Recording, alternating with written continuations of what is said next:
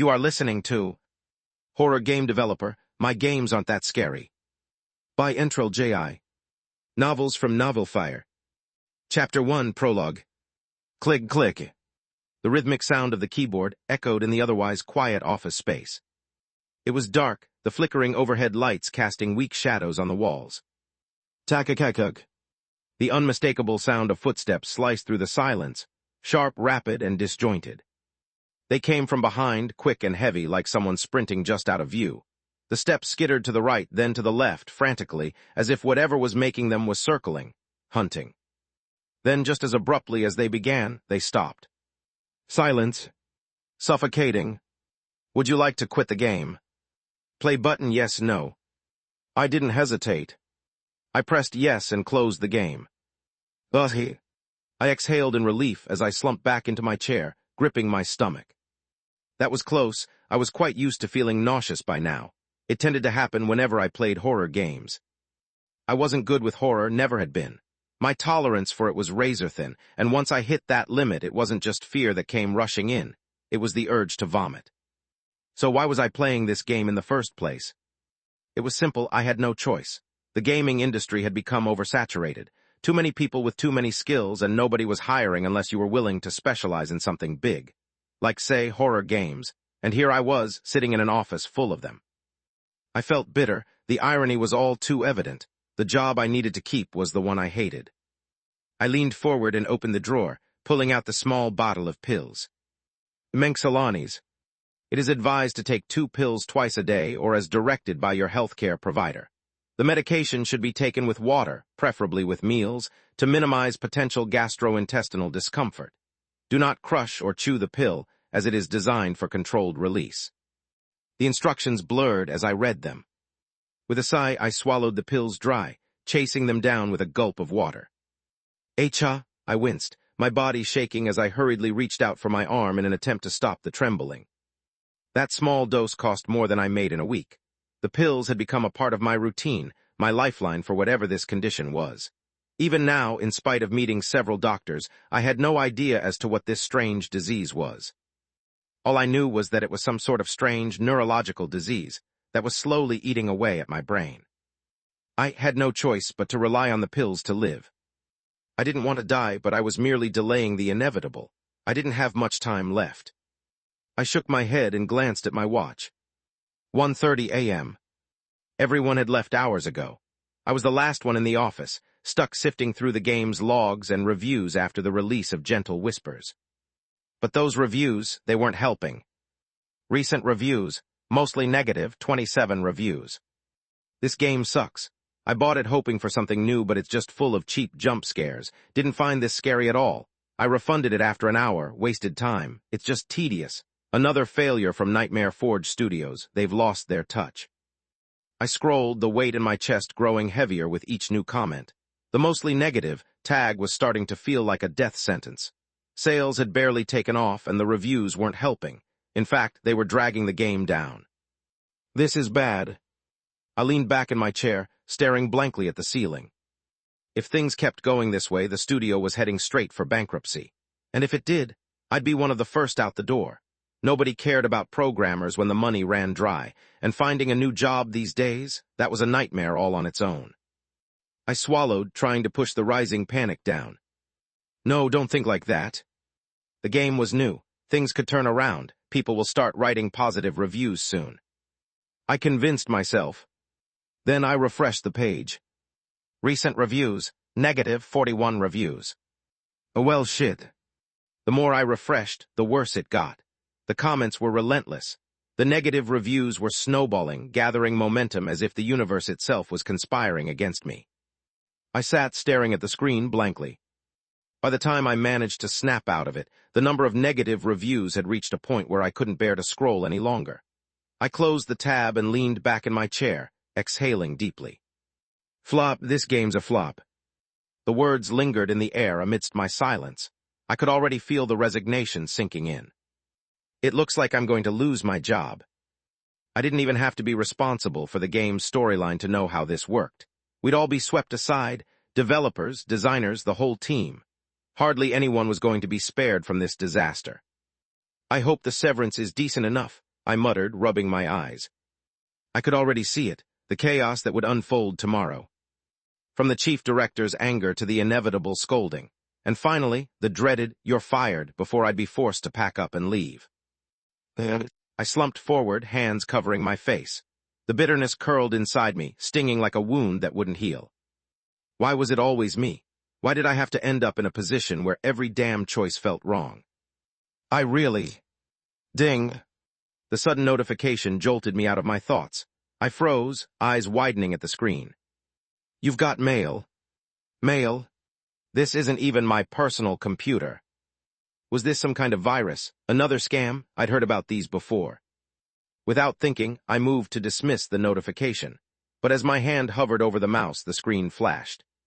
Ding! Horror Developer System. Would you like to activate? Play button, yes. No. My brow furrowed. What was this, a joke? I gritted my teeth. I was already pissed off from the reviews, and now this. Before I could click, the screen flashed again, this time showing a new message. The trial period will now begin. Click. Wait, what? When did I click yes? I glanced at the mouse, the click still lingering in my memory, but I had never touched it. How? The screen flashed again. We look forward to working with you, developer Seth Thorne. I froze. It knew my name. My skin crawled, something wasn't right. I instinctively reached for the mouse, but when my hand touched it, I pulled away sharply. Cold. The coldness hit like a shock to my system. It wasn't the room, it was coming from the mouse itself. I stared at my hand, then at the screen. This wasn't possible. And then, ding. Are you ready? A smiley face emoji popped up on the screen, its eyes wide, unblinking. I blinked and the emoji twitched. The smile stretched unnaturally wide. It didn't stop. Twitch. The color bled from the emoji, turning red. Twitch. Its eyes were replaced with two crosses. Twitch. Suddenly a wave of dizziness hit me.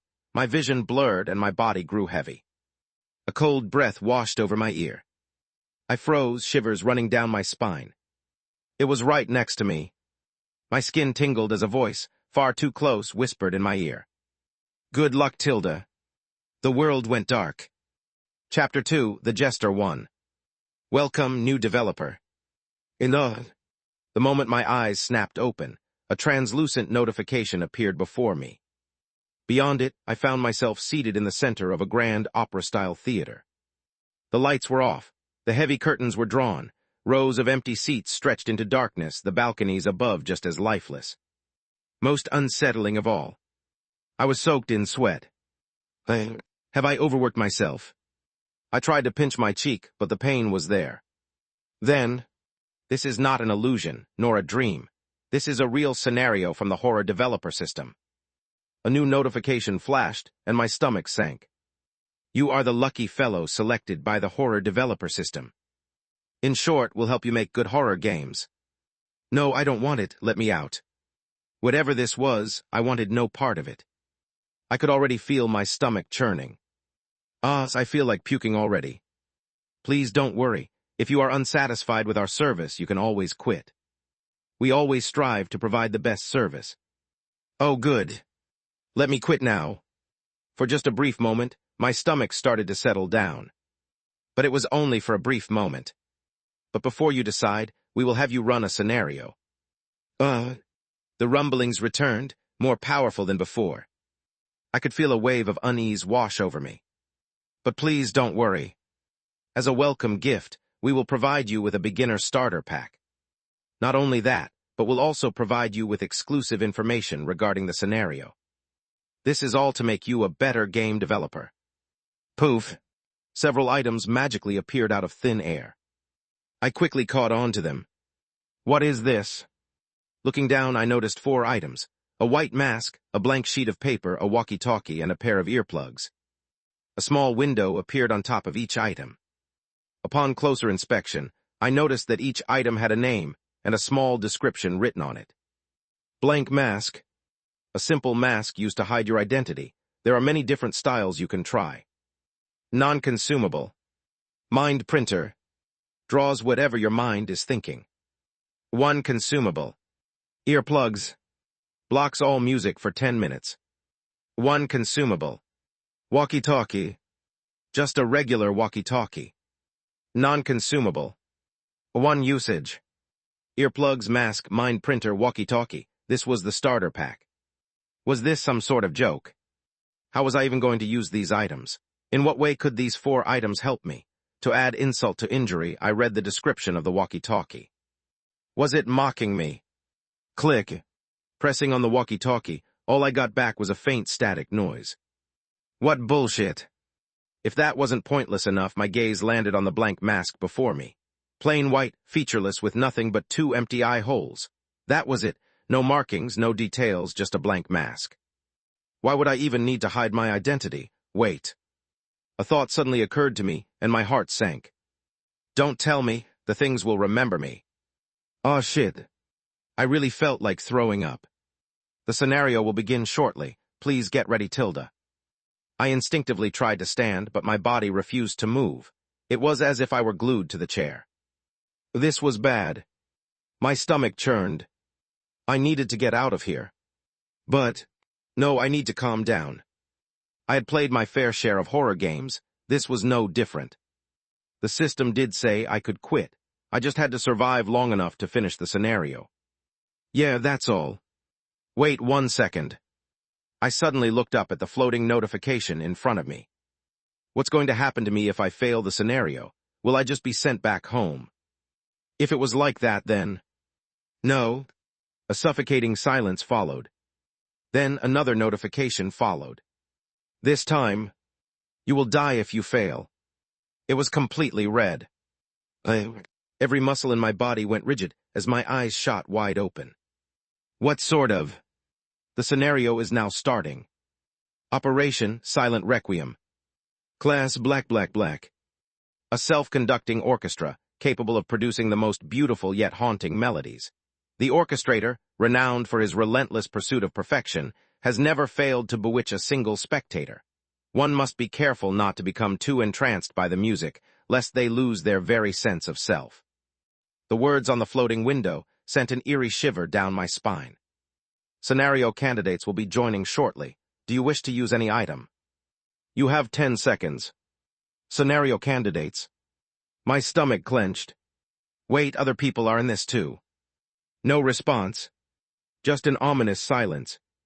Gritting my teeth, I glanced down at the items in my hand. Instinct took over. I reached for the mask and brought it to my face. Immediately, a strange interface appeared in front of me. It displayed all sorts of designs for the mask. Play button jester. Clown. Skull. Why are they all creepy masks?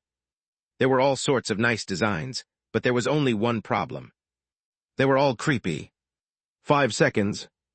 I scrolled down the list faster. 2 seconds. Screw it. Play button jester. You have selected jester. The mask will now morph. The mask shrank and fused to my face. I tried to rip it off, but the moment I raised my hands, a series of bells materialized in my vision, each attached to a strand of red fabric. A soft jingling filled the air as the bells chimed together. Then, boom, the theater flared to life. The once empty seats were suddenly filled on all sides. Applause erupted from all sides, startling me. What's going on? My breath hitched as I turned my head. A cold wave of nausea crashed over me. The person beside me had no features. No eyes, no mouth, just a smooth, empty canvas where a face should have been. Swoosh, swoosh. Just when I thought the surprises had ended, more figures emerged from out of thin air, scattered across the theater. Unlike the faceless spectators, these individuals had faces.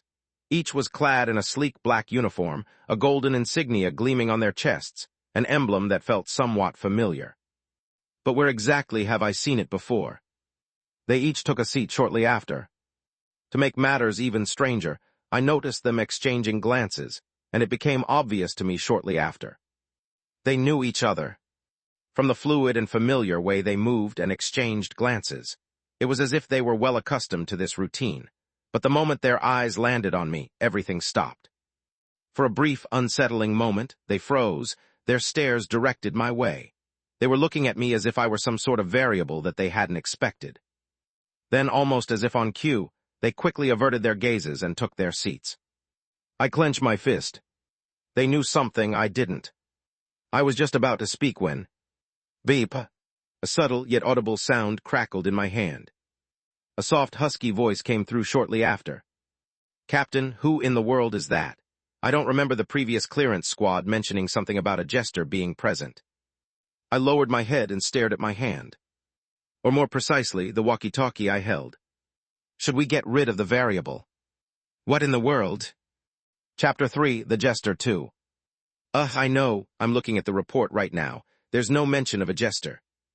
A deep female voice crackled from the walkie-talkie. Her words started a frenzy over the comms shortly after. Those incompetent fools, don't tell me they missed something like this.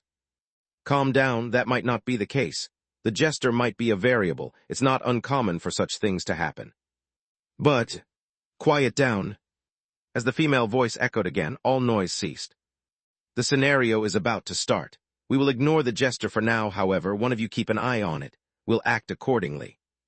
Understood. What was this conversation? Why did it sound like they were familiar with the scenario already? Who were they? Why were they here? And more importantly, why was I here? My mind raced with questions, but before I could process anything further, the atmosphere in the theater shifted. A sudden, overwhelming change. The applause died abruptly, and all noise ceased. As if in perfect sync, every head turned toward the center stage just as a change occurred. The walkie-talkie buzzed with another faint whisper. The scenario is starting. Get ready. Swoosh. Finally, the curtains drew open, revealing the stage. At the center stood a grand piano, its polished surface gleaming under the harsh spotlights. 12 empty chairs lined the stage, each positioned in neat rows to the right. The silence felt suffocating, unnatural, almost as if the very air was holding its breath. Creak! A sharp, jarring noise split the stillness as a figure emerged from behind the stage. Its movements were stiff, unnaturally so. A knot formed in my throat the instant it stepped into view. At the same time, the walkie-talkie vibrated again. It's coming, just like in the reports, be careful. The figure was dressed in a formal black suit, the sharp edges of its bow tie barely visible beneath its thin, almost skeletal frame. It gripped a finely crafted violin, the strings tight and trembling under its hands. The figure's face, if you could call it that, was straight out of a nightmare. Desiccated skin clung to a skull-like structure, with thin, glistening needles stitching its mouth and hollow eye sockets shut. It moved toward one of the chairs and sat down, its hollow gaze fixed on us. Here comes the next one. Another figure followed, this one a woman in a long, flowing black dress. Her steps were stiff, yet carried a strange grace as she carried a cello, the polished wood gleaming under the spotlight. The bass. Each figure that followed had the same unsettling presence. Their movements were smooth, but there was something off about them, as if they were puppets controlled by some sort of string. The air grew heavier with each figure that took its seat. 12 chairs, 12 figures. The room became unnervingly still. And then the walkie-talkie buzzed once more. The orchestra has been filled. The temperature in the room dropped, and I shivered involuntarily. My hand clenched around the walkie-talkie, sweat beading on my forehead. Something else was coming. Something worse. I could feel it. BZZ. Prepare yourselves. The conductor is about to arrive. Remember what the scouts have reported back. The moment the conductor arrives, the scenario really begins. I swallowed hard, my mouth dry. Just who were these people? How did they know so much about this scenario, and who were the scouts? Were they also people who received the strange system? If so, keep attention on the overture, the First Symphony. It'll last approximately 10 minutes. In that time, your emotions may be swayed by the music. You must resist at all costs. Overtune, First Symphony, just what? It's starting, the conductor has arrived. Creak. The wood cracked once again, this time sharper than before. My heart pounded out of my chest. The conductor arrived, his figure even more grotesque than the others. Its body was twisted, its limbs unnaturally long, its skin stretched tight over jagged bones. Yet despite its grotesque appearance, it moved with unsettling calm, as if it belonged here. It reached the podium at the front of the stage, pausing as if to survey the room. Then it turned its head, slowly, horribly. Despite the crude stitches sealing its eye sockets shut, it looked directly at us. I swallowed silently, my hands trembling. It looked at us in silence. It raised its hands. Then, wham, the music began. Everyone get ready. From this moment forward, the overtune is about to begin. You need to resist at all costs. The hurried yet alarmed voice of the woman echoed in the walkie-talkie once again as the faces of the group in front of me changed. Unable to understand what was happening, I prepared for the inevitable, biting my lips and covering my ears. But it was of no use. The music still reached my ears. It was a soft melody, one that tickled the ear gently and sounded like a gentle yet soft whisper. This isn't bad, I thought. In fact, it sounded good. The music was pleasant to the ear. The music, it was beautiful at first. A soft melody that whispered its way into my mind, gentle, almost seductively so. The violin's smooth notes blended perfectly with the deep resonance of the cello, each instrument complementing the other in perfect harmony. It was easy to get lost in the sound, to feel the weight of the world slip away as my muscles relaxed, my thoughts drifting into the melody. I nodded my head to the rhythm of the music. I felt myself forget about all the bad things. The stress faded, and so did my thoughts. Gradually, I sank to the tune. I started to immerse in it. It was all I thought. It was... My eyes snapped open, and I gripped my right hand.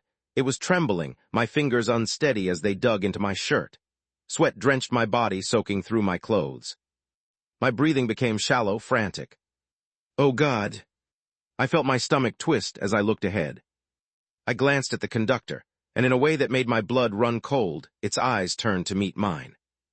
Its lips began to curl, agonizingly slow, as the dark, raw stitches across its mouth pulled tighter, stretching the pale, decaying skin in a creepy smile.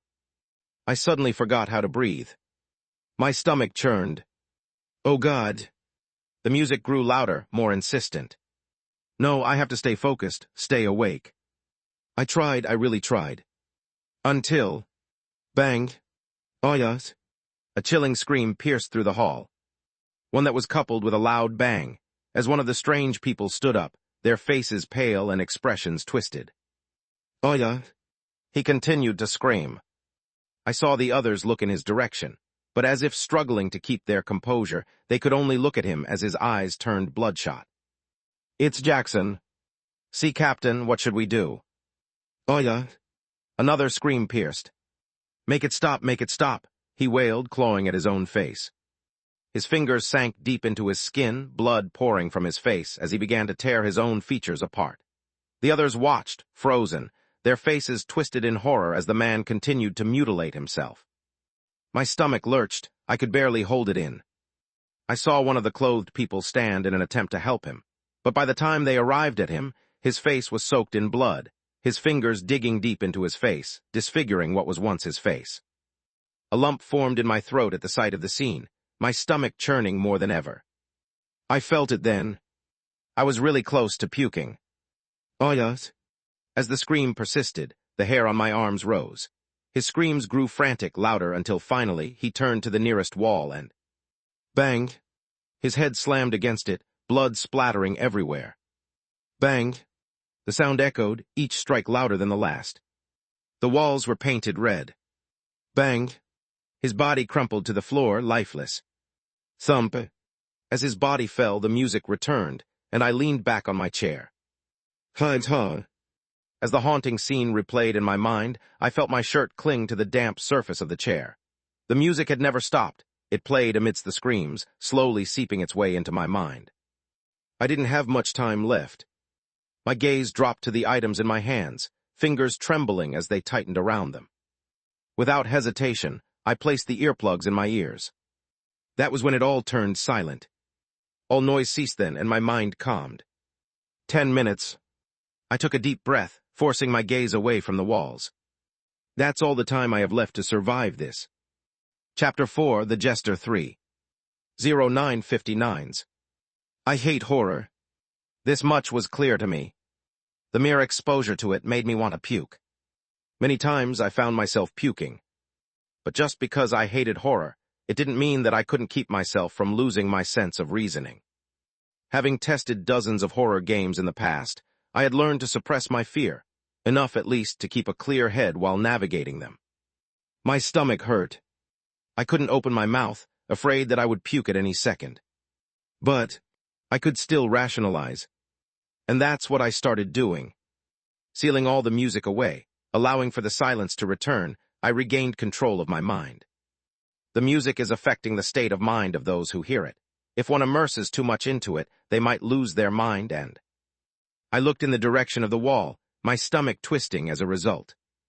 I don't know who these people are, but considering how they're affected by the music and the information that I learned through the walkie-talkie, this isn't their first time experiencing something like this.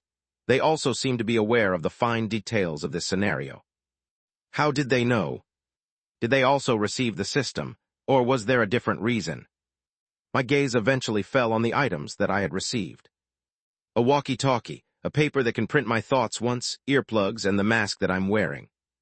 Having worked in a lot of games before, there was one thing that I fundamentally understood as a game designer. No item was random or useless. Each item had a reason for its usage within the scenario, and seeing as to how I had used 3 items so far, the key was the paper in my hand, alongside the walkie-talkie. The walkie-talkie. A thought suddenly crossed my mind. If I can hear through it, then I most likely can also communicate with them. Does the scenario require their help, or can I clear it without them? I silently swallowed while checking the time remaining. 0841s. My pulse pounded in my ears as I forced myself to remain calm. But could I really remain calm? Violet. Another scream shattered the tension. Though the music was gone, I still heard that, a high-pitched wail of pure, mindless agony. And then the horror unfolded again. It was the same as the first death. Disfiguring themselves with their own nails, they started screaming at the top of their lungs. Bang! Then came the hollow, sickening crack as they slammed their heads into the walls. Once, twice, again, and again, each blow more brutal than the last. Bang, bang! Blood splattered, seeping into the walls like ink on parchment. My stomach lurched. I gritted my teeth, forcing myself to swallow the surge of nausea. No matter what you do, resist. The voice from the walkie-talkie was strained, desperate. See, Captain, I can't hold on for much longer. The music, I can't drown it out. Resist, you must resist until the second symphony. Things will get better then. Will they? I scanned the faces of those around me. Pale, drenched in sweat, trembling. Taking into account the expressions of all those present, I doubted most of them would be able to make it to the second symphony. And even if they did, what if it got worse? But more important than that, I don't want to see any more blood. The sight was too eerie and chilling. Closing my eyes was tempting, but I knew better. I had to observe, had to find a way out. How annoying. Holding my tongue, I shifted my attention back towards the description of the scenario and read it once again. Self-conducting orchestra, renowned for his relentless pursuit of perfection. One must be careful not to become too entranced by the music, lest they lose their very sense of self. There was a way to clear this. I had all the tools in order to clear the scenario. All I needed to figure out now was the key to turning the situation around. 0437s.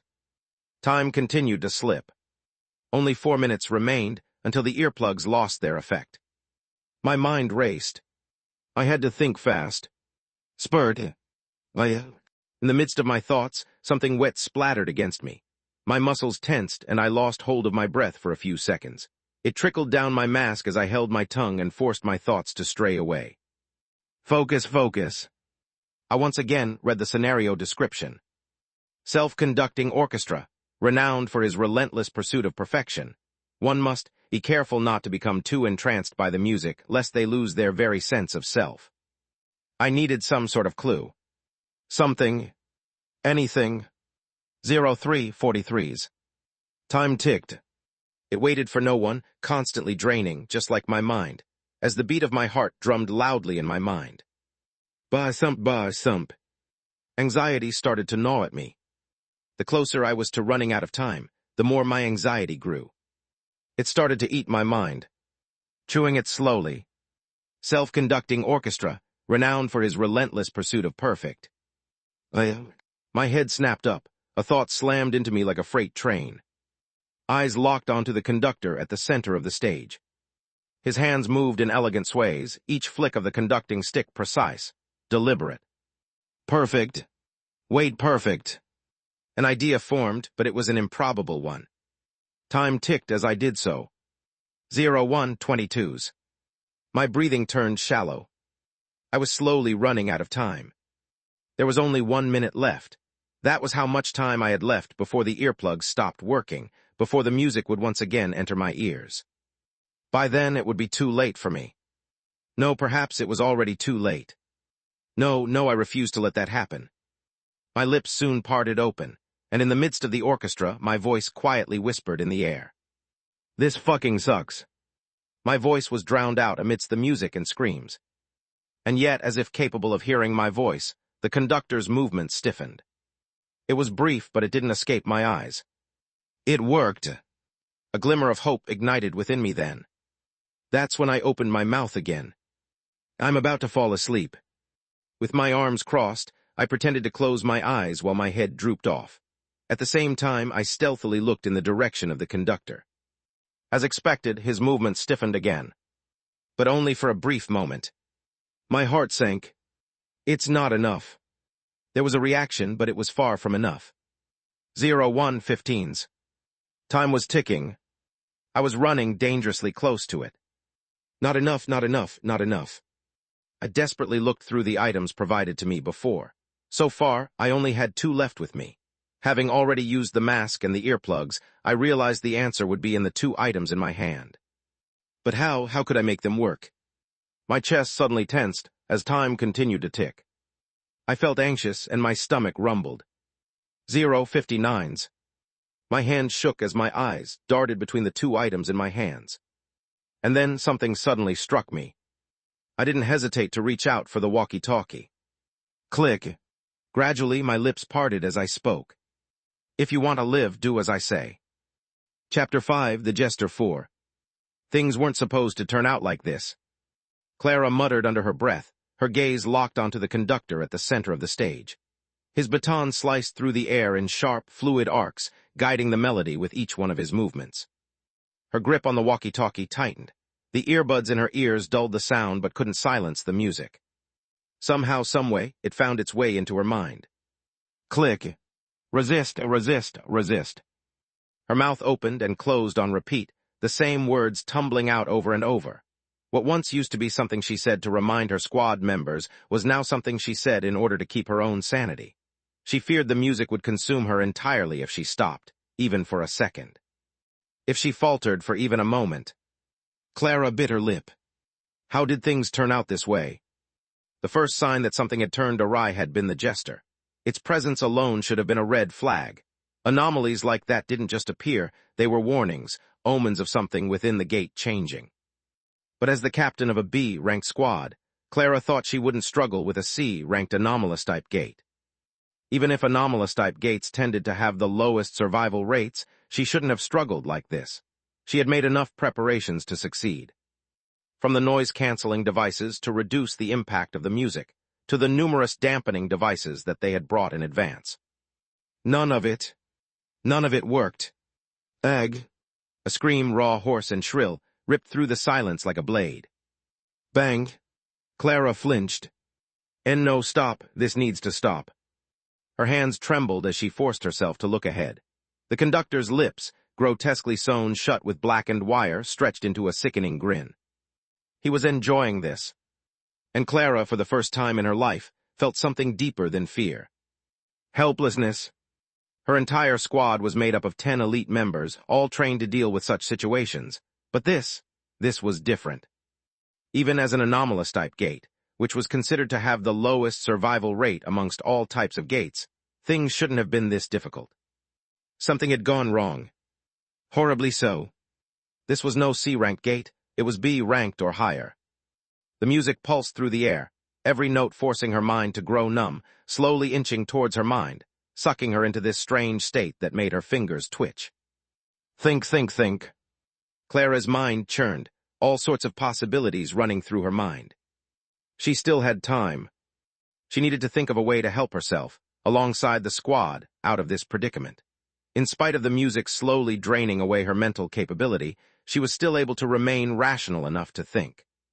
See, Captain, I can't resist much longer. Katin, should we just attack? We might not be able to defeat it, but at least it might be able to stop it. Defeat it? Clara raised her head and looked at the conductor. She hurriedly shook her head. That was impossible. She could feel it with every bone in her body. This was not a creature they could defeat. The only way to defeat him was through the rules. Help, I'm about to. Think. Overhearing her squad members' cries and pleas, Clara bit her lips. Her eyes darted all over the hall, trying to find a way to solve this predicament, and yet, regardless of how hard she tried, she couldn't find a way out. This situation. It's helpless, It was amidst her helplessness and despair that a certain voice whispered from the walkie-talkie. If you want to live, do as I say. What? It was a voice she couldn't recognize, and most importantly, it carried an extreme calmness that seemed unfitting for the situation. A chill ran down Clara's spine. Slowly she turned. The jester. He, too, was holding onto a walkie-talkie. How? With a shaking hand, she pressed the device to her lips. Who are you? Silence. Clara's breath hitched. Across the room, the jester's expression changed. His face tensed, his features twisting into an unpleased frown. Then he spoke again. That is irrelevant. You don't have much time. Clara bit her lips, every part of her telling her to ask questions such as, why are you here? Are you human? What is your purpose? And so on, but understanding her current predicament, she knew that she didn't have the luxury to waste time. And for that reason, she had no other choice but to bring the walkie-talkie to her lips again. What do you need us to do? Another pause. The jester's face twitched again, his cheeks bulging just faintly as if suppressing something. Clara let out a nervous breath. Was her answer unsatisfactory? Was he going to leave? What? And then the reply came. Insult the conductor. What? But it wasn't the answer she expected. Insult the conductor? Clara's head flicked towards the conductor and her expression wavered. What sort of joke was this? A trick? Was the jester toying with them before their inevitable deaths? See, Captain. I can't hold on much longer. Don't listen, it might be a trap. Her squad's strained voices wavered through the static. Some pleaded, others warned, but all of them waited for her. The jester's voice came again, sharper this time. Are you going to do it or not? Clara's fingers tightened around the walkie-talkie. Her heartbeat pounded in her ears. The choice felt impossible, but in truth, there was no choice at all. Do it. Captain. Do it. The words barely left her lips before she turned to the conductor and forced out the first thing that came to mind. This is boring. Even if this is a trap, what other choice do I have? Since we might all die, we may at least try this. Her words triggered a ripple. One by one, the squad followed suit, their voices shaky but growing in confidence. Insults, boos, mocking laughter. Some sounded hollow, others desperate, but they all spoke. I've heard better. Can we make this stop? How disgusting. I want to kill myself with how bad this I. Crack. A crackling, sickening sound suddenly filled the hall. The conductor had stopped. And so did the music. He stood in silence. The faint, rough yet strained breath of all those present echoed across the entire theater. That was when it happened. Swoosh. The faceless audience turned in unison, blank eyes fixed on them. Clara's body went stiff, every muscle locking in place as a sickening, wet rip echoed through the theater. It came from the conductor. With a sharp, violent jerk of its head, the stitches sealing the conductor's mouth snapped. Its lips tore apart, the flesh splitting with a sickening rip. Jagged edges of shredded skin hung loosely as its mouth gaped open. Then a hoarse, crackling voice slithered from its throat, echoing through the theater. What did you say? Its gaze locked firmly towards the expressionless jester. Chapter 6, The Jester 5. 000. The time ended, and the earbuds stopped working. But it no longer mattered. The music had stopped, replaced by an unsettling, suffocating silence. My chest trembled as I drew in a shaky breath. By now my stomach had flipped, twisted, and contorted in every possible way. Yet as I locked eyes with the conductor, an unbearable weight pressed against my gut, as if something inside me wanted to crawl out. Repeat that. His voice was low, grave, like something clawing its way up from the depths of hell. I swallowed silently, trying to pull down the bile that had built up in my throat. Relax, remain calm. The situation was unfolding exactly as I wanted it to. I just needed to finish what I started. But what if it doesn't work? What if what I thought was the wrong answer? Could it really work? But amidst all my unnecessary thoughts, my lips slowly parted. Your music. I paused, forcing down the lump in my throat. It's garbage. Rattle. The entire hall shuddered. Chairs scraped against the floor, curtains swayed, the balconies trembled, instruments clattered to the ground. The rattling continued, violent, deafening, until it suddenly stopped.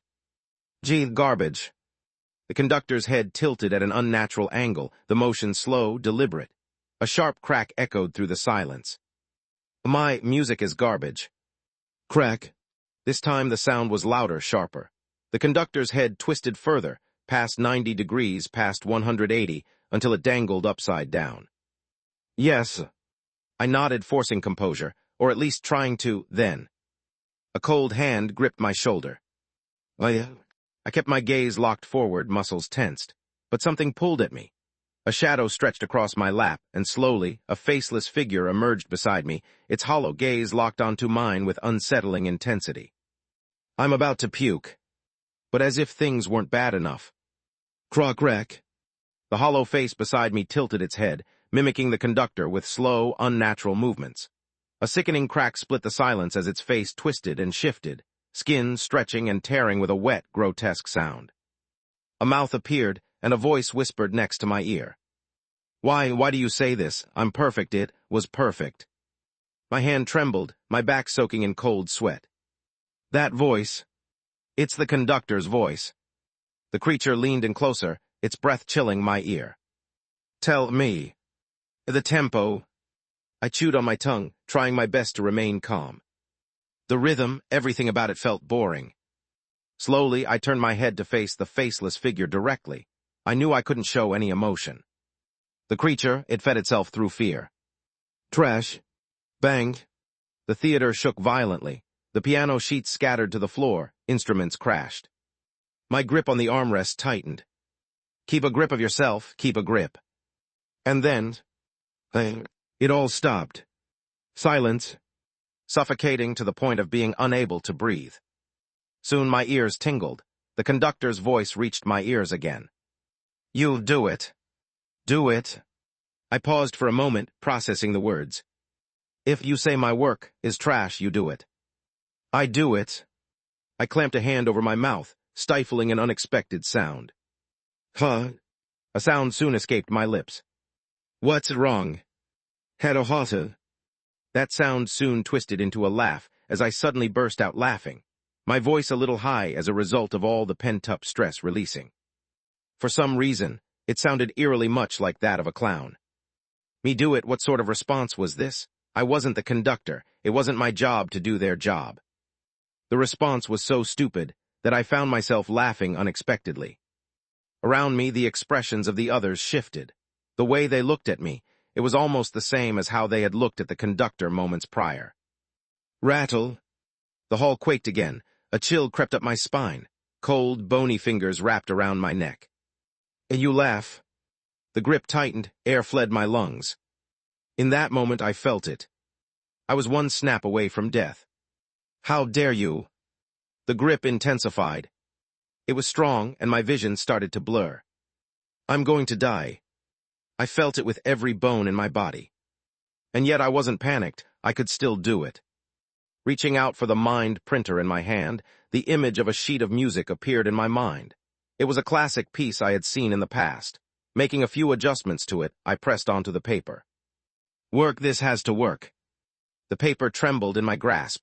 Notes appeared, one by one, like ink seeping from the void. Faster, faster, faster. If you can't show me, then why are you here? The conductor's voice coiled around my ear, tickling it and sending shivers down my entire body. I didn't bother. I continued to stare at the paper in my hand. Halfway done. Why, if so, then maybe you should die. I could hardly feel my surroundings. My mind was a hazy mess, and the world around me started to spin. My heart pounded loudly in my head. Time was ticking. Almost. I hope that next. Here. I forced the word out, shoving the sheet up. All noise ceased then, and the grip over my neck loosened. What is this? I didn't reply and looked at the figure next to me. As if understanding, it loosened its grip further, and I opened my mouth.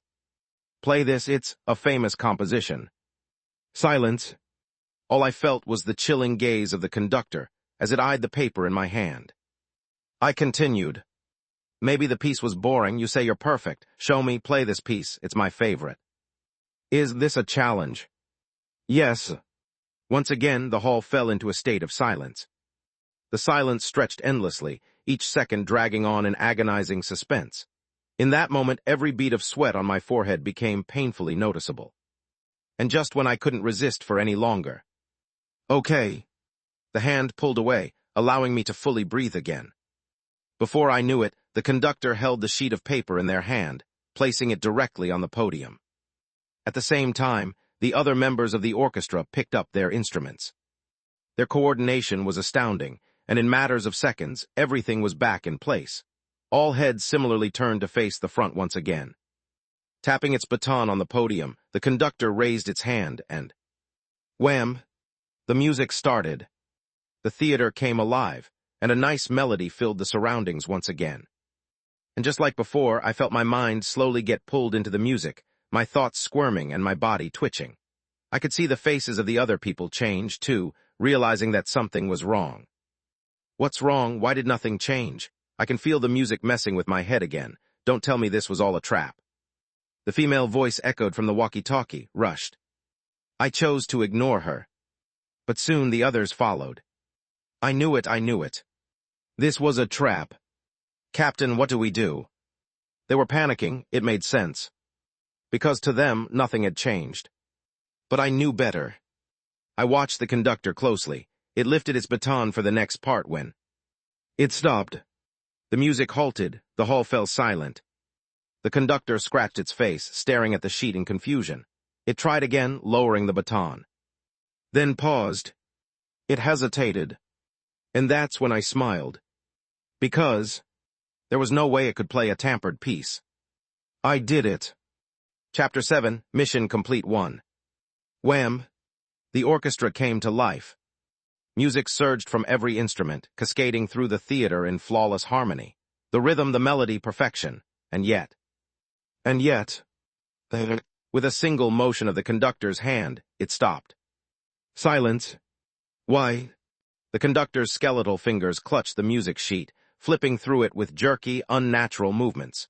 Its head twisted, angling at odd degrees as if trying to decipher something incomprehensible.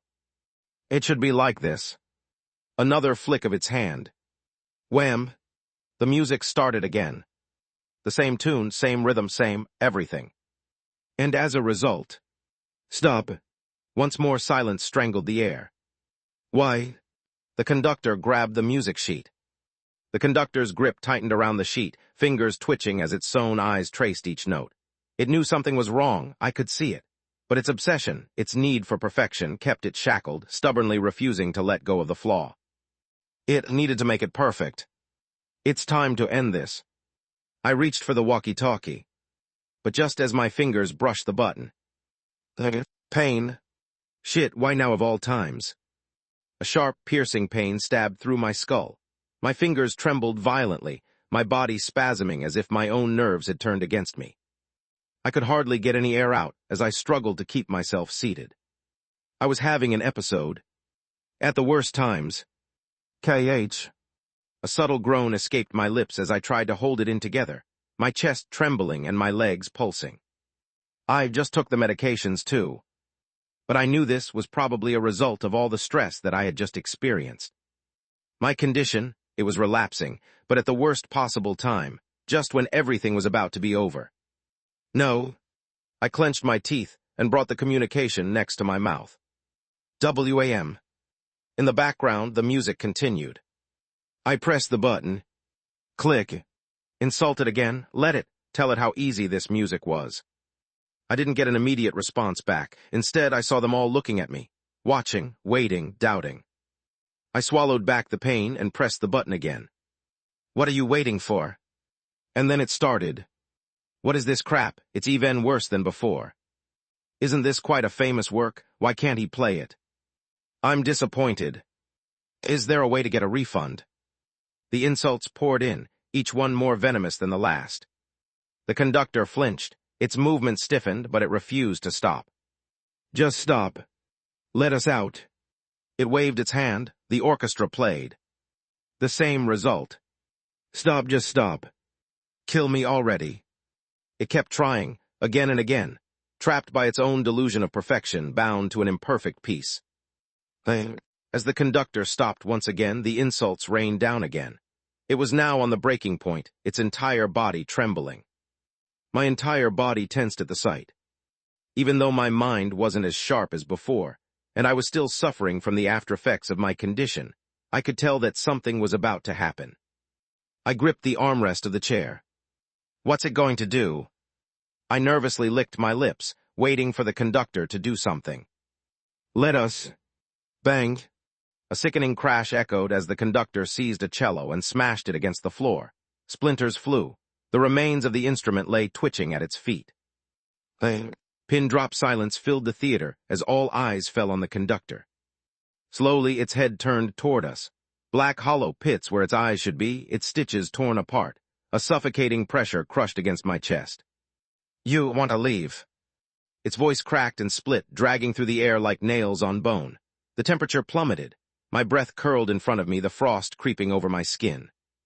My nerves tensed, and my breathing started growing heavier. Fine. Bang, bang, bang.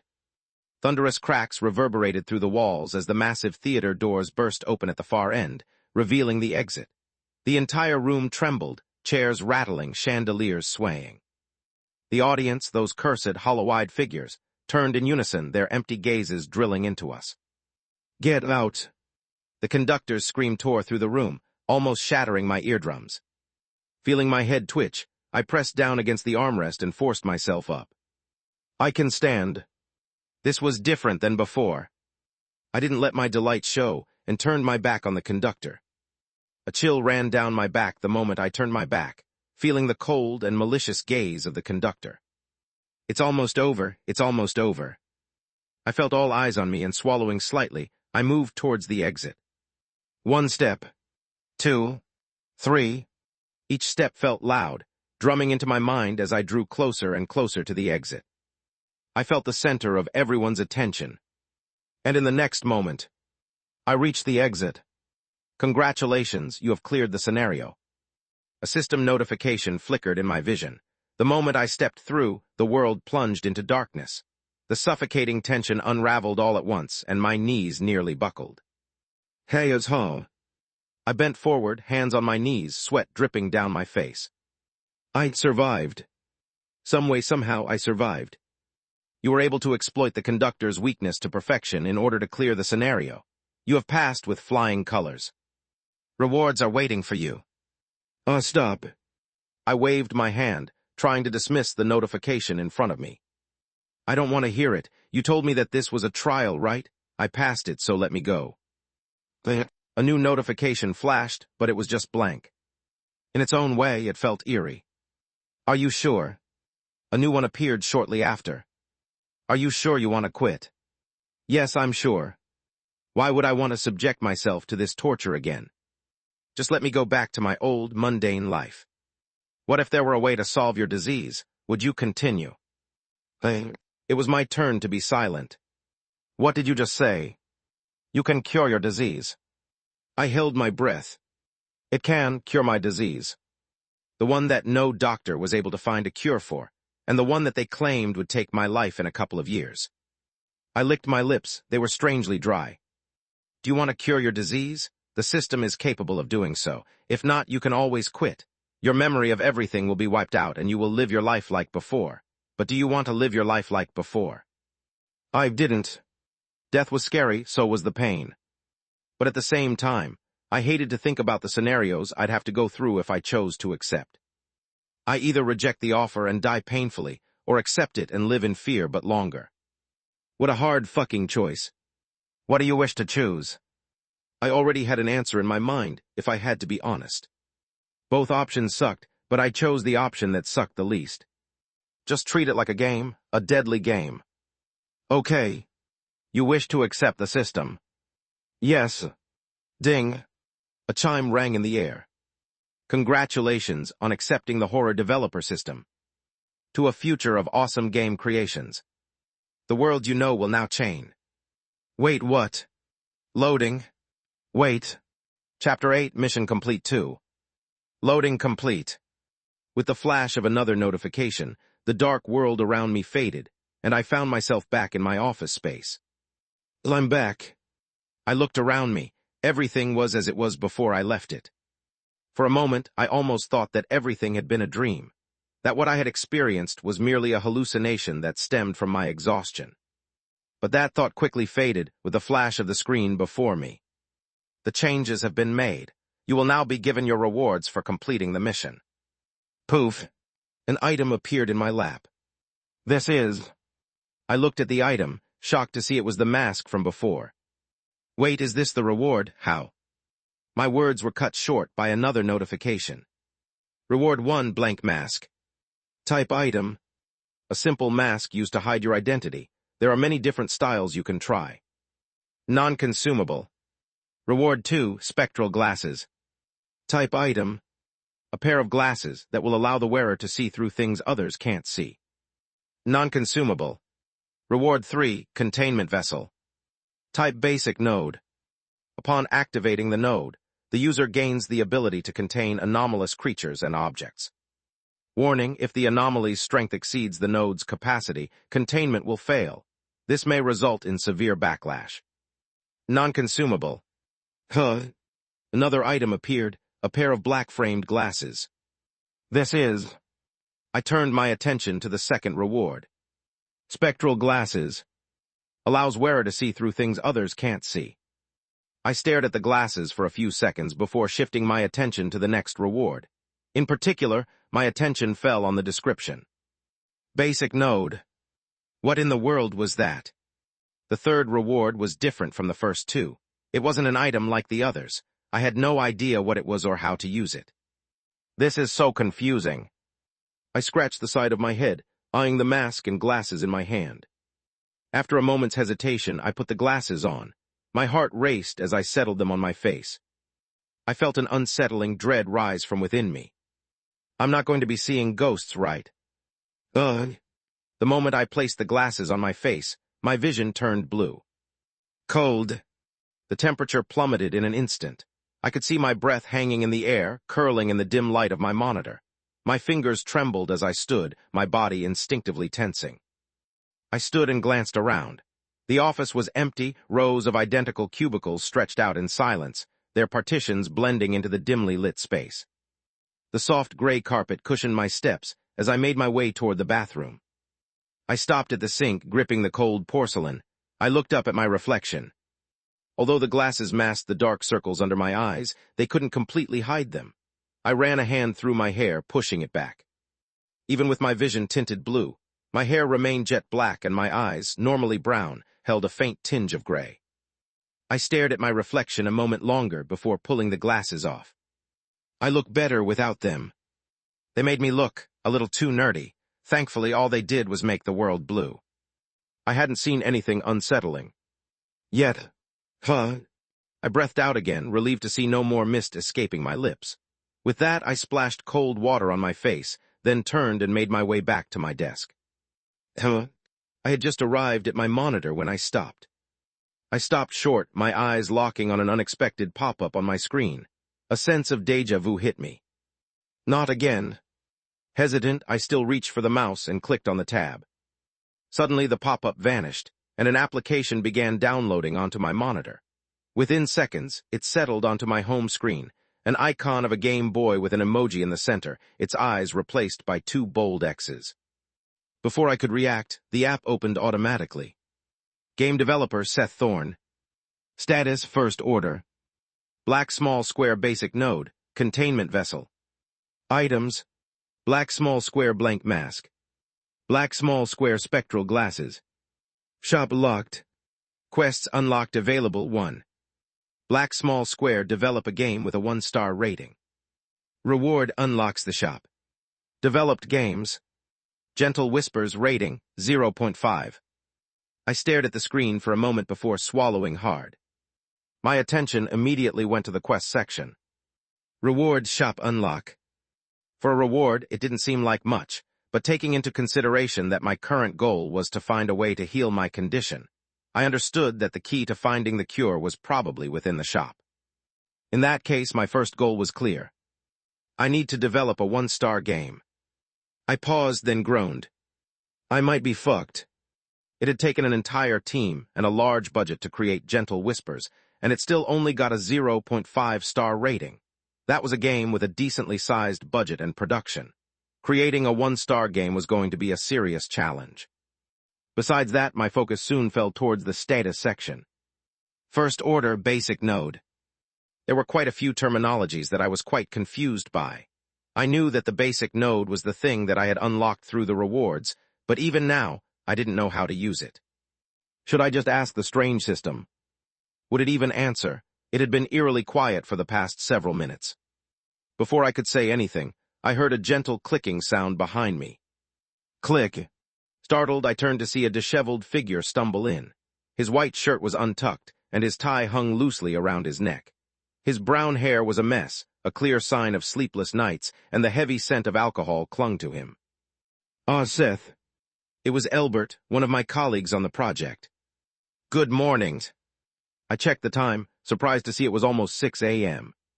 How did time fly by so quickly? I glanced down at my messy clothes. There was no way I could face the section chief looking like this.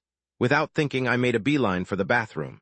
If I had even the smallest chance of not getting fired, I had to look at least somewhat presentable. Otherwise, the odds of me developing a 1-star game were basically non-existent. How could I create a game by myself? Yes, I just need to show that I'm still committed to the team. Where are you going? But just as I started moving, Elbert's voice stopped me. Pausing, I looked at him. I'm going to get changed. I've been staying up all night and my clothes are quite messy. I should get changed before the section chief comes. I started to head for the bathroom, but Elbert gave me a strange look. You didn't get the message. Message? My heart sank when I saw his expression. Please don't tell me. We've been laid off. Elbert pulled out his phone, flipping it around to show the most recent message on the screen. All of us. Chapter 9, The World Has Changed One. Tuesday morning. I stood in front of my cubicle, a box resting on my table, all my possessions packed inside.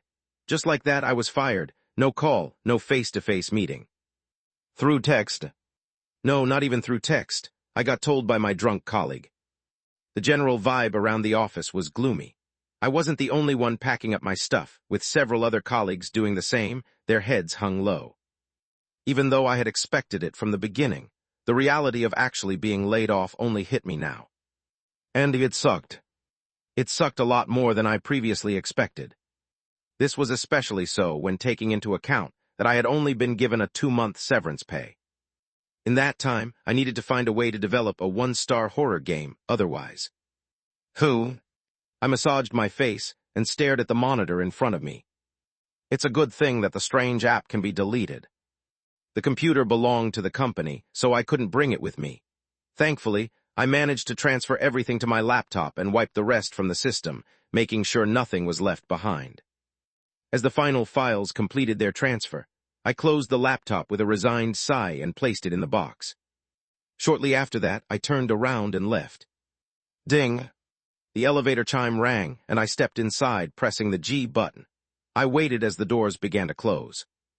Just then, a soft, harmonious tune filled the air. Hearing the sound of it, a small smirk played on my lips. Isn't this the same song I gave to that strange conductor? But unlike the one I had given to the conductor, this one was complete.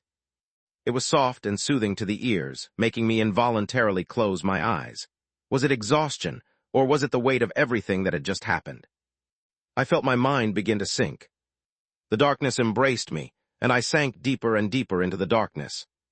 It felt cold, and yet at the same time welcoming. How nice. Ding. My eyes snapped open the moment the elevator chime rang again. Oh crap, I was about to fall asleep. I really was overworked after all. I moved out of the elevator. Anyways, what should I do now? The first thought that crossed my mind was finding another job. My current priority was finding a way to develop a game that would meet the quest's satisfaction. There were many different studios that could provide me with the necessary tools to develop such a game, but my expression grew grim when I thought about them hiring me. Let alone the fact that I was one of the people who had worked to create that disaster class. How long would it take for them to hire me? I don't have much time. I had no savings, and the severance pay only covered 2 months' worth of income. That would hardly be enough to last me several weeks if I took into account the cost of my medicine. This is bad. I ruffled my hair as I made my way out of the lobby. Just as I found the exit in the distance, I felt a small vibration from my pocket. I picked up my phone to see a familiar name. Hello? Seth. A hesitant voice came through the phone. I heard about your recent game, are you? Ah, so you've heard. I felt bitter. It hadn't even been a day, and the news had already spread. Yes, I got fired. I didn't lie and went straight to the point. Kyle in some way could be considered my brother. The two of us grew up in the same orphanage. Given my condition, it wasn't strange that my parents had abandoned me. But even though my condition wasn't as severe when I was young, it still put a heavy burden on the orphanage. The moment I came of age, they directly kicked me out. Nonetheless, the ties I had made within the orphanage were deep ones. How are you holding up? I'm fine, I guess. No, I felt like shit. But it's not like I can do anything about it. The game sucked, so I can only try to make a new one. You're still going to develop games? Yes. I had no other choice. The quests made it so that I had to develop them. Then, Kyle paused as if chewing over his words. I took that time to make my way out of the lobby and reached for the door that led to the exit. Pushing it open, a wave of fresh air washed over my face as I squinted my eyes, catching a glimpse of the grim gray sky above. Then what? I brushed my hair away. The wind was quite strong. Then what do you think about my previous offer? You made an offer? I couldn't recall. Kyle had tried to help me in the past, more times than I could count. He was the reason I could afford my medication, despite my insufficient salary. If it's about giving me more money, then. I stopped mid-sentence, my eyes falling on the sight before me. As if stripped of all air, my mouth opened and closed, but no word came out. At the same time, Kyle's voice echoed through the phone. No, I'm not talking about lending you more money. I know that you won't take it. I'm just... considering how your work is related to horror, why don't you come over to my guild to see how things work there? Kyle paused, his pitch growing higher. Of course, you won't have to do anything. Just observe and stuff. I've recently gotten promoted, and I think I have enough leeway to get you to come as an observer. He was speaking a lot. It was unfortunate that his words went from one ear to the other. With my eyes fixed ahead, I struggled to focus on what he was saying, my mind blanking out at the sight that greeted me. What in the world? Massive high-rise buildings had replaced the park that once stood here. Giant LED billboards adorned their tops, displaying people clad in black uniforms. At the bottom of the screen, a scrolling text read. Guild-severed stars managed to clear their first-ranked anomalous-type gate. Only 5 members survived, but they... Turning to the next billboard, an image of several people leaving a strange portal, their armors bruised and battered as they waved their hands, the flashes of the cameras raining down on them. Another scrolling text read. Guild Deep Abyss has managed to clear ranked horde-type gate. No deaths reported. I think it might give you some inspiration. H-ho! I blinked, trying to make sure I wasn't seeing things wrong. Then thump, I dropped my stuff to the ground, pinching the bridge of my nose as I took a deep breath. The words from the system echoed in my mind. The world you know will now change, so what do you think? Are you going to come to the guild? Foo-wook. A-Y. Chapter 10, The World Has Changed Too. The bitter taste of the coffee lingered at the tip of my tongue as I sat at a nearby cafe and stared at my laptop. Anomalous entities, guilds, monsters, gates. The more I scrolled through the internet, the more nauseated I felt. Everything, and I meant everything, had changed. Whether it was the geography, history, or politics of the world, everything had changed except for the people and several places. I should take some time at home. Hold on. That was when something suddenly hit me. I hastily grabbed my phone and inputted a street name and number. Please, please, please, play. Nothing. The results gave me nothing. In other words, the apartment that I used to live in was gone, just like that. I didn't know whether to be happy or sad. On one hand, I was happy, considering that I had rent due, but on the other hand, I no longer had a place to stay. But there was even more troubling news. My stuff, it's gone. I didn't have anything of particular importance in my apartment, but what about my clothes? What the hell was I going to wear over the next few days? I swiped the page away and looked through my contacts. Kyle. After a little bit of thought, I pressed on his name. The line was silent. So, I licked my lips, trying to find the right words to say. Then, about that offer you mentioned, does it come with a place to stay? Kyle's guild was called Severed Stars, apparently a well-regarded one. I didn't delve too deeply into researching them, as I spent the latter half of the day using my severance pay to buy new clothes and essentials. By the time I was done, it was late into the night. Holding onto a couple of bags, I waited on the pedestrian road. There was dead silence around me, with barely a soul in sight. The street lamps above flickered weakly, casting long, unsteady shadows as I stood alone in the middle of the road. It's kind of chilly. With the seasons changing, winter was starting to come. I checked my watch. It should be coming soon, I hope. A sudden burst of light seared my eyes as bright flashers lit up the street, followed by the rumble of an engine. A yellow cab emerged from the distance, cutting through the darkness around me. The window rolled down. Are you Seth? Hello. I tossed my bags into the trunk and slid into the back seat. Coming back from work. Yeah, just finished. Late shift, must be exhausting. Yes, pretty tiring. I smiled faintly at the cab driver before pretending to put my earbuds in. I didn't actually have any earbuds. I just wasn't the type to enjoy casual conversations. It tended to make me feel uncomfortable. As if getting the message, the driver turned his attention back to the front, and the car sped off into the distance. I leaned back on the seat and whipped out my phone. First thing I checked, my bank account. Balance $7,350. At least that hadn't changed. Currency was still in dollars. Of course, there was a bigger reason for that. There's only one country in the world, or more like, one supercontinent made up of a mix of all countries. From what I had gathered in my research, the world was now governed by the Vesperine Union, a bureaucratic superstate formed from all previously existing nations. Its operations were delegated through the Bureau of Unusual Affairs, BUA, the organization responsible for managing global affairs. But that wasn't the craziest part of it all. Far from it. I pinched the screen and zoomed out on a particular image, revealing a massive floating landmass suspended in the sky. At its center stood a sprawling city, its bright lights shimmering through the gray mist that clung to its edges like a veil. Not only has the world changed, but there are strange floating islands too. Spanning enough space to house an entire city, it was considerably large. Do you mind if I put some music on? Lifting my head, I turned my attention towards the cab driver and pretended to remove my earbud. Oh yes. Music, do you mind? Oh yeah, sure. Perfect. A slow, harmonious tune filled the air. Gentle, soothing. I put my earbud in and continued on with my research. The history of this world is complicated. There are mentions of natural disasters, but also rumors that the Bureau is hiding something. I merely scrolled through such information. Whatever, I'll just ask Kyle later. He's in a guild, so he should know quite a bit. My main focus right now was finding a way to develop a one-star game. Everything else was secondary. I put my phone to sleep and shifted my attention towards the nearby window. The world outside was dark, with just faint lights flickering.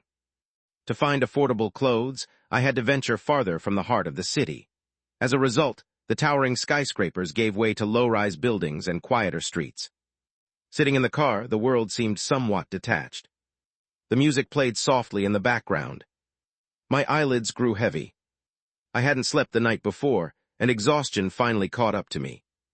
The tune drifted through the air. Gentle lulling. My eyelids closed. Darkness embraced me. And in that fading moment, a strange thought crossed my mind. Why does the tune feel so familiar? It almost sounds like Wham! My eyelids sprang to life as I jumped up and shifted my attention towards the driver.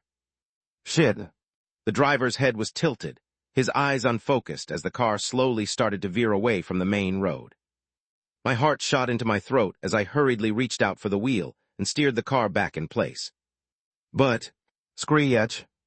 The tires skidded as the car swerved left, then right. I lost my balance, my shoulders slamming into the window. Hey. I shouted for the driver, but as if in a trance, his eyelids remained closed. Shit, what do I do? I frantically scanned the dashboard. Think. Then, my eyes landed on the radio. The tune was still playing. A sickening realization crept up my spine. I didn't hesitate, I reached for the dial. And the exact moment I did. What? The driver snapped out of it, his hands jolting for the wheel. Screech. The car twisted and turned again, but after several seconds, he managed to take control of it as he quickly pressed on the brakes. The vehicle screeched to a stop. For a long second, nothing but heavy, ragged breathing filled the space. The driver turned to me, eyes wide, face pale. Keep driving. But, keep driving, just keep the music turned off. My voice was steady, but my fingers clenched against my lap, cold sweat trickling down my spine. Sinking deep into the backseat, I swallowed quietly. I just sat there in complete silence. Until I felt a small vibration coming from the laptop in my bag. Reaching out for it, I opened the lid and stared at the message that appeared. It was just one message, but it was enough to make every hair on my body stand on end. You're being haunted. Chapter 11, Orientation Day 1. We're here. The cab pulled up to a sleek, polished building with a spotless exterior. Large windows adorned its facade, offering a glimpse into its dimly lit interior. I got out of the car and retrieved my items from the trunk before taking out my wallet. The driver stopped me. About that, considering what had happened before, it's on me. No. I took out a $20 bill and handed it to him. No INC wait, hey. I tossed the money inside and left. I was practically the one responsible for the incident. Putting my wallet away, I pulled out my phone and messaged Kyle.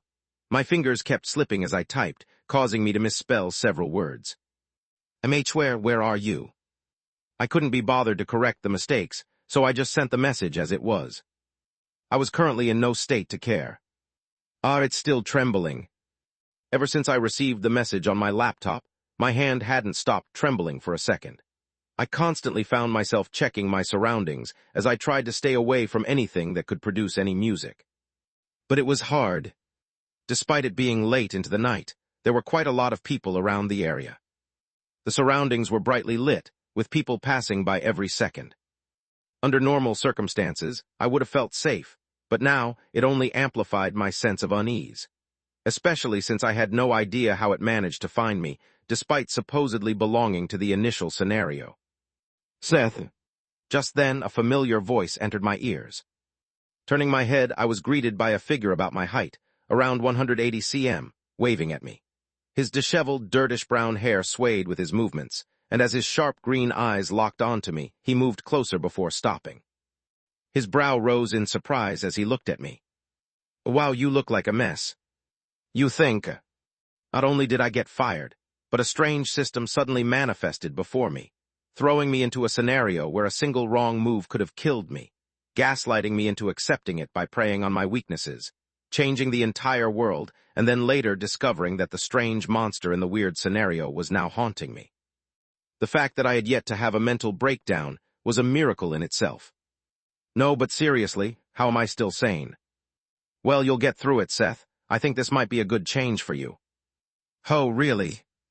If not for the fact that I knew he was referring to something else, I would have already thrown hands. Wait, can I even do that now? He did say he now works for a guild. Yes, of course. Now that you're no longer a slave to that company, you can finally take some time to work on your own game. You're quite talented, so I'm sure you can figure something else out. And if you can't... Kyle paused, shifting his attention towards the guild office behind. Well, you can always get some sort of inspiration or real-life experience to further improve your game. Oh, right. As if recalling something, Kyle massaged the back of his head and put on an embarrassed expression. I forgot that you hate horror. Right. There was that too, but mainly because, whether I liked it or not, I was going to get my fair share of experience. If we were strictly talking about experience, I was going to be getting plenty. Just the thought made me groan. Well, let's go now. I'll bring you to your room. Kyle turned around and led me toward the building near the main guild. It wasn't as tall or eye-catching as the main guild, but it didn't need to be. He guided me in. This is the residence building. Normally, an observer wouldn't be able to stay here, but I've been doing quite well for myself recently. Kyle puffed up his chest with pride. Of course, this building is primarily reserved for guild employees rather than guild members. In a way, you could say you're lucky. I'm lucky. Oh yeah. Kyle walked up to the reception, grabbed a key from the wooden cabinet keyholder, and headed straight for the nearest elevator. Those guys at the guild, they're lunatics. For your own sake, I'd recommend you just stick with the regular employees. The reason you're lucky is because you don't get to see them. I see. For Kyle to be so wary of them, just how bad were they? We're here. We stopped before a small wooden door with the numbers 501 imprinted on the front. Kyle handed me the keys. This here is your apartment. It's nothing big, but you can stay here for as long as I'm here. If anybody asks who you are, just tell them you're with me. With you? I took the keys and raised my brow at Kyle as he grinned. Like I said, I'm doing quite well for myself. He slapped me on the back, then brushed his messy hair back as he turned around and raised his hand to wave. Enough said, it's quite late. I'll leave you to it for now. Good thing you made up your mind today. Tomorrow is the new recruit's orientation day. Even though you're not a recruit, you'll still learn a thing or two if you loiter around. I'll see you there. And like that, he left. I could only quietly stare at his departing back before shaking my head. Orientation day. I guess that might not be too bad. The next day eventually came, but it felt like forever had passed by the time it arrived. I didn't sleep a single wink. I tossed and turned all night trying to sleep, but every little noise rattled me awake, forcing me to stay awake all night. I feel like shit. You look like shit. Even Kyle thought so as he greeted me at the entrance of the guild. He wore a black coat that reached down to his knees, partially concealing a white shirt underneath. He was dressed differently than I expected. On the other hand, I glanced at the nearest window and caught my reflection, just a plain shirt, long brown pants, and black shoes. I looked rather bland. Creepy if one took into account the glaring dark circles beneath my eyes. I didn't get much sleep. You were that excited. Yes, think of it that way. It was easier to explain things this way. The two of us eventually made it into the guild, with Kyle exchanging a few brief pleasantries along the way. As we walked through the large lobby, I noticed a wide variety of people. Some were clad in armor and armed with cold weapons, while others were dressed formally, and a few casually, as they moved in all sorts of directions. The lobby was large, with the white marble floor reflecting the lights from above. I was also confused the first time I came here. As if reading my thoughts, Kyle smiled while stopping by the elevators. You probably know, but there are all different types of gates. Some gates require heavy armor, while others, well, they don't need them as much. We both entered the elevator, and Kyle scanned his card. We're part of the containment group, meaning that we don't need to wear any fancy and eye-catching armor. Oh, and we're also going down, not up. I glanced at the bottom he pressed, and my eyes shot up. 5th floor. What the hell? We have no choice. Kyle shrugged as he saw my reaction. The lower floors are the only place where we have enough space to contain all of the anomalous entities we gather from gates and the real world. Oh, what did he just say? What, why are you looking at me like that? No, I mean, you just, real world. Oh, you're talking about that? Kyle pressed his hand over my shoulder. Relax, it's normal for anomalous entities to escape from undiscovered gates. They're usually a lot weaker than when inside the gates, so dealing with them isn't a problem. Well. Eyeing me, Kyle laughed. You'd probably die if you got targeted by one. No, never mind, you will die. But don't worry, it's not like that'll actually happen. You'd be dead before you even realized it, haha. Well, unless they're toying with you, then it'd be a different story, if... Stop. I cut Kyle, biting my fist. Just stop talking. I needed some time to think about what to write in my will. Chapter 12, Orientation Day 2. Ding! The elevator doors finally opened, revealing a spacious room adorned with a gray carpet that stretched across the entire floor. Several white chairs were neatly arranged in rows, all facing a large projector screen. The place was already fairly packed, with several people chatting and exchanging pleasantries. But not all were like that. There were quite a few that had tense expressions on their faces. Oh, look who's here. A man, tall and sharply dressed in a gray suit and black tie, made his way toward us. His gaze was fixed on Kyle. Of all people, I didn't expect one of our star prospects to come to some rookie orientation day. One of our star prospects? I glanced at Kyle, who laughed nervously, clearly embarrassed. Come on, you're exaggerating. Him? Exaggerating? The man dismissively waved his hand. Come on, you and I both know you're one of the hottest prospects in the guild right now. The number of inquiries I've been getting about you from other guilds, it's been a headache. The more I listened to the conversation, the more peculiar my expression became. So not only the world changed, but Kyle has now become some sort of highly sought-after prospect. Anyways, the man turned his attention to me, tilting his head as if he'd just noticed me. Who might this be? Seems like a fresh face. Is he one of the new recruits? No, he's with me, Section Chief. The Section Chief paused, as if he'd just had a sudden thought, and slapped his fist into his open palm. Could he be that observer you were talking about?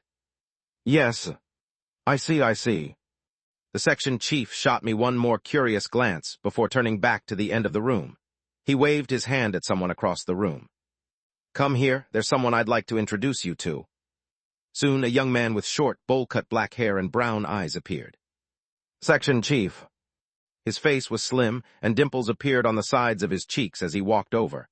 My initial impression was favorable. He seemed like a nice guy. Here, Kyle, the Section Chief said, patting the boy on the shoulder. This is Miles. He's got potential. When you have time, try to help him out. He'll be useful for us down the road. Miles. I cocked my head slightly while looking at the young man who went on to greet Kyle politely. As I looked at him, I couldn't help but squint. Something about him felt vaguely familiar. I couldn't quite explain it, but the more I stared at Miles, the more I felt a strange sense of déjà vu, and it started to unsettle me. I just couldn't quite put my finger on what made him feel so familiar.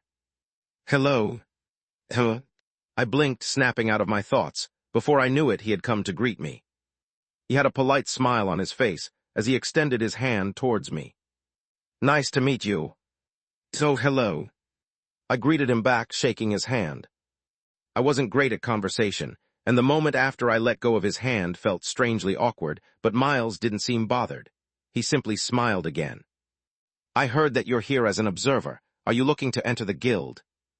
Me? I quickly shook my head. No, far from it. I'm just a game developer. I'm here to gain some experience so I can create a better game. You're a game developer? He looked intrigued as he asked. Yes. Not a great one, but one. What type of genre? Horror? Yeah. I couldn't help but feel a little embarrassed admitting it. Miles' expression shifted slightly, almost awkward.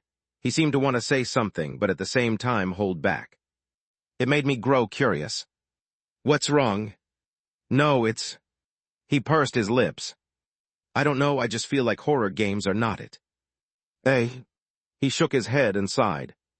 You know, while not many people work in guilds, with most sticking to relatively normal jobs, there are plenty who have witnessed some pretty horrific things, many on a daily basis. I just don't think horror is a great genre overall. If you want to create a horror game, you'd need to make one that truly stands out. I stood in silence, unable to utter a single word back. Why didn't I think about this before?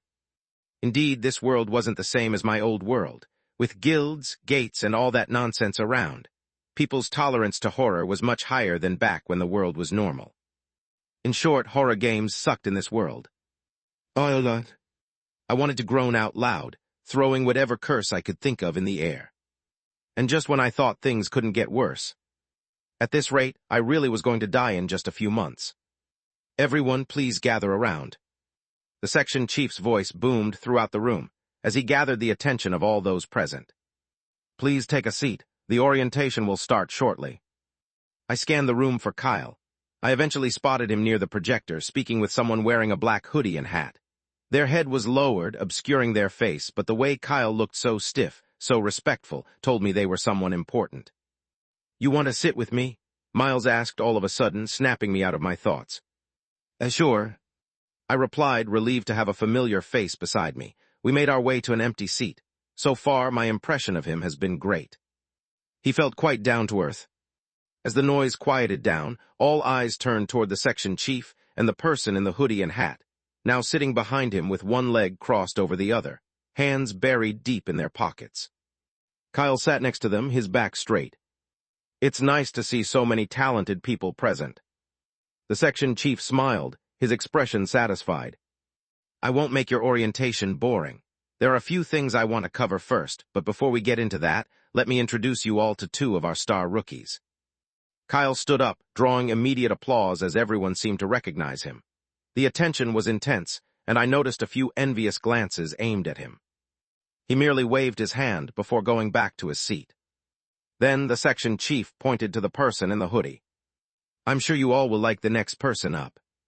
With a playful smile, the section chief nudged the person in the hoodie. They soon stood up with a resigned sigh, slowly removing their hat to reveal a long cascade of blonde hair that fell down their back. Unzipping her hoodie, she revealed an olive-green military jacket that seemed to match the color of her eyes, layered over a black crop top that showcased her toned midriff. Her cargo pants, equipped with utility pouches, completed the look. The moment she stood, the room fell into complete silence, some clearly stunned by their appearance while others stunned by her fame. I wasn't sure, nor did I have time to be sure because I was also stunned. But it wasn't for the same reason as everyone. "Looks like quite a few of you recognize her." The section chief introduced her. "This right here is the second rising star of our department, Zoe Turlin. If you need anything, don't hesitate to ask her or Kyle. They'll be around today to help with orientation." "Yo," Zoe spoke, waving casually as she rubbed the back of her neck. She looked somewhat tired. The surroundings remained silent after her greeting. I just stared frozen. My mind was blank and my thoughts empty. I didn't know how to react at all after seeing her. After all, I knew her. Of course I knew her. How could I not? She was one of the characters of one of the games I had previously created. Chapter 13, Orientation Day 3. Zoe Turlin. She was a named character that appeared in Forest Nights, a game I helped design by my previous company, Nightmare Forge Studios. The story's premise centered around Zoe and her rich family setting off for a fun trip to a remote island. But disaster struck when their helicopter crashed en route. Stranded on an unfamiliar island filled with terrifying monsters, Zoe was left alone, her parents missing, forcing her to confront the island's horrors in a desperate bid to find and rescue them. In the end, the game ends on a happy note with her managing to rescue them. There was no bad ending to the game, and that was what probably caused it not to do so well. This must be some sort of joke, right? A shitty coincidence. Most of you probably know her story. After accidentally crash-landing on Centriest Island and single-handedly taking down multiple Titans before making it out alive, she's gone on to clear several B-ranked gates since then. What can I say? She's a star. Yes, so it wasn't a coincidence. It really was her. The fact that they even mentioned the Titans, monsters specifically designed to exist only within the island, only confirmed it further. So, not only has the world changed, but have the characters of games I had previously worked in appeared in this world as well. I paused for a moment and thought about all the previous games I had worked on. There were quite a few, a total of 31 to be precise, from low-end graphics to high-end graphics. So, you're telling me there's a chance a character from each game could be in this world. Motherfuck. Now that I've introduced our two superstars, I'll get straight to the main topic. The section chief pressed a small remote in his hand, and the projector came to life. A blank presentation slide appeared with just 4 words. Containment Sector Orientation Day. It looked kind of plain. I know what you're thinking. It looks boring plain. At least you know. But it's not about how pretty it looks, it's about how clearly it presents the information. There's no point spending hours making it look nice when you're only going to see it for 10 minutes. In other words, you were too lazy to do it properly. The slide changed. What do we do? Wow, he really went hard with the presentation. As the name of our sector implies, we're responsible for containing and studying anomalous entities and items. But where do these entities and items come from? The slide changed again, now displaying a black vortex hovering in the air. That's right, Gates. Bang bangs. Two loud bangs echoed in the air, startling me and the few others next to me as colorful confetti fell down from above. By the time I processed what had just happened, I noticed Kyle and Zoe standing behind the section chief, their faces flushed red and heads lowered, clearly trying to hide their embarrassment as they held onto two confetti poppers. Oh God! What sort of place was this? The gates are each categorized into different types, and we at the containment sector handle anomalous type gates. Now, what are anomalous type gates? The slide changed. Anomalous gates. Anomalous type gates are gates that go beyond the simple clearing gates. Instead, they involve puzzles and strange challenges like mind-bending problems and changing rules. They aren't gates one can just brute force their way into clearing. If it were that simple, we wouldn't have the highest Requiem. He was about to say the highest mortality rate, wasn't he? It's kind of dry in here, isn't it? No, it wasn't. I felt lucky knowing that I was merely here as an observer. Just the thought of working here made me want to puke. At the same time, I made sure to memorize all the information given in the presentation. It was, as Kyle said, this was important information I couldn't afford to miss. If an anomalous-type gate isn't cleared or found in time, there's a high chance that the anomalous entity residing within the gate slips into the real world, and that's when it becomes a real problem. My ears perked up then. I suddenly recalled the conductor from the scenario I had previously experienced, and felt this next piece of information was closely related to me. If an anomalous entity ever manages to enter our world, we'll have a short window to find and contain it. At first, it'll be weak, but as time passes and it gets used to our world, it will grow stronger. They will get stronger. My heart squeezed, and I felt my muscles tense. Does that mean that the conductor will become stronger? I felt my breath leave my body. That's why we need to stay on high alert at all times. If you notice anything unusual, don't hesitate to report it, even if it seems insignificant. That insignificant detail might be the one thing that saves your life, and many others.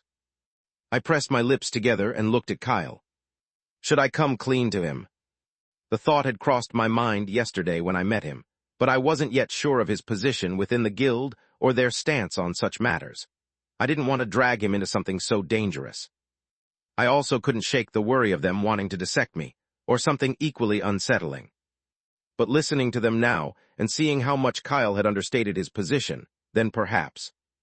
And last but not least, the slide changed again, and the expressions of several people changed. Don't be a pussy. Yes, it's as you've read. The section chief tapped onto the projector screen. Don't be a pussy when handling anomalous entities. Even if they are scary, you mustn't be a pussy. It's okay to be scared and brave, but it's not okay to be scared and a pussy. Why did it feel like I was being targeted? Of course, rationality is key, but if you're being chased by something like the ghost of a little boy, chances are it can't really hurt you. The more fear you show, the stronger some entities can get. In situations like that, just kick the little ghost boy. The section chief did a kicking motion. It's satisfying, trust me. What sort of? I turned my attention towards Kyle, who turned his head away in shame. Oh well, it looks like the 10 minutes are almost up.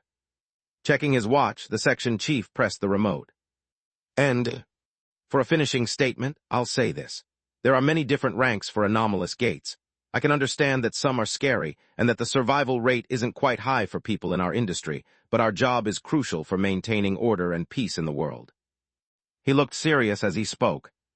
It's okay to be scared.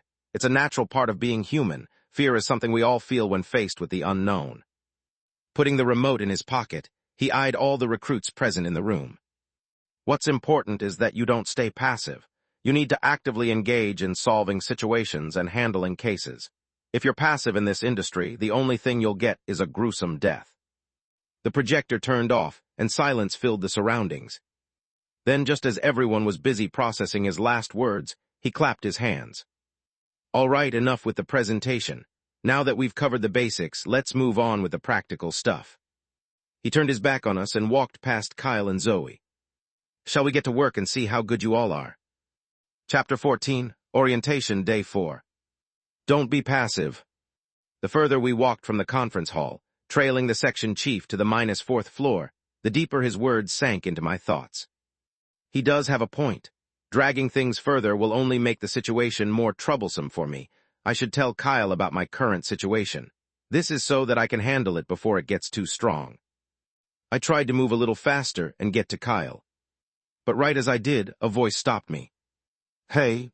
I turned my head and saw Miles, his dimples deepening with his smile. Oh, hey. He looked towards the section chief ahead of us. So, what did you think about that? About the presentation or the section chief? And both. I paused and so did he. Then we both burst out into a quiet laugh, as if understanding exactly what we were thinking. I wouldn't say he's the type of person I'd imagine to run a place like this. Tell me about it. Miles covered his mouth and looked around. This place looks a lot plainer than I thought. Oh yeah. I looked around me. We were currently walking along a long white corridor with white lights flashing above. People in white suits walked past us, not sparing us a glance as they held onto notepads and scribbled some stuff.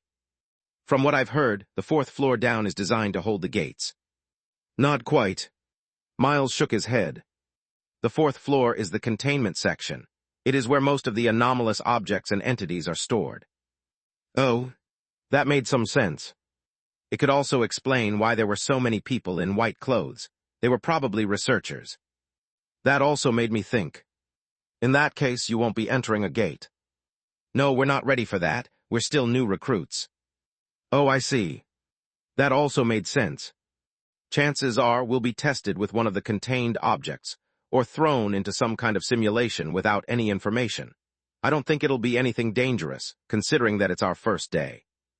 I thought for a moment before looking at the distant section chief. I wasn't so sure about that. We're here.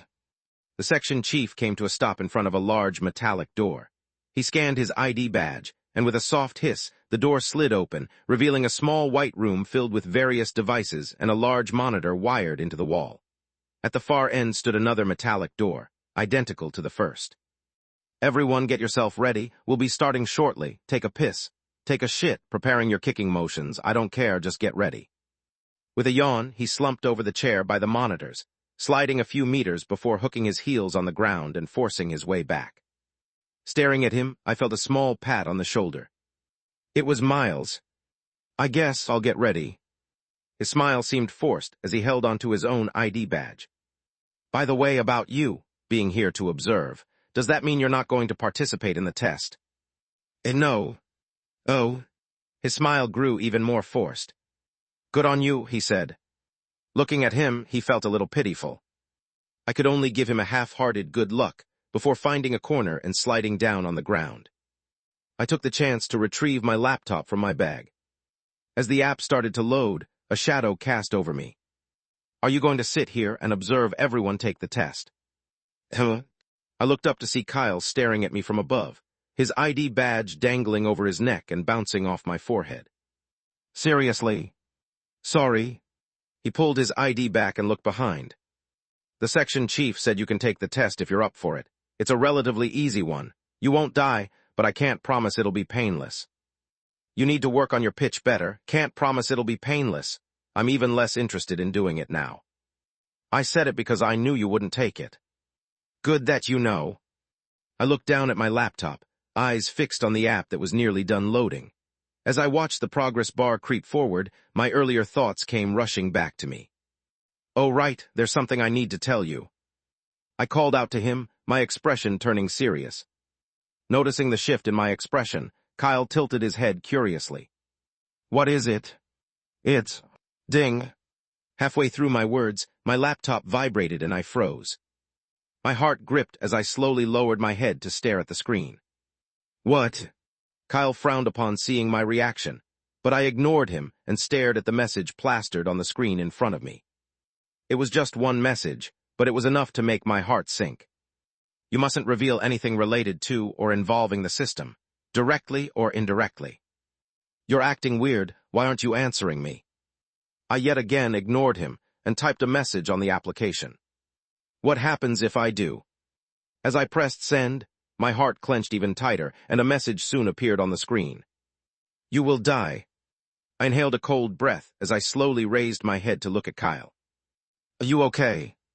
He had a worried look on his face as he looked at me. He seemed almost concerned, and as I looked at him, my head slowly turned towards the group of new hires, waiting for their trial. Without fully understanding why, my lips parted, and I mumbled. The trial, can I take part 2? Kyle froze for a brief moment before his eyes widened. Wait, seriously? I thought you were scared of scary stuff. Why are you suddenly? Don't be passive. I mumbled the chief's words back to Kyle as I placed my laptop in the bag and stood up. Following that brief interaction with the system, something became extremely clear to me. I can't be passive. To be passive meant to be unprepared. It became very clear to me that whatever this system was, it wasn't my friend. I couldn't just wait and let it dictate my actions. I had to take initiative and figure out how to handle situations, even when they were thrown at me out of nowhere by the system. The only one I could rely on was myself. The system made this clear to me just now. Wait, what? Kyle blinked his eyes at me, his mouth opening and closing as he struggled to formulate any words.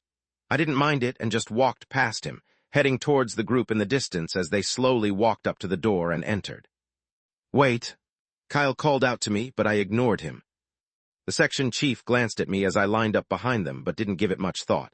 He didn't even give us any instructions, telling us to solve the situation on our own, and that in case we wanted to quit we could just say the words "I quit," and we'd automatically be teleported out. I could only silently close my eyes and wait for my turn. It soon came, and the world turned dark the moment I stepped in. When I regained my vision, I staggered back, hitting the wall behind me. I looked up to see the lights flickering above me. Flick. Dark. Flick. Light. Each flick lasted for a total duration of 5 seconds. I held my breath and looked around. I found myself in a long, narrow corridor. The walls were plain white, and the corners loomed ahead, casting shadows that seemed to stretch unnaturally long. The silence was suffocating. All right, you can do it. This should be a very low-level situation. It shouldn't be too scary. This is the perfect chance to learn. Step. My step echoed loudly as I moved forward. The corridor seemed endless, each step of mine beating loudly in my mind, mimicking the sound of my own beating heart. Step. I continued forward, each step heavier than the last, my senses heightened by the eerie silence. The air felt colder here, and as I let out a breath, I saw a gentle mist flow out of my mouth. My steps never faltered. Eventually, I reached the corner and turned. But another identical corridor met my gaze. I paused, glancing back. Nothing, no sounds, no movement. Flick. The lights flickered again, and the surroundings turned dark. My ears perked up, and the silence around me amplified. I kept walking. Each step echoed louder, the sound stretching in the dark. Step, step. I paused for a moment. Something didn't feel quite right. And that's when I heard it. Step. The sound of a step. One that didn't belong to me. Chapter 15, Exit 1. Step. The footsteps crept closer. Every hair on my body stood on end as I jerked my head back, only to be met with darkness. Step, step. They were getting closer. Too close for my own comfort. My heart pounded like it was trying to escape my chest, each beat louder than the last, drowning out everything else. As my breathing grew louder, it happened. Flick. The lights turned on again. A long corridor stretched before me, with nothing in sight. Just the silent hum of the lights above. I swallowed my saliva. There's no one. Regardless of where I looked, I saw no one in sight. The steps were also gone. Was I just imagining things? I thought for a moment before shaking my head. There was no way this was the case. This was certainly part of the scenario. In fact, just because I couldn't see them didn't mean that they weren't present. They could very well be still heading my way.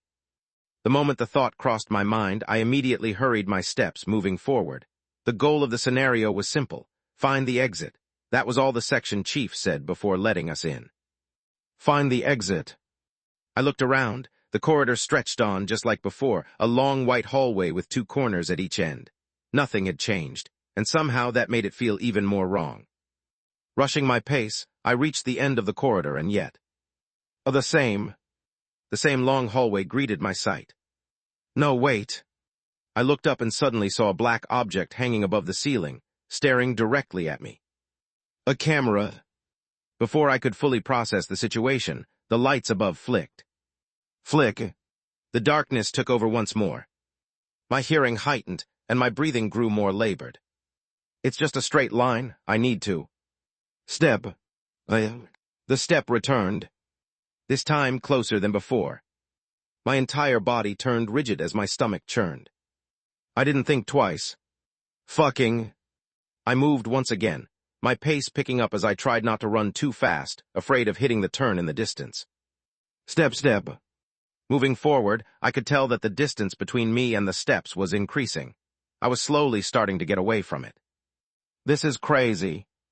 Was this the level of something that was supposed to be manageable? I clenched my teeth and increased my pace further. The steps behind him were starting to lag more and more, and then flick. The lights returned, and everything turned quiet. Hey. Looking back, my steps stopped as I realized there was nothing behind me. What? I could have sworn that. I took a deep breath and quickly pieced all the information together in my mind. 10-second intervals, the lights switch on and off. Every time the light switches off, the steps return. When the light turns off, they disappear. As I started to sort through the information I had, I moved forward, slowly inching towards the corner before me. I was just a few steps away. If I'm right, this is a cycle. Every time the lights go out, the footsteps return, and each time they get faster. My stomach flipped at the thought. I wasn't very fit to begin with. I was already a little tired from just walking faster. If the steps grew faster every 10 seconds, then I need to quickly find the exit before it's too late. But how? How exactly was I going to do that? Eventually, I reached the corner and I turned. It was just as I turned that my steps froze. As I stared down the long corridor, my eyes quickly landed on a door tucked into the right wall. When did that? At the same moment, I caught sight of a camera mounted farther down, its lens pointed directly toward me. I felt watched under the eye of the camera as the lights above me flicked. Flick. Yet again it turned dark. Step. My entire body tensed. The steps, they were faster again. Before I knew it, they were almost upon me. Every hair on my body rose. Shit. I didn't hesitate to pick up my pace, my heart beating out of my chest as my stomach clamped up, and I felt bile build up in my throat. Ah, fuck, I'm about to puke. I was now almost jogging. Speed walking to some extent as I moved my hand in front of me, just in case I crashed into the distant wall. Step. The air felt colder, and the sound seemed to amplify in my mind. I moved and moved and moved. How much longer? The 10 seconds seemed to stretch endlessly as anxiety started to build up from within me. I could feel the stamina slowly start to drain from me. It wasn't anything bad just yet. However, I knew I didn't have much time left. I needed to persist. Persist until the lights turned back on. And then, flick. They did. Huh? I let out a sharp breath, swallowing my saliva as I looked around me. The same corridor. No, it wasn't the same. I fixed my attention on the door that stood in the middle of the corridor. Without thinking twice, I moved towards it and reached for the metal doorknob. Click. But the moment I turned the knob, it refused to open. It doesn't work. I tried a few more times before giving up. The door was locked. I covered my mouth before looking towards the nearby corner. I didn't know how much time was left, but after a brief thought, I rushed forward. I just need to confirm something. As I reached the corner and turned, my eyes landed on the corridor ahead and widened instantly. As I thought, the same hall, the same camera lens, and the same door, or more precisely, the same two doors. Indeed, right on the opposite end of the first door, there was now another door. As expected, changes don't just occur when it turns dark. Each time the light turns on and I turn a corner, a new change occurs in the corridor. New things get added. My heart sped up then. I felt like I was starting to slowly understand the rules of the scenario. Soon enough, I could think of a way to find the exit. I just needed to. Flick. Takakaka. The steps were no longer steps. They were sharper and faster than before. My heart almost leaped out of my chest as I immediately rushed forward. I could feel my breathing growing faster as I ran, but I didn't pay any attention to it. 1, 2, 3. I just slowly counted the time in my head. 10. Flick. The lights returned, and I held onto my chest. I didn't waste a second and moved forward towards the next corner and turned it. And as expected, another change. Waiting for me at the corner were 3 doors. But there was only one problem. Click, click, click. They were all locked. I pursed my lips and swallowed quietly. If I just resist a little longer, the locks of some of the doors will unlock. At least after I reach a certain number of cycles. I just need to hold on for a little longer. All I needed to do was hold on. But there was only one problem with that. Clutching my shirt, I tried to collect my breath. I didn't think I'd be able to hold on for much longer. I was running out of stamina. I was. Flick. Darkness. Chapter 16, Exit 2. Flick. Light pierced my eyes. Holding onto my chest, I bent over and supported myself with my knees. I could hardly focus. My lungs seared with every breath, and my legs trembled beneath me. Sweat dripped freely from my chin. Shit, I might puke. I slapped a hand over my mouth as my stomach churned violently, and the built-up bile almost left my body. Barely holding it back, I lifted my head. 6 doors, 3 on each side. Each one was locked. I scanned my surroundings before forcing myself forward again. As I moved, my legs threatened to buckle from exhaustion, and each breath burned like fire in my lungs. Should I just quit? I couldn't last much longer. In fact, I was already on the verge of collapse. If I pushed myself further, the steps would reach me, either this cycle or the next. If that happened, then... A cold shudder ran through me. I should just quit. I've already found all that I needed to find. The main goal was for me to experience how a low-ranked scenario worked. I had achieved my goal. In that sense, I could now quit and go back to making the game. As my lips parted open and the words "I quit" were about to slip my mouth, I paused.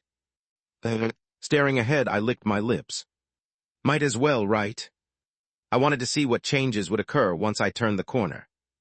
Though the distance was short, it still took me a lot of effort. And when I did, my eyes fell on the corridor ahead. The same white walls, the same distant camera, the same 6 doors, everything about what was ahead was the same. Wait. I blinked my eyes and looked around me. 6 doors. My eyes widened at the realization, but before I could fully process the situation, the lights above me flickered. Flick. Yet again, I was plunged into darkness. The moment that happened, my entire body tensed and my heart clenched tightly. Without wasting a single second, I bolted forward. The rushed sound of steps thundered loudly from behind me. Takakakakakaka. I threw all thoughts out the window. 1. My lungs spewed fire, my legs trembling as I sped as fast as I could. I could hardly breathe, each gulp feeling like the last as the air around me seemed to turn colder and colder. The steps behind me drew nearer by the second. 3. They were catching up fast. I was too tired. I could hardly maintain my speed, slowing down each second. Takakakakakaka. 5. My body was falling apart. My throat burned. The sound, those steps, grew louder. They filled everything. 7. I couldn't keep up any longer. I was on the verge of falling. Looking ahead, the only thing I saw was an endless darkness. I knew I was close to one of the corners. 9. I could feel its breath on my neck, tingling the back of my neck as I almost froze on the spot, my heart leaping out as I opened my mouth. It was behind me, about to touch me. No. Flick. Light. I collapsed in front of a white wall. Heavily gulping for air, my head spun and I could hardly focus. However, slowly turning my head, I saw it, the same 6 doors. I groaned, feeling my entire body almost crumble. 3. I helped myself towards the nearest door. Click. It was locked. 5. The next door. Click. It was also locked. 6. Click. Locked. 7. Click. Locked. Arriving by the 5th door, I felt my anxiety shot up, slowly taking over my mind. Time was ticking away, and the doors were all still locked. My hand trembled as I reached for the 5th door. Please, please. I touched the handle. 8. Click. A familiar clicking sound echoed, but before my heart could sink, I saw the door slowly open. My eyes widened. It worked. But just I managed to open the door, the lights behind me flicked. Flick. Darkness. I didn't think twice. The moment the darkness arrived, I quickly plunged myself into the room and smashed the door behind me, locking it directly. Bang. Hayo. Slumping down on the ground, I felt my knees give up on me as I gulped for air once more, my hand touching the ground as my head started to spin. I was done. I could hardly lift a finger. This was where my stamina ended. I didn't know how long had passed since entering the room, but the moment I recovered my breath and was able to lift my head, I looked at my surroundings. What the? It was then that I noticed it. I was inside a small, windowless room. A single wooden table sat in the center, accompanied by a plain chair and an old computer. The screen was already on, casting a pale, flickering glow that barely lit the surrounding space. That faint light was the only thing keeping the darkness at bay. There was nothing else. No decorations, no sound, just that eerie silence and the dull hum of the machine. The air felt heavier, stale, like someone had just exhaled into the space seconds ago. I slowly pushed myself up and sat down on the chair before looking towards the computer. The cameras. The screen displayed a corridor, that corridor. All 6 doors in view.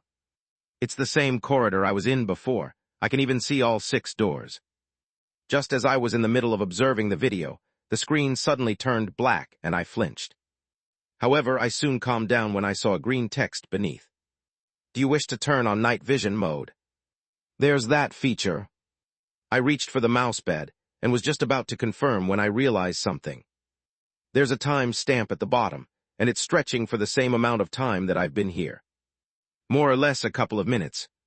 A thought occurred to me, and I reached for the stamp and moved the time back. The video started to change, and my eyes widened shortly after as I saw my figure appear on the screen, catching my breath as I desperately reached for the doors. The corridor was still well lit.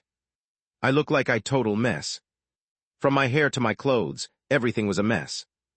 The sight woke me up completely, as the computer screen turned black shortly after. This must be the part where the lights turn off. I was just about to skip the part when I saw the same text from before. Do you wish to turn on night vision mode? Wait, this can work with recordings too. I held my breath before clicking, yes. Immediately the recording turned green, and the moment it did, my breath almost left my body as I saw a figure standing behind me in the recording, their slim black hands reaching out for me as I frantically ran forward. Judging from the pace and how frantically I'm running, it looks to be this round. I held onto my chin while staring at the figure. It was also right as the 10 seconds were up that I noticed a sudden peculiarity. Rather than just disappearing, before the timer completely reset, the shadow moved towards one of the doors and entered. The lights turned on shortly after that. I appeared shortly after, turning the corner as the camera displayed me moving from one end of the corridor to another. That's really trippy to see. Did it work the same when the doors weren't present in the first few cycles? Nonetheless, the video had finally caught up to my last moments in the corridors. It was right at the moment I was about to enter this room. First, second, third, fourth. I watched as the me in the recording tried to enter each room. Fifth. Wait. My thoughts paused as I saw myself reach for the 5th door. A dreaded realization hit me shortly after as the door opened, and I entered. That's the same door the shadow entered. Haya. A breath warm damp. It tickled the back of my neck as my entire body turned cold. Realization hit me quickly. I wasn't alone in the room. Chapter 17, Exit 3. Shit. I jumped up from the seat the moment I felt the hot breath from behind me and reached for the chair, throwing it directly at the shadow behind me. Bang. A loud crashing sound reverberated throughout as I looked behind me. There This time I saw it. The instant I turned around, the air turned frigid. A towering shadow, vaguely human but warped, loomed before me. Its form writhed like smoke given shape. Black, sinewy arms slithered toward me, fingers stretching rapidly toward my neck, grasping it. I didn't even have the time to react before it grabbed me. I couldn't breathe, I couldn't scream.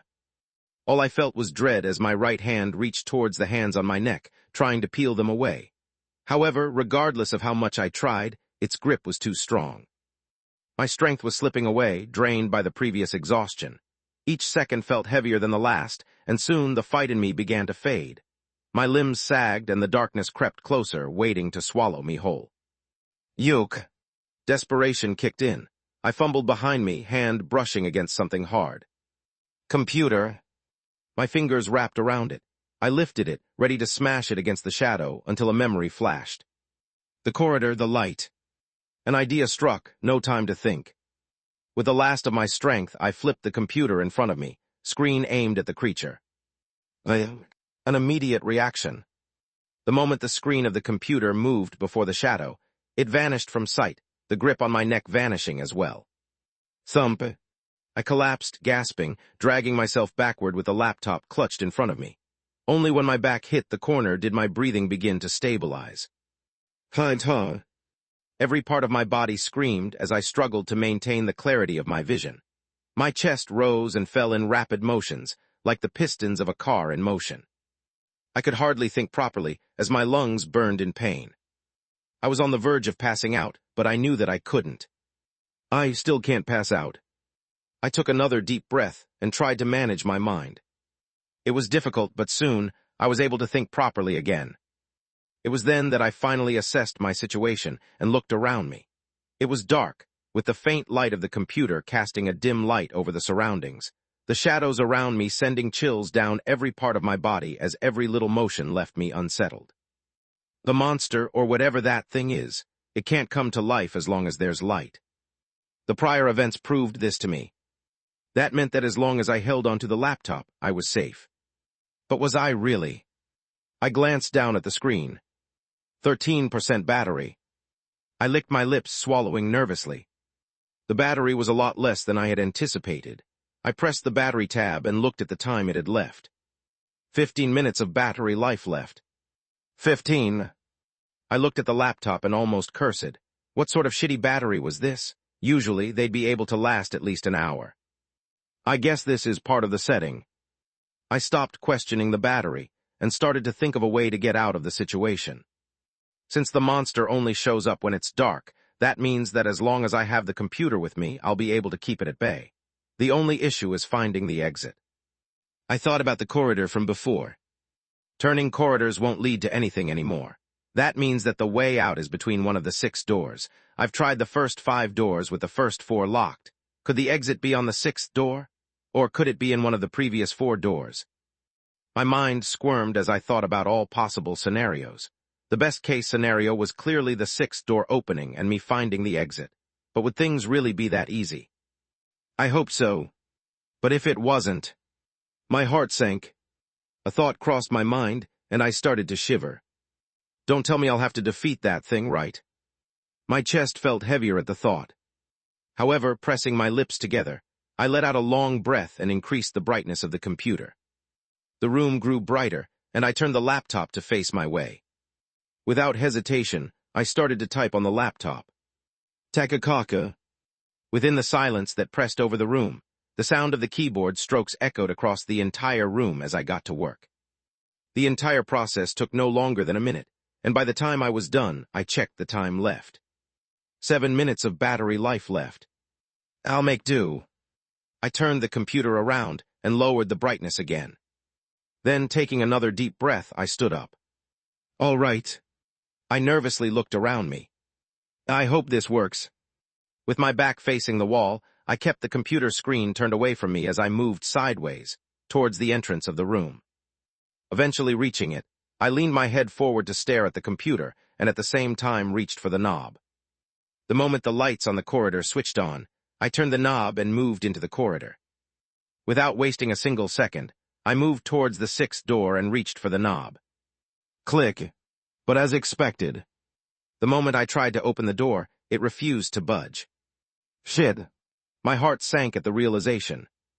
As expected, things aren't that easy. I quickly looked at my surroundings before shifting my attention towards the computer. The cameras were still working, and I saw myself standing in the middle of the corridor with my gaze locked on the computer. And then eventually, flick, the lights turned off. A faint humming sound echoed in the air as I stared at the computer. But the silence was soon broken.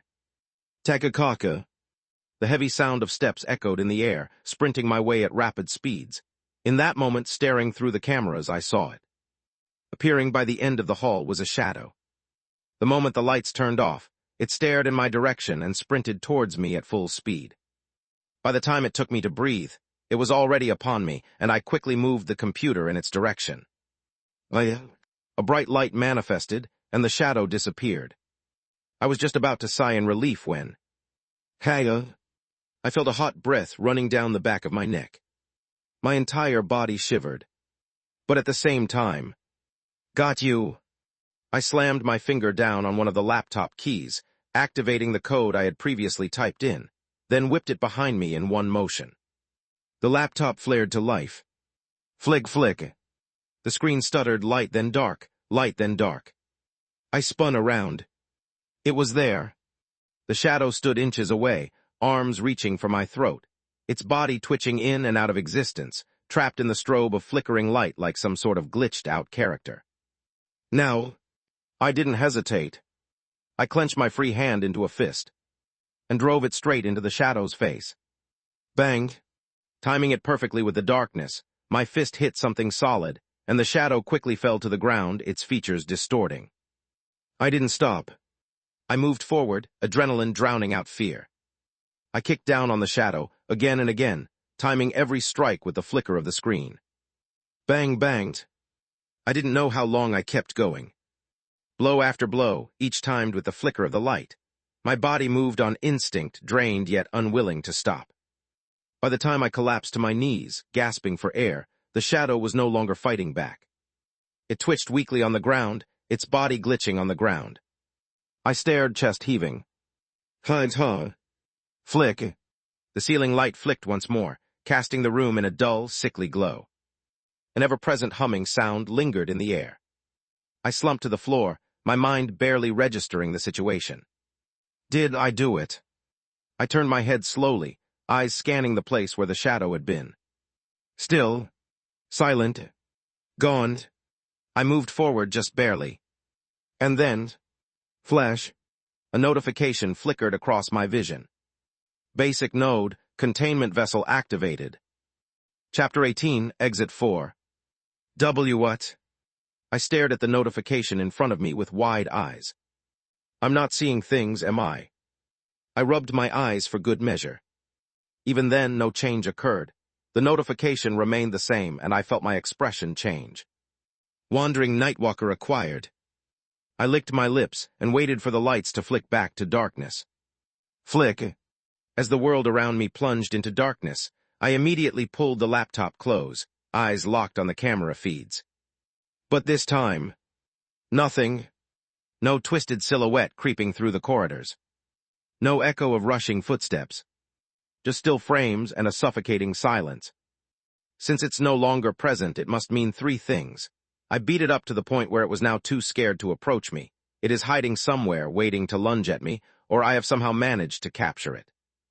The truth was already right before my very eyes, and yet I still struggled to believe it. Flick. Light returned and I helped myself up. Looking around, I walked towards the nearest door and turned the doorknob. Click. It was just unfortunate that the door was still locked. I stood in silence for a brief moment before looking at the notification again. A thought crossed my mind, and I turned my attention towards the computer. I pressed onto the mousepad and scrolled the timestamp, turning it back to the exact time that I had started beating up the strange shadow. There. Finding the right time, I clicked the mousepad and watched the scene. Looking at it now, this did look a lot more dangerous than I expected. Thank God my plan worked. Staring at myself beat up the strange, shadowy creature, I wiped the cold sweat that had formed on my forehead. It only dawned on me now just how dangerous what I had done was. If not for the fact that my idea worked, I probably would have been strangled to death. That was unless I was somehow rescued. My brow suddenly rose. Staring at the computer screen, my head unknowingly leaned closer as my eyes squinted. What the... I paid close attention to the screen, slowing down the replay as my eyes locked onto the shadowy figure that was on the floor. Trapped by the computer's constant flickering and thoroughly beaten by me, it twitched on the ground. I kept my eyes focused on it until... There. The lights flickered, and I saw a faint black shadow shoot towards my arm. My arm... A sudden chill crawled across my skin, creeping up my spine. Instinctively, I lowered my gaze to my arm. And then... I saw it. My expression changed, and my breath caught in my throat. A strange, dark mark was coiled around my arm, almost like a tattoo. I reached out, but the mark seemed to squirm just out of my touch. What the hell is this? Seeing that there was no danger, I quickly calmed down and carefully eyed the strange black marking. The more I looked at it, the stranger it felt to me. And then... Flick. The lights turned off and my vision faded. However, it was at that moment that the marking stopped moving. Even though I couldn't see it, I felt it. And my lips pursed. I thought back to the notification and soon pressed on the marking. The air suddenly grew colder, sending shivers down my entire body. I instinctively shrank up as I grew alert. That was when I felt it. A presence. It materialized before me, shifting, dark like a shadow that had taken form. I couldn't make out any distinct features, but I could feel its eyes on me. The black marking on my arm faded, retreating into my skin as if it had never been there to begin with. I raised my head to meet the shadow's gaze. It stood in silence, watching me. Waiting for me. I stared at it for a second before licking my lips as my mouth felt strangely dry. Then, my lips parted. Help me find the exit. The shadow remained still. It didn't move as the silence returned, my entire body tensing as a result. Did it not work? Does it not listen to me? What if it attacks me? What if... Step. The gentle sound of a single step shattered the silence. I snapped my gaze to the laptop screen, my pulse quickening. There it was, the shadow, right on the screen a few inches away from me. It moved slowly, its figure gliding across the floor like smoke. My breath caught in my throat as its long, slender finger extended, reaching toward the keyhole of the first door. It hovered there for almost too long, then began to turn. Click. A gentle click resounded in the air. At that moment I understood. I did it. I had completed the trial. How much time left? They should be coming out soon, right? Yes. Did anyone ask for help yet? None, not enough time has passed for that yet. Are you sure? Kyle? The section chief paused, his chair turning around as he looked at him with an annoyed look. That look changed rather quickly as he soon smiled and kicked the air. Shut up or I'll kick you. Kyle forced a smile then, quickly shutting his mouth. He had actually been kicked before by him, so he knew it was anything but nice. He then shifted his attention towards the monitors in front of the section chief. There was all sorts of data and information on the monitors. Though they didn't directly show what was happening inside, they made sure to display any anomaly that may be occurring within the trials. He should be doing fine, right? The reason for Kyle's nervousness was obvious. Seth. For whatever reason, Seth suddenly wanted to participate in the trial, leaving Kyle at a complete loss. This wasn't just some random simulation. It was a real trial. And even though it was of the lowest rank, it was without a doubt dangerous. There was no guarantee that no accident would occur, and that made him worried.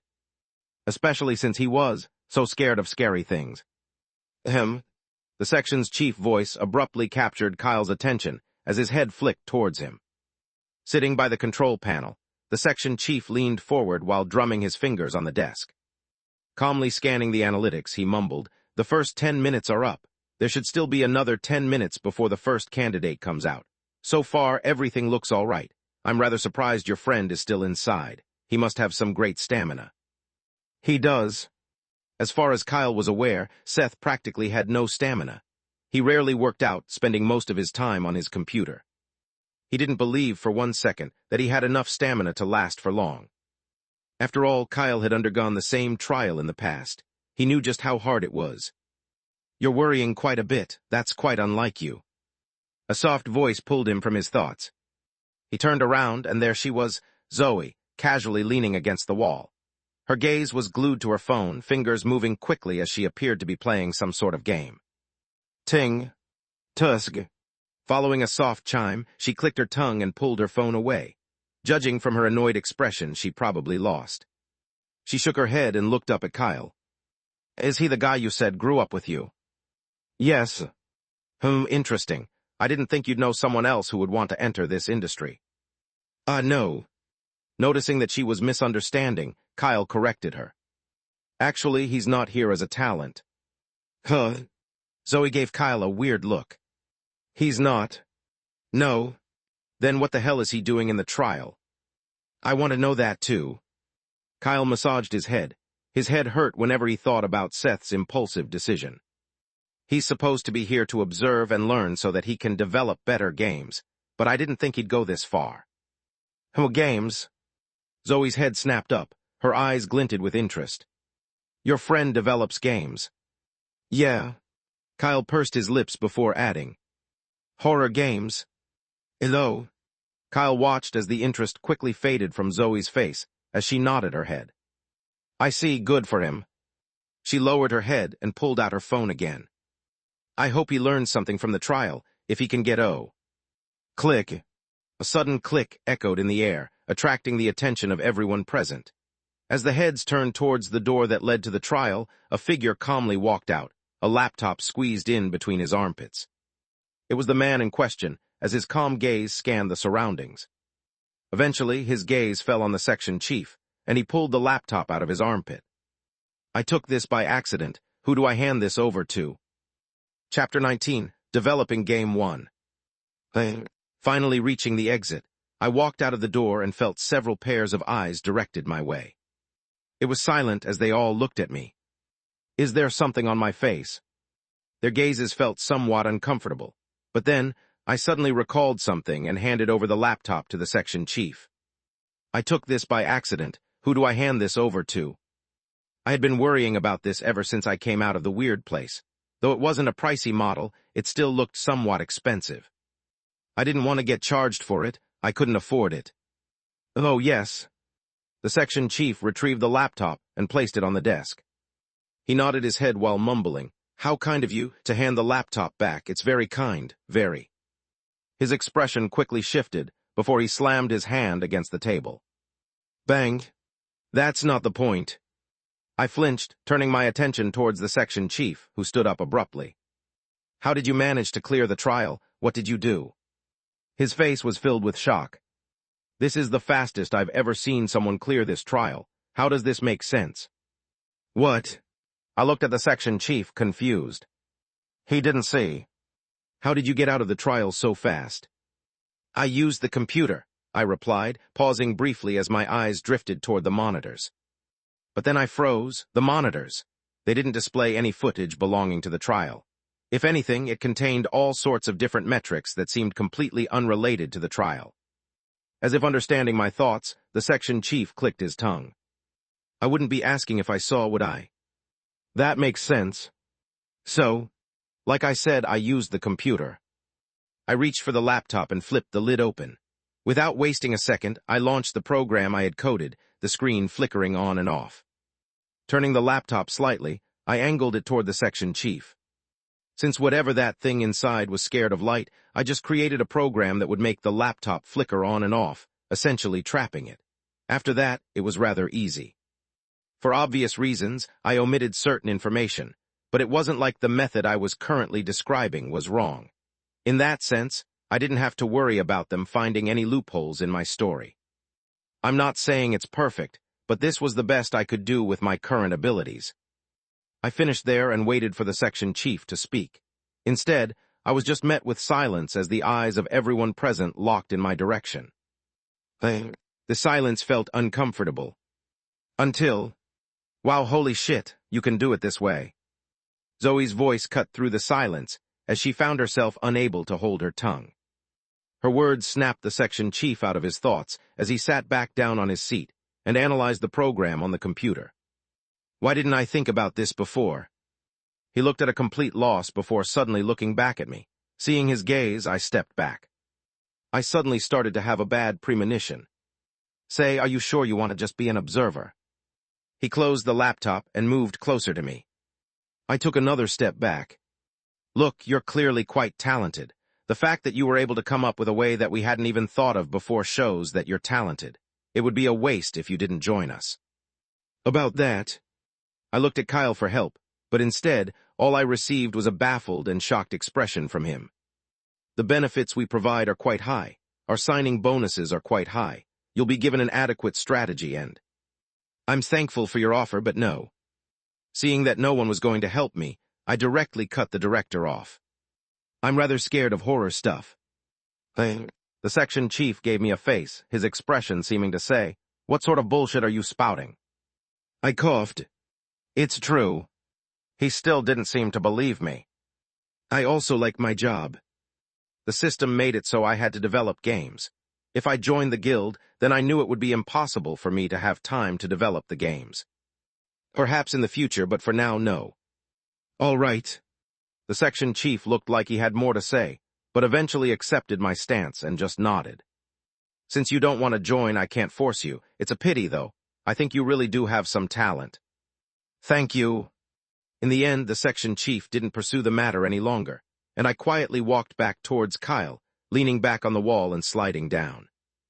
That was when I let out a long breath and finally relaxed. I really thought I was going to die. Every second within the trial felt agonizing. I wasn't sure what came over me then, but looking back at it now, I really must have lost it.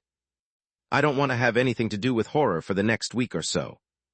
This was a big wish of mine, but thinking about the monster that was still haunting me, my stomach churned. So much that I felt the urge to go to the bathroom. I was just about to when a certain voice reached my ears. Why didn't you accept the offer? The voice belonged to none other than Zoe, standing with her arms crossed and her back casually pressed against the wall, eyes fixed on me with a subtle frown. The section chief rarely praises people. You should be grateful and take the opportunity. Many people would be dying for the very same opportunity. I frowned, listening to her words. What sort of argument was this? Indeed, she was just like the game settings, quite blunt and sheltered, a princess of sorts. Then again, after what she went through, I'm rather surprised she still acts like this.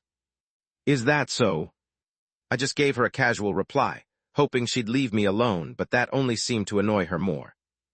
Knowing just how quickly things could spiral, I rose to my feet, cutting her off before she could utter a single word. Let me be, I don't have the luxury of a choice unlike you. What is that supposed to mean? I gave her a quick glance before mumbling, I don't get to rely on my rich parents when things don't go my way. If I did, I wouldn't be worrying about some stupid medicine. Furthermore, the system prevented me from having such a choice. What did you say? Her entire body seemed to stiffen at my words. I probably hit the mark with my comment, but it wasn't like I was lying. And more than anything, I really needed to go to the bathroom. Say it again, say. If you don't mind. I sidestepped and moved past Kyle as he looked at me with a weird expression. He looked a little stiff, too, alternating his gaze between me and her. Was he still shocked by my performance? Probably. Whatever the case is, I really need to go. Sha. The cold water ran down the sink as I washed my face. KH. A groan suddenly slipped from my mouth. Slowly lifting my head and staring at my own features, my teeth clenched as I held onto the sides of the sink, keeping my body upright as my hands started to tremble. I was having another episode. Damn it. It wasn't a serious one, but it was still there. I had to keep myself steady in order to keep myself from falling. The pain lingered at the back of my mind while my arms continued to shudder. It wasn't anything serious, but it made it hard for me to keep steady. As my chest heaved up and down repeatedly, I swallowed in silence. As expected, I really do hate horror. The attacks had become even more frequent than before, all due to the anxiety and fear that I had experienced recently. This day, creak. The soft creak of the door opening pulled me from my thoughts. I turned my head slowly, my chest slowly calming down. And then I saw him. Miles walking in with no expression. He felt a little different than usual. However, the moment he caught sight of me, His expression changed, and dimples appeared on his face. "Oh, you were here." He strolled to the sink beside me, casually pumping soap into his hands. "I heard you came out first in the trials." "Oh, yes." I gave a short nod, trying to steady my breath. "That's impressive." "Thank you, what about you?" "Second, I got second." "Oh." A thin, fleeting silence settled over us. It held for a beat too long, until Miles broke it again. "I thought you weren't going to participate." "Right." I licked my lips, shaking my head. "It just happened like that." "It just happened? Can something like that just happen?" "What?" "Never mind, it's good that you did well." He smiled again, turning on the tap and washing his hands with calm, rhythmic motions. I stood in silence, the previous conversation lingering in my mind. Something felt off.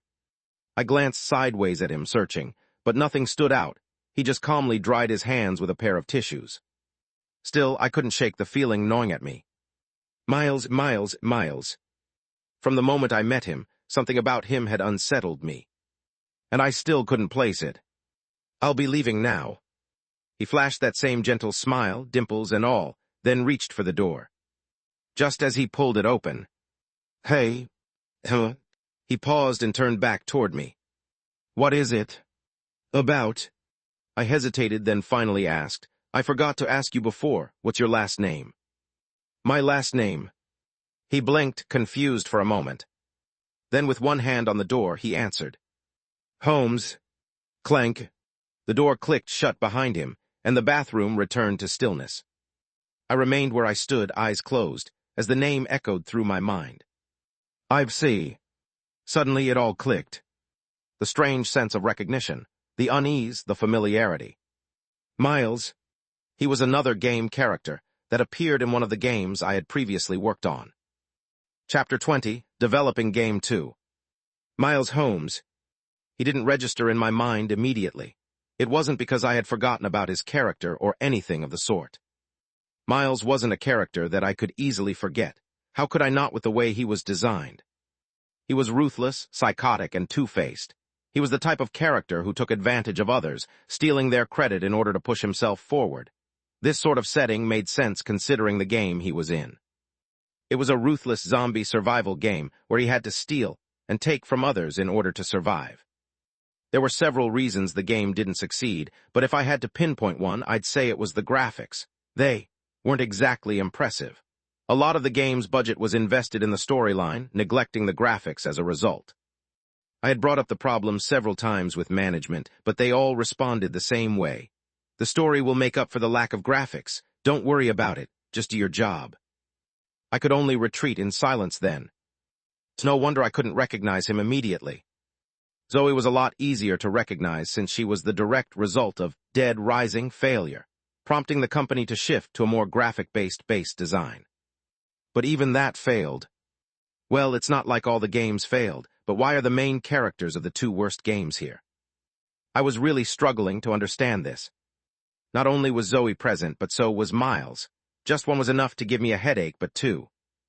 And Miles of all people. If previously I had any lingering thoughts about joining the guild, such thoughts quickly faded. There was simply no way I would join the guild with him here. I didn't want to work in a place where I had to worry about getting backstabbed at any given second. Never. I'm telling you, he didn't mean his words, Seth. He just recently got fired, so he might be a little moody. He might also not know. He recently got laid off. Yes, that's why I had him come here. I see. You're not going to do anything to him, are you? Zoe looked at Kyle's stiff expression and didn't answer immediately. However, after a brief pause, she shook her head. I won't be. Oh, good. Kyle looked visibly relieved by her words. I know Seth well. He can be a little careless at times, but he doesn't mean any harm. You also won't have to see much of him since he won't be working with us directly. I figured. Zoe's tone was light. Her voice didn't carry much emotion. This seemed to ease Kyle somewhat. That's good. I'll go check up on him. He probably was also shaken up from the trial. All right. Zoe watched as Kyle left. Her mind drifted towards his last words, and her expression turned dark. Shaken from the trial? That was laughable. Not only had he cleared the trial faster than anyone before, but the moment he came out, he looked completely unfazed, as if he hadn't just beaten some of the best recruits around. He was anything but shaken. Suddenly, her stomach started to twist. I don't get to rely on my rich parents when things don't go my way. The man's words echoed in her mind again, forcing her stomach to twist further. It wasn't long ago when the helicopter crashed, stranding her and her family on that darned island. Those were some of the darkest days of her life. Every day was hell, with her fighting for survival in hopes of finding her parents. But unfortunately, she wasn't able to make it in time. The moment she arrived, it was already too late. Her parents were dead. No, they were. Zoe clenched her teeth, her calm expression almost crumbling. It was hard for her to quell her anger, especially since she felt mocked. Their death had made the news all over the world. Given her parents' influence and power, there was no way he wouldn't know. She didn't buy Kyle's story. He was too nice for his own good. His name was Seth, right? Zoe quietly nodded her head, memorizing his name. It's a pity he won't join the guild. The moment the orientation was over, everyone was brought back to the -5th floor. As opposed to when we first arrived, there were quite a lot more people, each moving towards different areas as the chairs and projector screen were long gone. Instead, the place now looked like some sort of office lobby. In fact, even the lobby from my previous company was better. The section chief paused and looked in our direction. The general results of the trial were quite good. Most of you managed to pass with a few failures. There's no harm in failure. So long as you learn from his experience, everything will be fine. However, quickly scanning a few documents in his hand, he turned his attention back to us. This time, his voice turned grave. I won't be able to guarantee you'll be able to live if you fail again. His words brought the atmosphere to a standstill. I stood at the back of the group, taking in their reactions. It didn't really have anything to do with me. As of this moment, my entire attention was focused on my mission. Game. I had to develop a game quickly, and I needed to make it scary enough to scare the people of this world. The more I thought about my situation, the more bitter I felt. How the hell am I supposed to do this? Not only was I by myself, but I didn't even have that much time to develop it. Well, now that we have sorted out the hard part, I'll quickly allocate all of you to your teams. Once again, all attention fell on the section chief. I was also intrigued, but since it had nothing to do with me, I could only watch in silence as one by one, the people around me were allocated into different teams.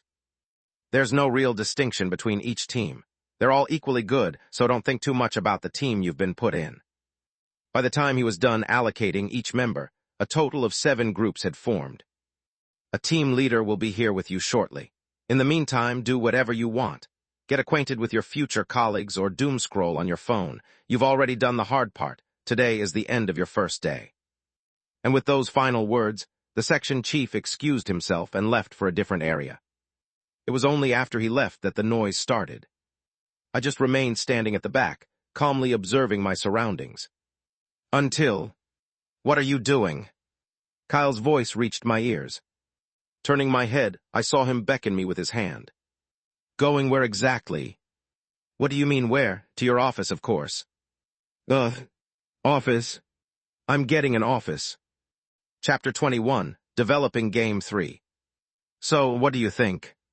We stopped in front of a small room. Staring at the space that could barely fit a single desk and chair, I looked at Kyle. Is this your idea of an office space? Kyle's face twitched as he looked away before bringing his fist to his mouth and coughing.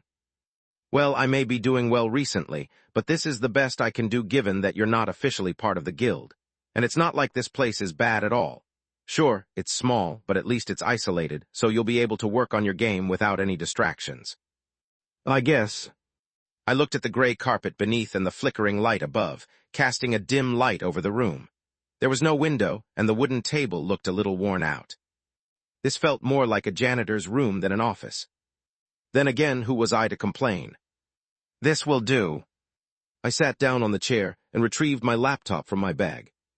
Time waited for no one. I needed to get started with my project before it was too late. I also recalled something. About what the... Do you really not know? What? About what happened to Zoe. What happened to Zoe? Did something happen to her, or was he talking about what happened before? As if noticing my confusion, Kyle sighed.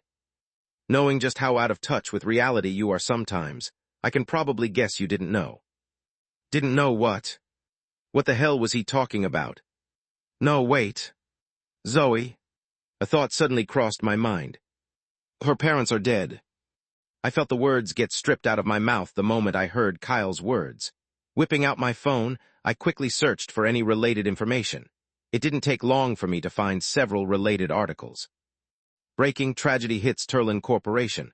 Chairman and family reported missing after island accident. Daughter survives. 8 News, Turlin Corporation faces collapse amid ongoing crisis. I closed my eyes after reading the first 2 headlines. Shit. I wasn't even surprised at this point. In fact, I should have seen this coming. There was nothing that said the character setting of those that entered this world was going to be the same as in the games. As expected, you really didn't know. Pulling my attention away from my phone, I looked at Kyle, who sighed. I already told her that you probably didn't know, but it's best if you clear up the misunderstanding yourself. There's no way she... I cut myself off mid-sentence, just before saying, there's no way she'd take my apology seriously. Hey, what did you say? No, nothing. I'll try to do that when I have time. All right. Kyle nodded with visible relief. I'm not asking you to get along with her, but she's quite popular here. You won't have trouble with me here, but it's never good to get on her bad side. Hello? My lip twitched. I already knew that. I knew that better than anyone else. She was petty, really petty, to the point where I found myself questioning some of the choices that the design team had made during the game production. Nonetheless, it did seem like her personality was quite well received by the audience. The real failure stemmed from the ending. Well, since it looks like you've got the message, I'll get going. Kyle turned his wrist and checked the time. I have to leave since I still have some work to do. I'll see you later. All right. Kyle turned around and made his way towards the door of the room. After a little thought, with his hand hovering over the doorknob, he turned around with a concerned look. Another thing. What is it? You need to get some sleep. Huh? Kyle opened the door and shook his head. You look like a walking corpse. Clank. The door closed right after as he left. I sat in silence, unsure of what he meant. That was until I stared at my reflection in the computer screen and saw the deep bags beneath my eyes. Oh, I guess he isn't wrong. Shit. That also suddenly reminded me of the thing that I wanted to ask him. It was regarding entities that entered the human world. He said it would take a week for them to adapt to the world. Was that the case for all of them? Whatever, I'll ask him about later. I still had time left.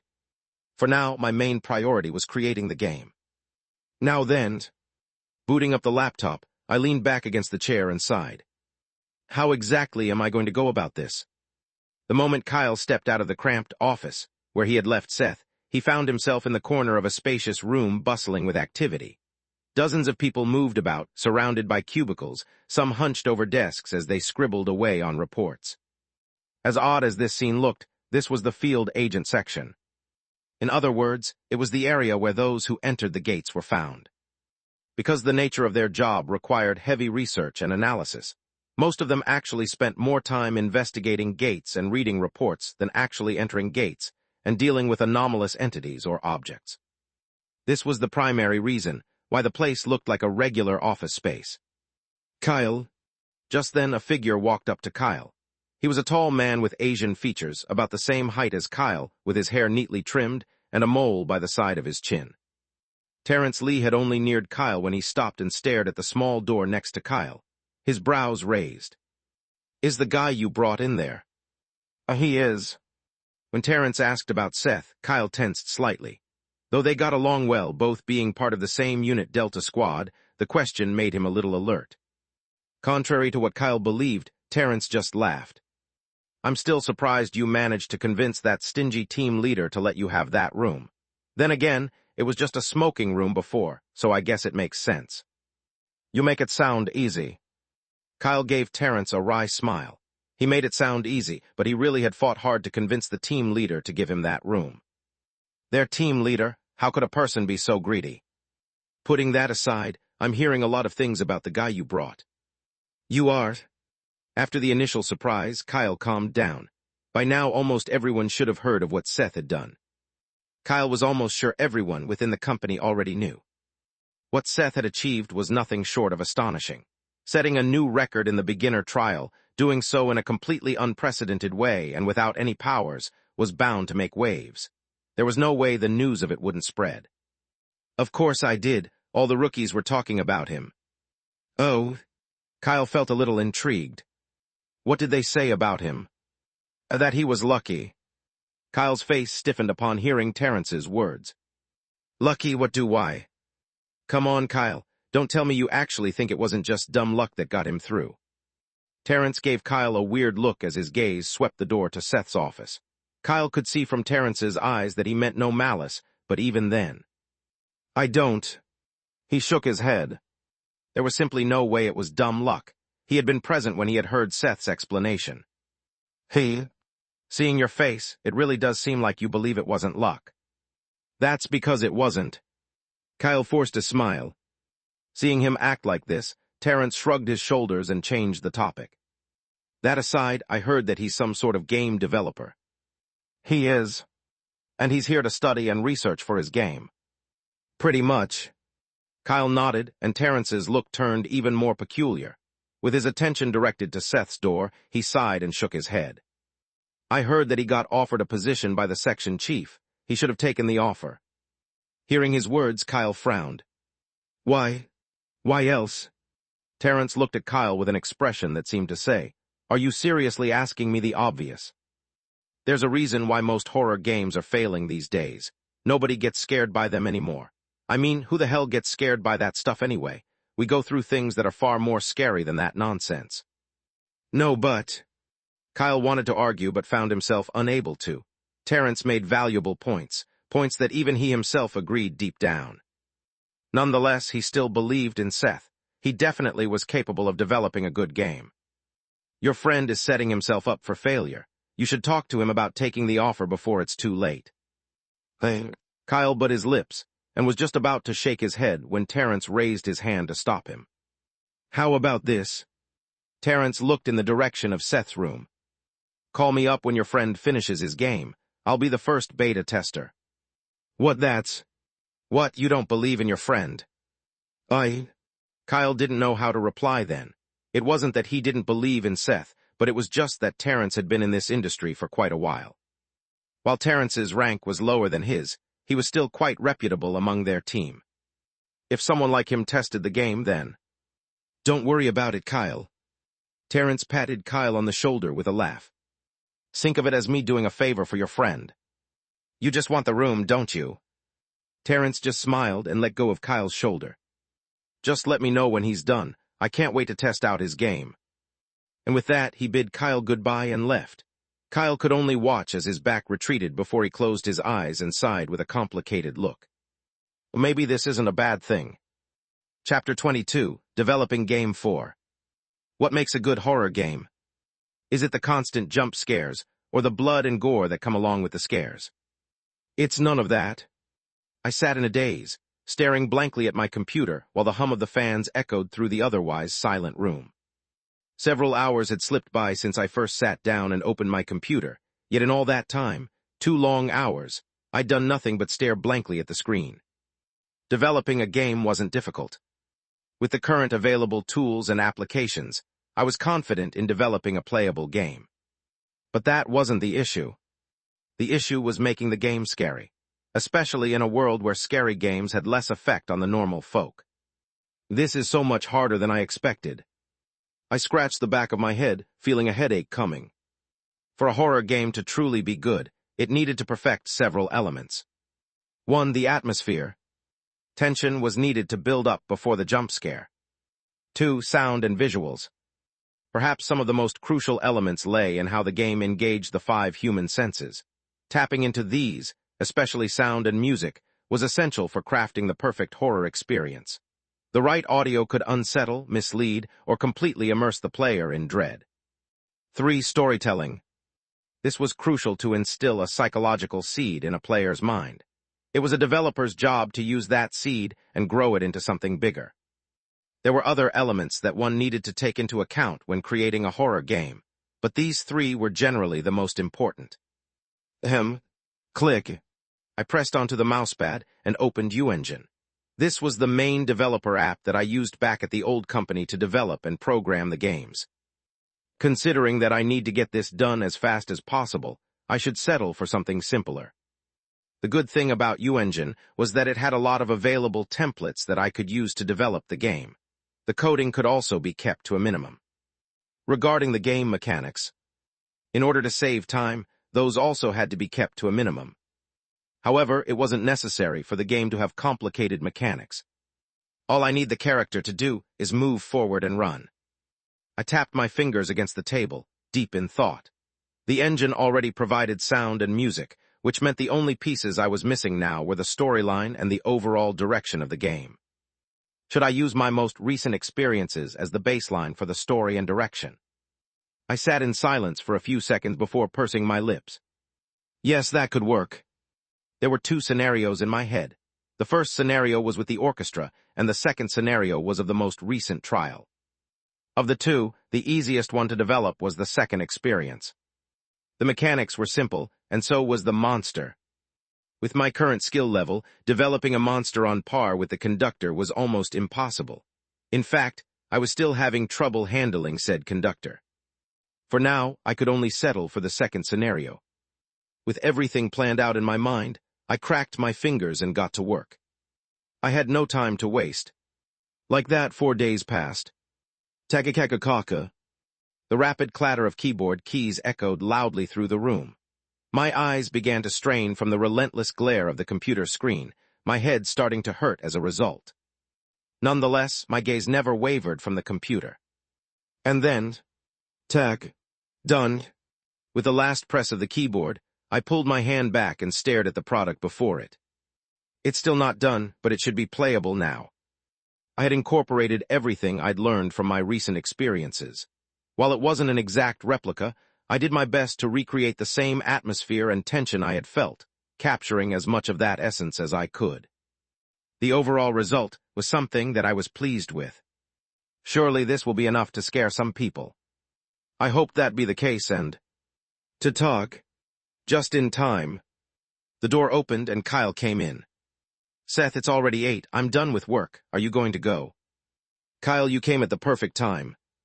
I stood up from my seat and walked towards Kyle, grabbing him by the shoulders and pushing him into my chair. Wait, what are you? Quiet down, I just need you to help me out with something. I pushed him down and clicked on the mousepad. Here. This is... Kyle's brows furrowed for a brief moment before they suddenly widened, as he realized what was going on. His neck snapped in my direction. You're already done? This quick? Don't games usually take a lot longer to develop? The game isn't finished yet. This is just the framework, but it should still be playable. I want your honest feedback no matter what. This was crucial. Given that Kyle was someone who dealt with this kind of thing regularly, he was the perfect test subject for the game.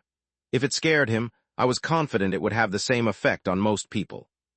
Then again, his tolerance for fear was higher than most, so there was a chance he might not get scared. Still, I figured he'd be able to tell if a normal person would feel anything. If he so much as flicked, that'd be enough for me. All right. In some way, Kyle also seemed a little excited to try the game. How should I play this? What do I do? Here. I gave Kyle a quick rundown of the game and started it. Soon, the room fell into silence as I watched Kyle play the game. He's going to get scared, right? The screen flashed and Kyle's fingers moved. I stared in silence, watching Kyle attentively. I wanted to catch even the smallest glimpse of a reaction from him. I had put a lot of effort into the game, to the point where I hadn't slept much in the past few days. I was somewhat happy with what I had developed, combining every aspect of my recent experiences. And yet, game over. I lost. Not a single reaction. My heart sank as I stared at Kyle. He had a wry smile on his face as he looked at me and mumbled, "Let me try that again." I gave him a small nod and watched him try the game again. Like before, I stared intently at him, waiting for a reaction from him. Just a flinch, some sort of trembling, hesitation. But, game over. It was the same, no reaction whatsoever. Silence settled over the office as Kyle stared at the screen, trying to start the game again. Let me turn up the sound. Hello? I closed my eyes and nodded, feeling a tight knot in my stomach. This time I didn't look. I didn't need to. His reaction spoke volumes. Even if I had someone else try it, someone who wasn't Kyle, I feared the result would be the same. The game. It wasn't scary at all. Shit. Chapter 23, The Missing Piece 1. I sat in my office, lost in a daze, replaying Kyle's reactions over and over in my mind. I had no idea how long I stayed like that, but eventually I rubbed my face, a groan slipping from my lips. And not even a single flinch. Kyle. He played the game a total of 15 times. And yet not once in all those attempts did he flinch, make a sound, or show even the slightest hint of fear. I knew because I stood by his side the entire time, hoping for something. Anything. But nothing. In the end, Kyle showed not one single reaction. The next part was awkward. He glanced back at me, clearly struggling to muster some words of encouragement. But in the end, what came out felt more like an insult than anything else. It's not bad. He obviously meant no harm, but his eyes told me everything that I needed to know. Maybe it's just him. He is, after all, used to dealing with scary scenarios.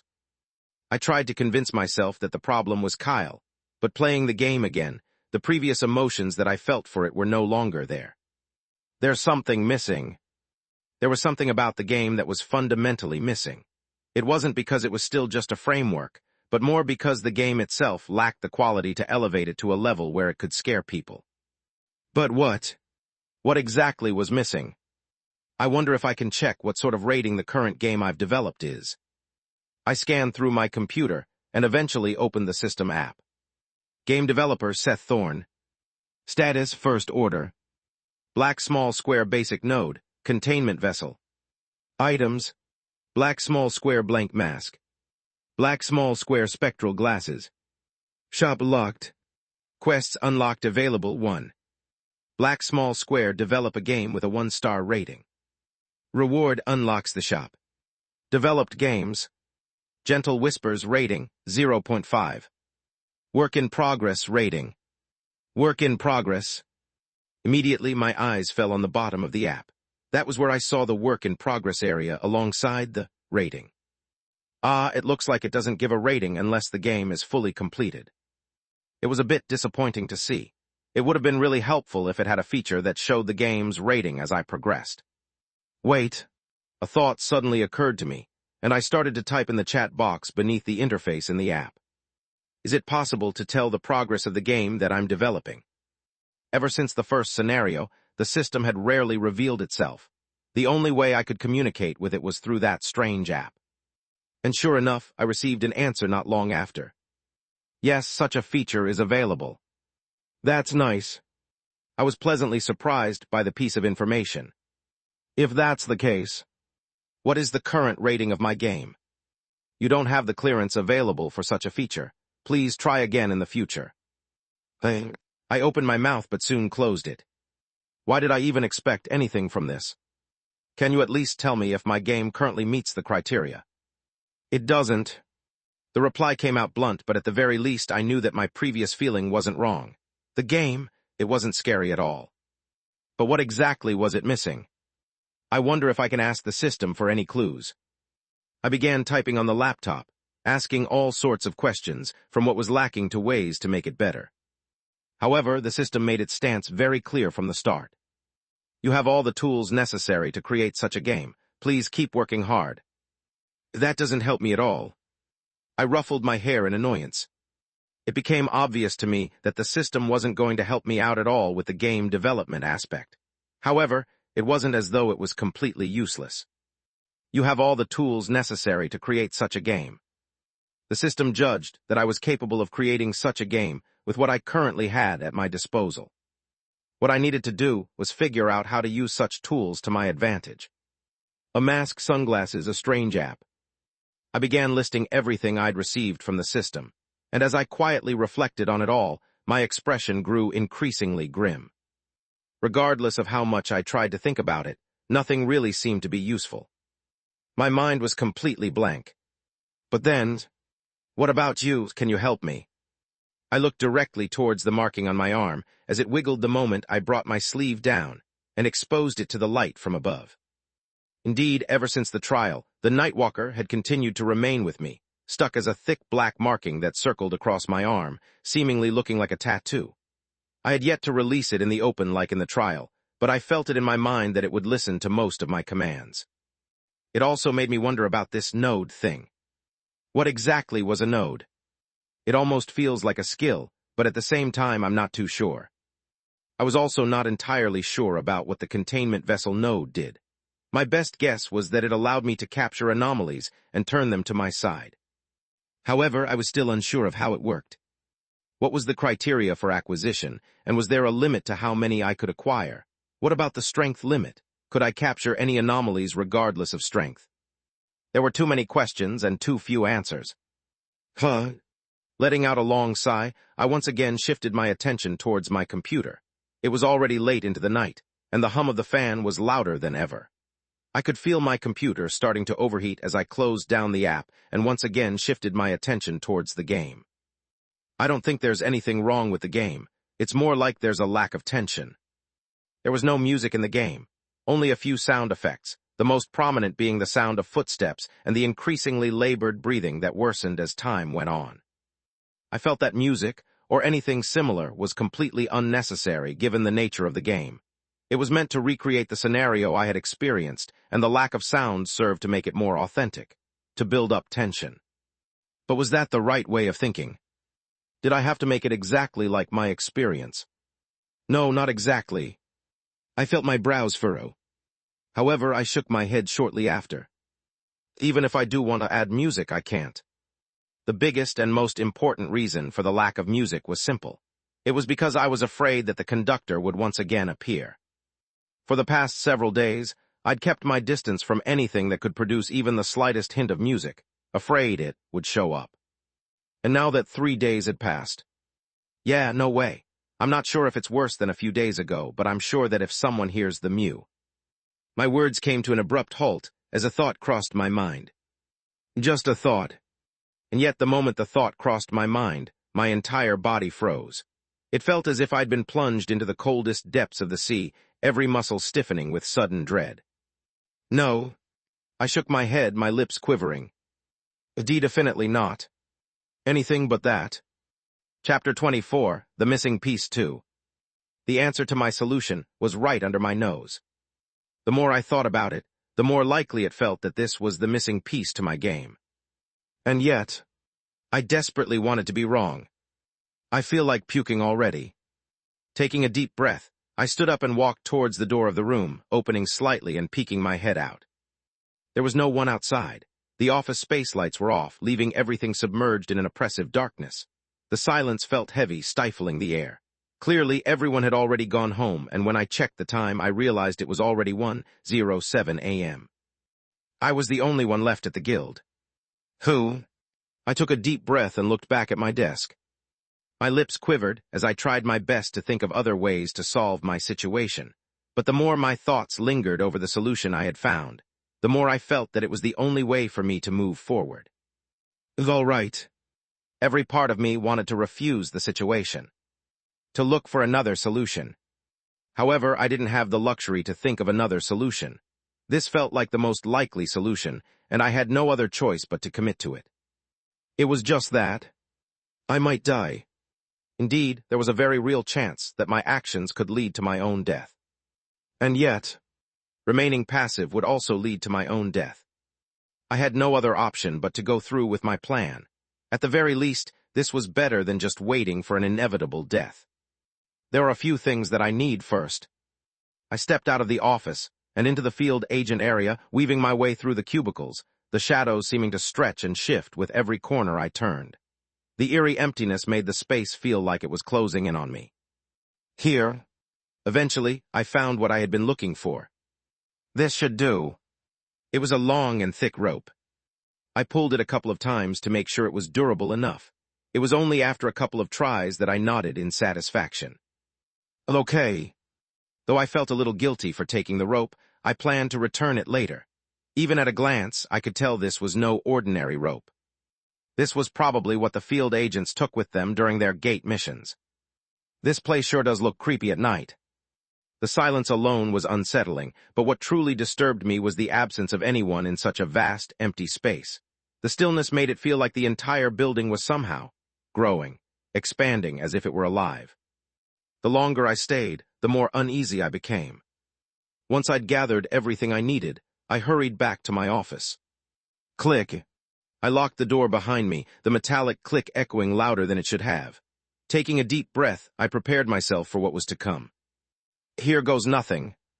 I pushed the table away from the chair and placed my hand over the light switch. Taking a few deep breaths, I turned off the light. Click. My hands tingled as the darkness swallowed me from all sides. Turning on my phone, I made my way towards my seat and sat down. After which, I opened the recording device on my phone and set the recording to last for 5 minutes. This should be enough time. I took a nervous breath while setting the phone down. The plan was simple. I planned on recording the conductor's music in order to then attempt to use the soundtrack for the game.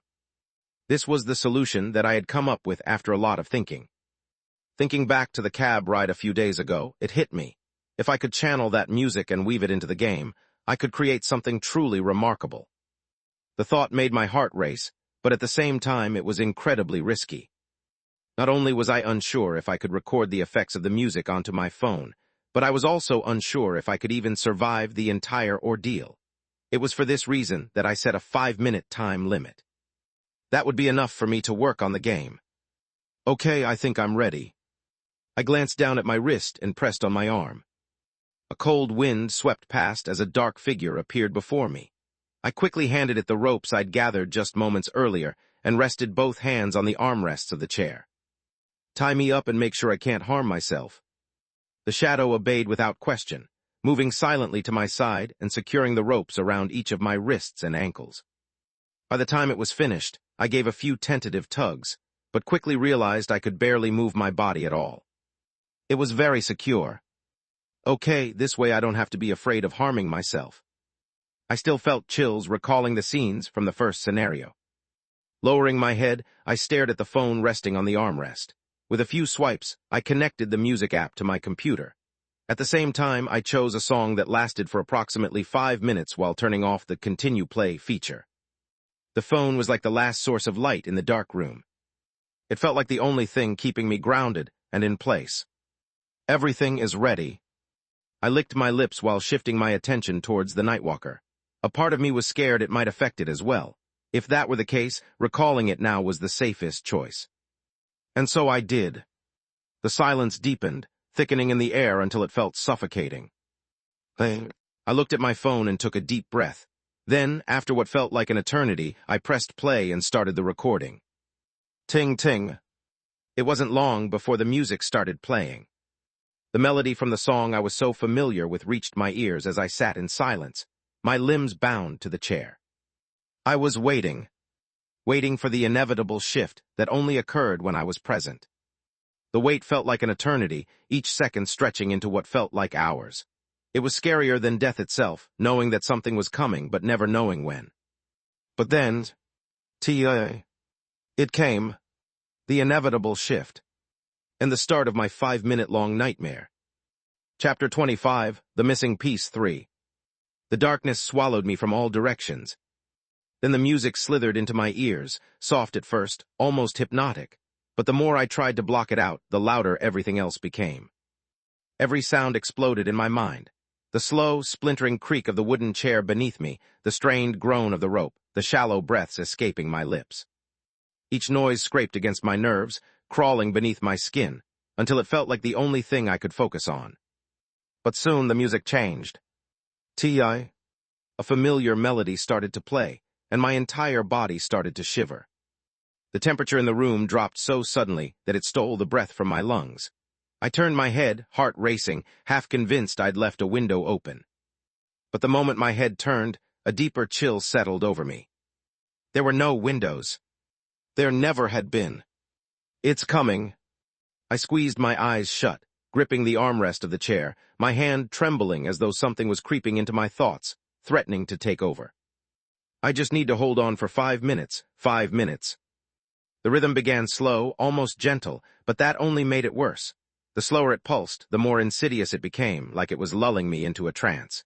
Each beat slipped deeper, weaving its way into my mind, pulling my thoughts along with it. I could hear my heartbeat now, loud, uneven, as if it were echoing from somewhere outside my own body. Thin, cold streaks slid down my face.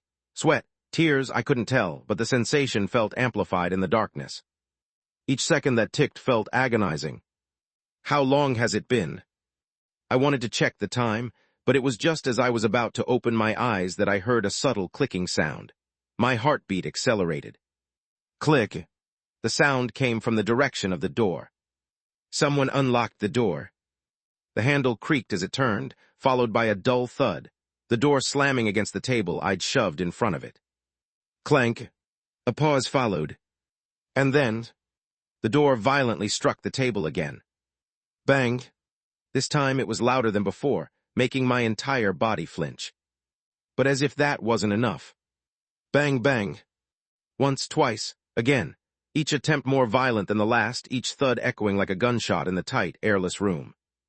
The table rattled under the pressure, wood groaning, legs scraping across the floor. Whoever or whatever was out there wasn't just trying to get in. My eyes had already been open, and yet I couldn't see a thing. It was dark, too dark for me to see. I feel like puking. I really need to puke. My entire body trembled, seized by a fear so raw it made my skin feel too tight. With every slam of the door, my stomach twisted, flipping like it wanted to crawl out of me. The one trying to enter the room is most likely someone affected by the music or the conductor itself.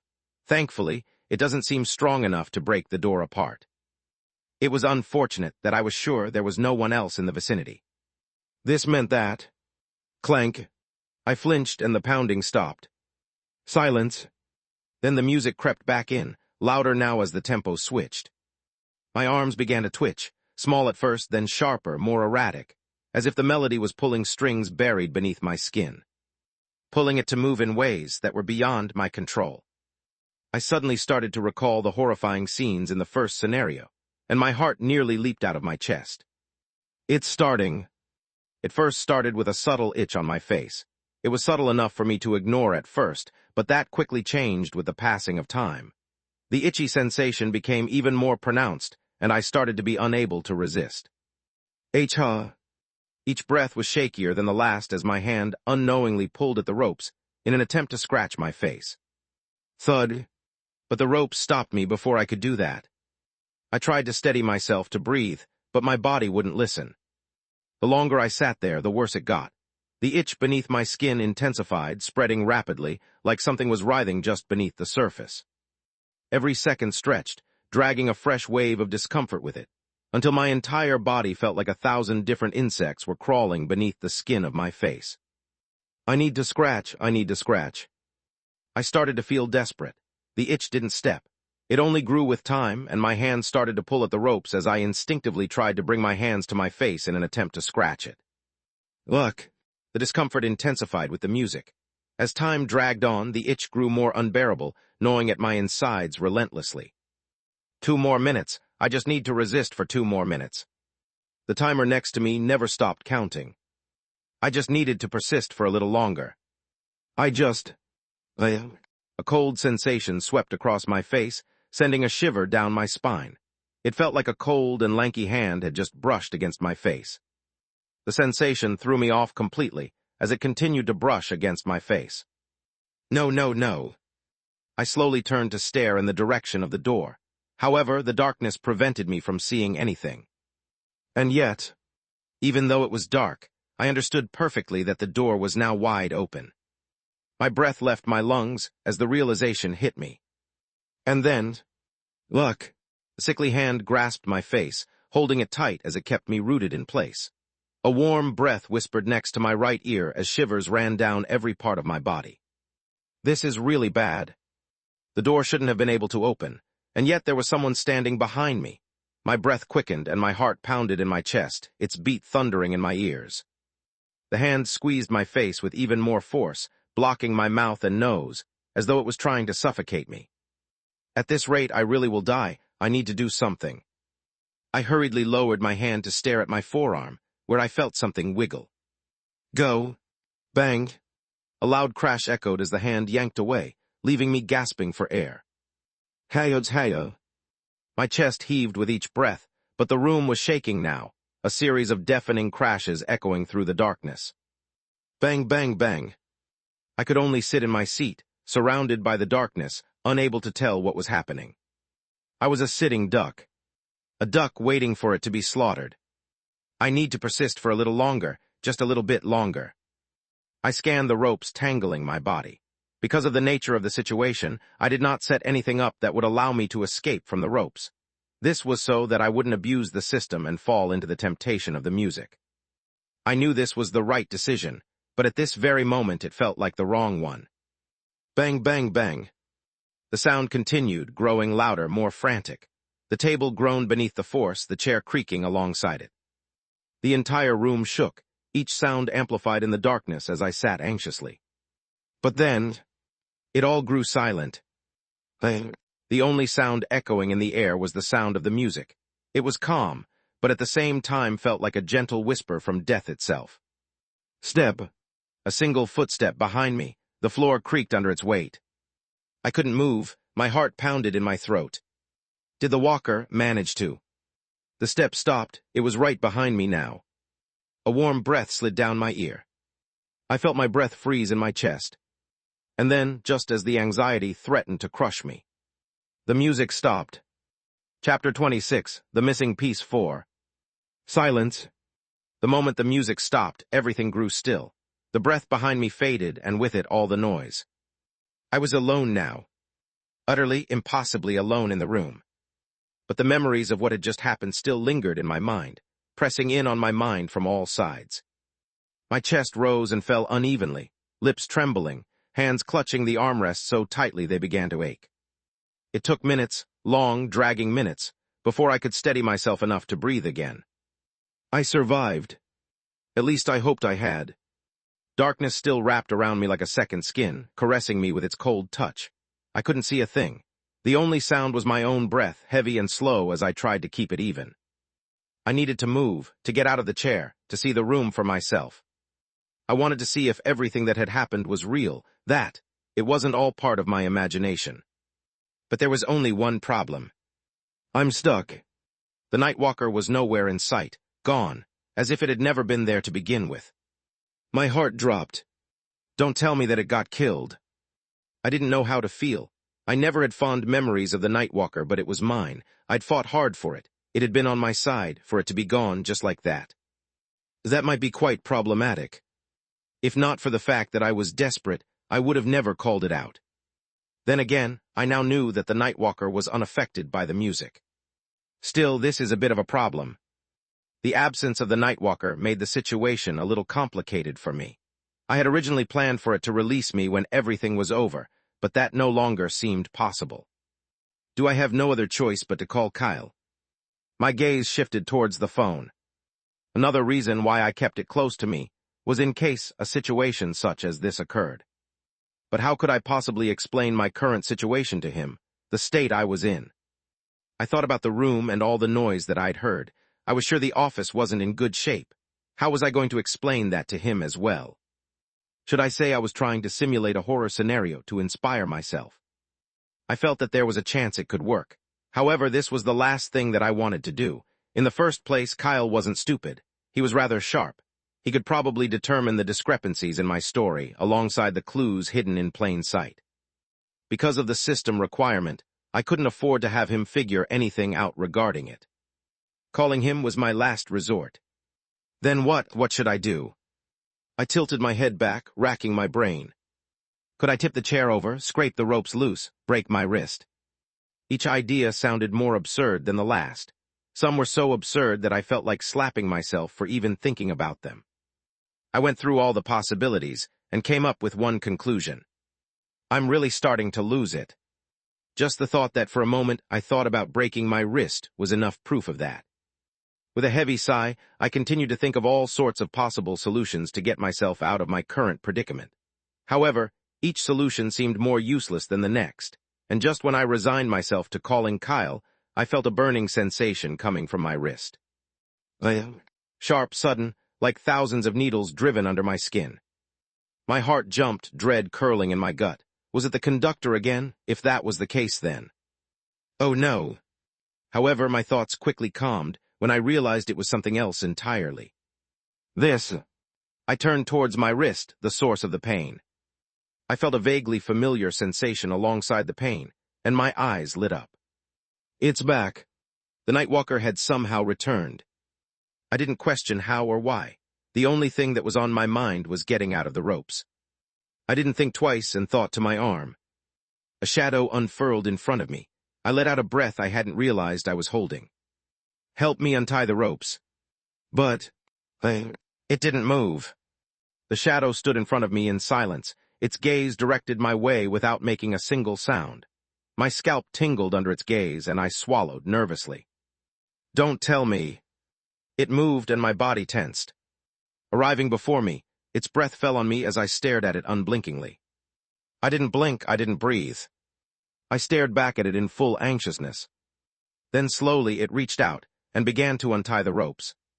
I didn't feel happy as the ropes were untied from my body. The entire time my gaze was locked on the Nightwalker in front of me. Something about it felt off. Unsettling. The more I stared at it, the more unsettled I felt, and the moment all the ropes were untied, I pulled it back into my wrist. Thankfully, I had no problem there. The silence returned, and I stood up. I then raised both of my hands and reached out for the wall, looking for the light switch. It took a while, but I soon found it. Click. As the office lights flipped on, my eyes squinted involuntarily. It took a few seconds for me to adjust to the light, and it was I did that I finally took notice of the state of the office. I took a cold breath. It's worse than I thought. Cracks spiderwebbed across the wooden table, and the door bore deep, splintered dents. The gray carpet was torn in places, its threads frayed like something had clawed its way across it. But what stopped me cold was the wall. A vivid red smear trailed across the white surface, rough and jagged, like something had clawed its way through. And just above it, scrawled in the same red. VI 6. I stared at the symbol. I recognized it, VI, the Roman numeral for 6. What does this mean? A sort of warning. My stomach twisted. Was it trying to tell me that I only had 6 days left, that it would come for me after 6 days? Or was it 6 hours, 6 minutes? My thoughts rumbled as I thought about the markings on the wall. However, I quickly snapped out of it and shifted my attention towards my computer. With newfound alarm, I moved towards it and opened the game. At the same time, I unlocked my phone and stared at the recording. I took a deep breath. Please work, please work, please work. As my finger hovered over the play button, I hesitated for a moment before pressing play. Soon enough, a familiar tune began to play in the air. I listened to the tune carefully until my mind started to feel hazy. The moment that happened, I didn't hesitate to close the recording and slumped down on the chair. Ha-ha. A small laugh escaped my lips then. It worked. The recording. It worked. My gamble had paid off, and the moment I realized this, I immediately got to work, transferring the recording to my laptop while loading up the engine. I had no time to waste, especially not after thinking about the markings behind me. 6. What exactly could it mean? Chapter 27, Scream 1. Okay, how should I do this? My immediate concern with the music was its intensity. It was simply too strong. If I played it as it was, I feared it might trigger some sort of chaos. I might even get some people killed. Furthermore, I needed to make sure it wouldn't have enough of an effect to be noticed by those of the guild. Thankfully, I had already thought of a solution beforehand, and after several tests, I was sure I heading in the right direction as I leaned back onto my chair. Thank God it works. The key was in how clear the music was. The clearer the music was, the stronger its effect. In this case, if I can just hit the perfect ratio, I might be able to balance it, make it powerful enough to work, but subtle enough that it barely affects the person playing the game. That was all I needed from this. The goal wasn't to make the players tear their faces apart. The aim was to lull them just enough to ease their guard so the jump scare could land with full force. If it worked, I was sure it would scare even those who were familiar with scary situations. Taking this factor into consideration, I looked through a long catalog of copyright-free music and mixed the original soundtrack with a sound mix I found to fit the overall theme. The piece played by the conductor wasn't exactly a great fit with the game. The music was classical in nature, and so it didn't mesh well with what I had developed. Since that was the case, I decided to mix it with a more intense soundtrack. But it was just as I was applying those changes that I stopped and stared at the computer in front of me. The fan hummed violently as the heat from the processor transferred to my arms. Despite the changes, something still feels missing. The game wasn't originally created to be played with the music, making it feel a little out of sync with the current game design. There was also the fact that I couldn't play any music for very long, afraid it would trigger something. This made the development a little difficult. In the end, I sat in silence, staring at my computer before groaning. I need to change the game mechanics, don't I? I sighed to myself and checked the time. It was about 2:30 a.m. My eyelids grew heavier by the second, and a wave of drowsiness washed over me. I hadn't slept in over 24 hours, and it was finally catching up to me. I probably needed to get some sleep. And yet, I'll get it later. I continued to focus my attention on the game, making constant tweaks and adjustments. Before I realized it, several more hours passed, and as I added the finishing touches to the framework of the game, I started to feel extremely tired. But just before I fell asleep, I managed to transfer a copy to a USB stick. Only then did I finally head out, locking the door behind me. Stepping out of the office space, I let out a long yawn, my eyelids so heavy I could barely keep them open. It was still dark outside, but I could see people starting to come in. They looked a little hungover, most likely from the rookie celebration party that was held to celebrate their first day at the guild. That was also the main reason why it had been so quiet last night. Without thinking too much, I made my way towards the elevators and headed for my room. I really needed to get some sleep. It was a shame that I was so exhausted. Otherwise, I would have quickly noticed that the USB I had brought with me had slipped out of my pocket. By the time I found out, it was already too late. 7 a.m. This was usually the time when the guild's working hours started for those in the containment sector. It was just like any regular office job. Ugh, I'm so tired. Tell me about it. I hardly had any sleep last night. I was up all night drinking with the seniors. Just thinking about Senior Zoe and how she was able to drink so much without getting drunk still gives me chills. In that regard, I much prefer Senior Kyle. He's a lot milder. The new hires were the first to arrive at the field agent area, their eyes heavy with exhaustion and their clothes slightly disheveled. As new hires, they had no choice but to be the first to arrive. It was the proper etiquette they had to adhere to. If it hadn't been for the forced drinking the entire night, they likely would have been in a much better mood. Setting their bags down, the new hires made their way to the kitchen tucked in the corner of the area, where they began preparing some instant coffee for themselves. This was the best the place offered. I wonder what they'll make us do today. Lawrence, one of the new recruits, said as he poured hot water into the paper cup in his hands. I hope we won't have to enter some gates today. I don't think I'll be sharp enough to survive. You should be good for today. We'll probably be forced to do some paperwork and research. I also saw a team of scouts head outside. I think we should be good for today. That's good. Lawrence sighed in relief while taking a sip of his coffee. KH.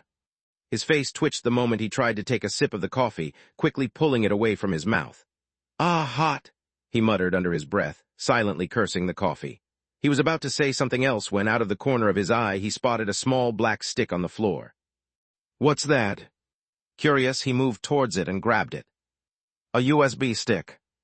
There's people who still use that stuff. I guess. Lawrence flipped the USB over and tried to look for a name, but he couldn't see a thing. His brows furrowed, and after a little bit of thought, he walked over to his desk and booted his laptop. Following him from behind were the 3 other hires. Are you going to check who it belongs to? Yeah, it might have some important stuff. It might even belong to a senior officer. Best to return it quickly. Who knows, it could be their ticket to getting on the senior's good side. Lawrence didn't waste any time, and the moment his computer turned on, he placed the USB stick inside. A file that read, Seth's USB stick, appeared shortly after. Seth. The group of new hires blinked in confusion. Is there a senior called Seth in our department? Seth, I don't think so. There isn't, Lawrence said, his expression sinking as he opened the folder to see one single file within. Game dem. Ah, it's him. Lawrence leaned back in his chair, the disappointment clearly visible across his face. He wasn't the only one. The other recruits quickly understood who the owner of the USB was. It's that lucky guy's USB. Yeah. Seth's reputation among the new hires wasn't exactly great.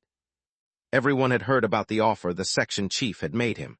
It was an offer that many of them had dreamed of.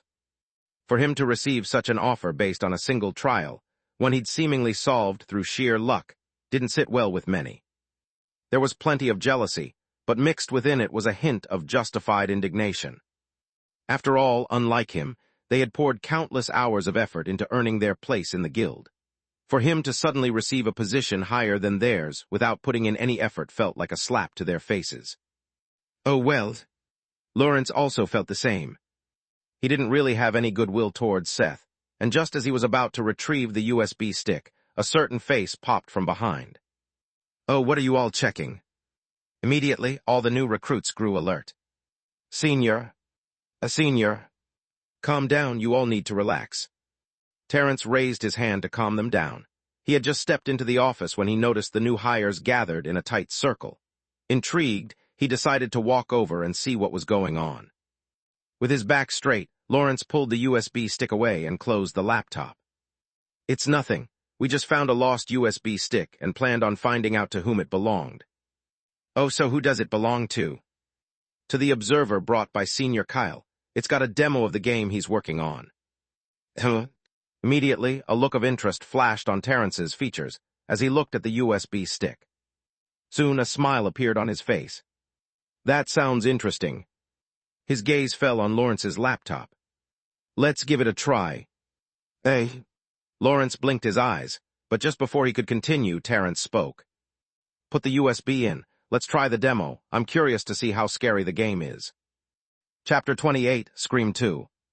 It's loading. Lawrence stepped aside, letting Terrence settle into the chair. He rubbed his neck, eyes fixed on the computer screen. Soon the game booted, and a simple gray tab appeared. Press to play.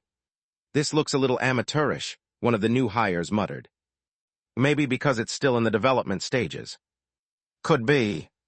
Overhearing the new hires speak, Terrence raised a brow while looking at the simple gray tab. He didn't judge from the get-go. He understood that this was merely an undeveloped game. But even if it was fully developed, he wouldn't show much interest in it. What sort of idiot still tries to develop horror games in these times? There were a few reasons he'd volunteered to play. Curiosity about Seth, for one. Word had spread quickly about the guy turning down the section chief's offer, a move most wouldn't dream of. He wanted to see just what sort of idiot would refuse such an offer to develop some games. But more than that, there was Kyle. Terrence's relationship with Kyle ran deep. They had both started in the same year. Yet now they stood worlds apart. Kyle had risen through the ranks like a shooting star, reaching the Fourth Order in just 2 years, while he remained stuck in the Second Order. He also thought about how he had managed to clear the first trial so easily and so fast. The more he thought about it, the more irritated he felt. He was just like Kyle, a man full of luck. Let's see if the game is any good. Without further hesitation, Terrence pressed play, and the screen immediately faded to black. Well, did it freeze? The screen remained pitch black for longer than anyone expected it to. Just as everyone was starting to grow impatient, a change finally occurred as letters started to appear on the screen. This is my 3rd year working for the company. Every day is a struggle, and I hardly get any sleep. I am so tired that I think I'm starting to hear things whenever I leave my office. The only thing keeping me sane is my playbox. Only when I play it do I feel safe. Some sort of introduction. Oh, yes. Terrence nodded, his lips faintly curling with amusement. Terrence saw right through what Seth was attempting. He was creating a psychological anchor, a subtle hook to immerse players deeper into the game. By doing so, he intended to plant a seed in the player's mind, letting it quietly take root and grow stronger as time passed, and the game unfolded. This was just a cheap trick in Terrence's eyes. Another line appeared. I hope it's just because I'm tired, but I did hear about a recent case where one of those in the IT department killed themselves because they were being overworked. I hope I don't end up the same. The screen continued to flicker, blinking erratically like a pair of tired eyes, before finally stabilizing. A dimly lit, shabby office space came into view, its worn furniture and monotonous colors setting an unsettling tone as the scene slowly sharpened into focus. Are these the graphics? They seem to be. The group looked at each other for a brief moment. How could they describe the graphics? They were. He made the game by himself. It's not bad, considering it was all done by one person. The graphics were difficult to put into words. They had a grainy, VHS-like filter that mimicked the look of an old camcorder, blending seamlessly with the monotone coloring of the office. It had a realistic look, but at the same time it also felt cheap. There wasn't much detail to the office, and it felt rather plain. And yet, for some reason, that effect helped create a strangely eerie atmosphere, one filled with a creeping sense of dread that settled in almost immediately. Flick, flick. The overhead lights flicked, and as that happened, the character yawned and stretched. It's time to go, I should head back home. A line of text appeared briefly on the screen before the scene shifted to a third-person perspective. A figure in a black blazer stood before a worn wooden door.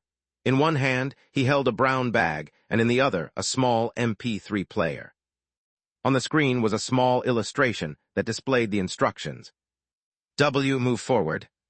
D, move. Right-click, play music. Shift, run. Left-click to continue. The instructions were rather basic, and reading them, Terence raised his brow. This simple. His already low expectations for the game sank further. He didn't wait any further and left-clicked. The game shifted once more, transitioning from the office into a long, empty hallway. The mood in the room changed. Wait, is that? No way. Even with slight differences, they all recognized it. This was the exact same setup as the newbie trial. Terence suddenly burst out laughing. Seriously, this is supposed to scare me. He remembered participating in the trial and clearing it a long time ago. He didn't get scared back then, and yet he was supposed to get scared by this. This looks easy. He pressed W, guiding the character down the hall. The sound of footsteps echoed softly from the speakers. He turned the corner and was met with another long corridor. Same setup as the trial, someone whispered. Already familiar with the setup, neither he nor the new recruits looked surprised. Instead, they just shook their heads. This was practically a carbon copy of the newbie trial. When do you think the lights are going to turn off? Soon, probably. They waited for it. As the new hires chatted quietly behind him, Terence pressed on, moving deeper into the hall. He was half expecting the lights to flicker off, just like they had during the trial. However, that didn't happen. Instead, the character suddenly pulled out the MP3 and started to play it. A soft thump came through the speakers, deep bass, slow and steady like a heartbeat. Piano notes trickled in above it, warm and soothing. The music immediately attracted their attention. What kind of music is this? It's kind of nice. As the music played, a sense of calm washed over everyone. There was something about the music that felt pleasant to the ear, and as Terence listened to the music, he found his mind slowly relaxing. Is this supposed to be scary? For some reason, I'm finding myself relaxing while playing this. He blinked slowly, his mind relaxing even more. It wasn't until he recalled his purpose that he pressed on again. By this point, he no longer seemed to think anything of the game. He just wanted to get over it while listening to the tune that played from the MP3. That seemed to be the only redeeming quality of the game. Zing tilde. As the music played, Terence's mind drifted deeper into calm, his body sinking into the chair, all while his finger remained steady on the W key. For now, he and the new recruits were simply waiting for the lights to go out. But what no one noticed was how, slowly, unconsciously, every single one of them was leaning closer to the screen. The hum of the computer fan became more pronounced. Everyone just stood there, staring at the character moving. They all suddenly seemed to forget about the scenario and just stood in a trance. That was until... Flick. The light snapped off, and the screen turned pitch black. The music came to an abrupt end, and the faint sound of a breath echoed through the speaker. Hayo's hayo. The change was sudden and unexpected, catching everyone off guard. By the time they realized what had happened, their entire bodies unknowingly tensed up as they stared at the screen. The character was breathing, its breath echoing out from the speakers. So were they. And what they didn't realize was that theirs was matching his. Chapter 29, Scream 3. Hauntaya. The collective sound of heavy breaths echoed through the room, pooling near one of the cubicles where several figures sat, unmoving, eyes fixed on a pitch-black monitor. The screen showed nothing. And yet, none of them could look away. All noise seemed to sharpen. The low hum of the fan, once barely noticeable, now seemed to roar in their ears, adding to the increasing tension of the game. This all persisted for several seconds until... Flick! The lights turned on and the light returned. As if they could all finally breathe again, everyone took a deep breath. Terrence was no different as his earlier expression vanished. Momentarily closing his eyes, he collected himself. He appeared to be faring better than the new recruits. Don't think too much. Remain calm. You all just came out of the trial yesterday, so it's normal for you to be a little tense after seeing something so similar. His words seemed to calm the new recruits considerably, as they all laughed. I guess you're right. It's almost like a carbon copy of the trial. I guess I was reminded too much of my time yesterday. Seeing everyone settle down again, Terrence gave a small nod and pressed W, guiding the character forward. As he turned down one of the dim hallways, a door came into view, lining up by the side of the wall. At the bottom of the door were several flowers and letters. This change didn't go unnoticed by the new recruits and Terrence as he guided the character forward, moving towards the flowers. The moment Terrence reached the flowers, control slipped from his fingers. The screen shifted on its own, seamlessly transitioning into a cutscene. A cutscene. It started with the character turning on the MP3 as the music from before returned. A soft tune drifted through the speakers, weaving its way into the minds of everyone present. On screen, the character came to a halt before the flowers, then slowly bent down to pick up one of the scattered letters. In memory of Ramal Neal. This must be the employee who was talked about at the start of the game, the one that killed themselves, one of the new recruits quipped, speaking what was on everyone's mind. It is. Terrence nodded as he saw the character place the letter back before words flashed across the screen again. Will I also turn out like him? The cutscene ended, and Terrence found himself where he was before the cutscene. Interesting. Terrence mumbled under his breath as he stared at the scene. He could see what Seth was trying to do, still clinging to his psychological tricks, trying to draw a connection between the steps and the IT employee who had taken their own life. He smirked. It's not a bad attempt, but since I already know. Flick. The lights suddenly turned off, and the music faded. The smirk on Terrence's lips suddenly faded as his body tensed up unconsciously. What's going on with me? Realizing the changes, Terrence frowned and peeked to his right.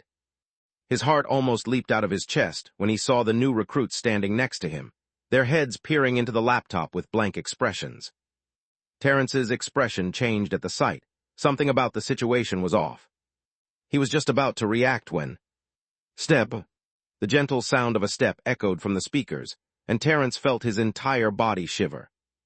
Unconsciously, his pinky pressed onto the shift key, and the character started to move faster. Ta-ta-ta-ta. The sound of footsteps grew louder, merging with the heavy breathing of the main character.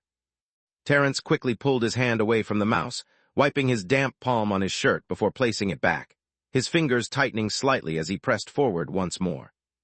Before he knew it, he started to become immersed in the game. His surroundings began to blur, reality slipping away as he found himself immersing into the character. The surrounding noise from each breath, each creak, each step, it amplified in his ears, dragging the tension taut like a wire about to snap. Flick. The lights turned on and off in repeated patterns. Each time the music returned, and the steps hurried with each return of the darkness. It was just like in the trial. And yet... Step. Another step echoed through the speakers, and Terrence shivered, his mind imagining the image of one of the colleagues that had passed away in the past, reaching out with trembling hands to grasp his shoulder. His body shook, and he pressed the shift again. It's just my imagination. This is not real. Don't fall for such a simple trick. Ha-ha.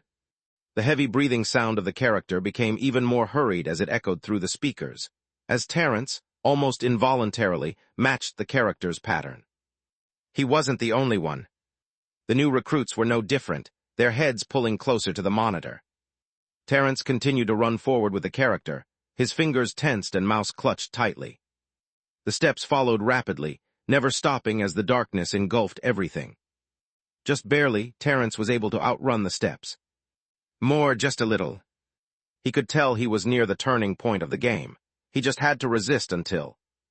The character stopped completely. A notification flashed shortly after. You have run out of stamina. The notification took over the bottom part of the screen, written in blood red as Terence's mind went completely blank. Completely losing the ability to think, the steps behind suddenly increased, sprinting in their direction. Terence instinctively turned the character back, his fingers trembling. And then, a face, a blank, featureless face. It filled the screen, staring directly at him. Empty eyes, black as night, locked on his own soul. A scream tore through the office. The mouse slipped from Terence's hand as he recoiled in horror. The new recruits followed a step after as their faces paled and they fell back, their bodies trembling. The screen flashed, and 2 blood-red letters appeared shortly after. Game over. Unaware of the chaos unfolding in the office, Seth tossed and turned in his bed, the sheets tangling around his legs as he desperately tried to sink into a deep, uninterrupted sleep. He previously assumed he'd fall asleep the moment he touched the bed, but for some reason, he still had yet to fall asleep. Tossing again, the bedsheets followed. But yet again, he couldn't sleep at all. There seemed to be something nagging at the back of his mind. What the hell is wrong with me? Eventually, Seth's eyes fluttered open, his gaze fixed blankly on the ceiling. The dim light of the room did little to ease the tiredness in his eyes as dark circles beneath them were more pronounced than ever. Don't tell me that I've been cursed to be unable to sleep. Seth mumbled while he massaged his face. He sighed before closing his eyes again and attempting to sleep as he tossed to the side. Oh, I think this might be the good one. He felt his mind slowly sink into a state of sleep. He was close, and just as he was about to finally reach his so-desired sleep. Ting! A notification flashed, and his eyes flared open. Congratulations, you have completed the first quest. Seth blankly stared at the notification before groaning. Just kill me already. Chapter 30, Quest Completed 1. Develop a game with a 1-star rating.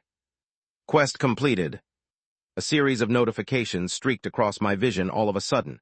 I could only stare at them, baffled. What the hell? Did I manage to complete the quest? But why now of all times? I completed the game about an hour ago. Why now of all times? The notifications weren't over yet. Calculating rewards. My mind quickly sobered up when I saw the last notification.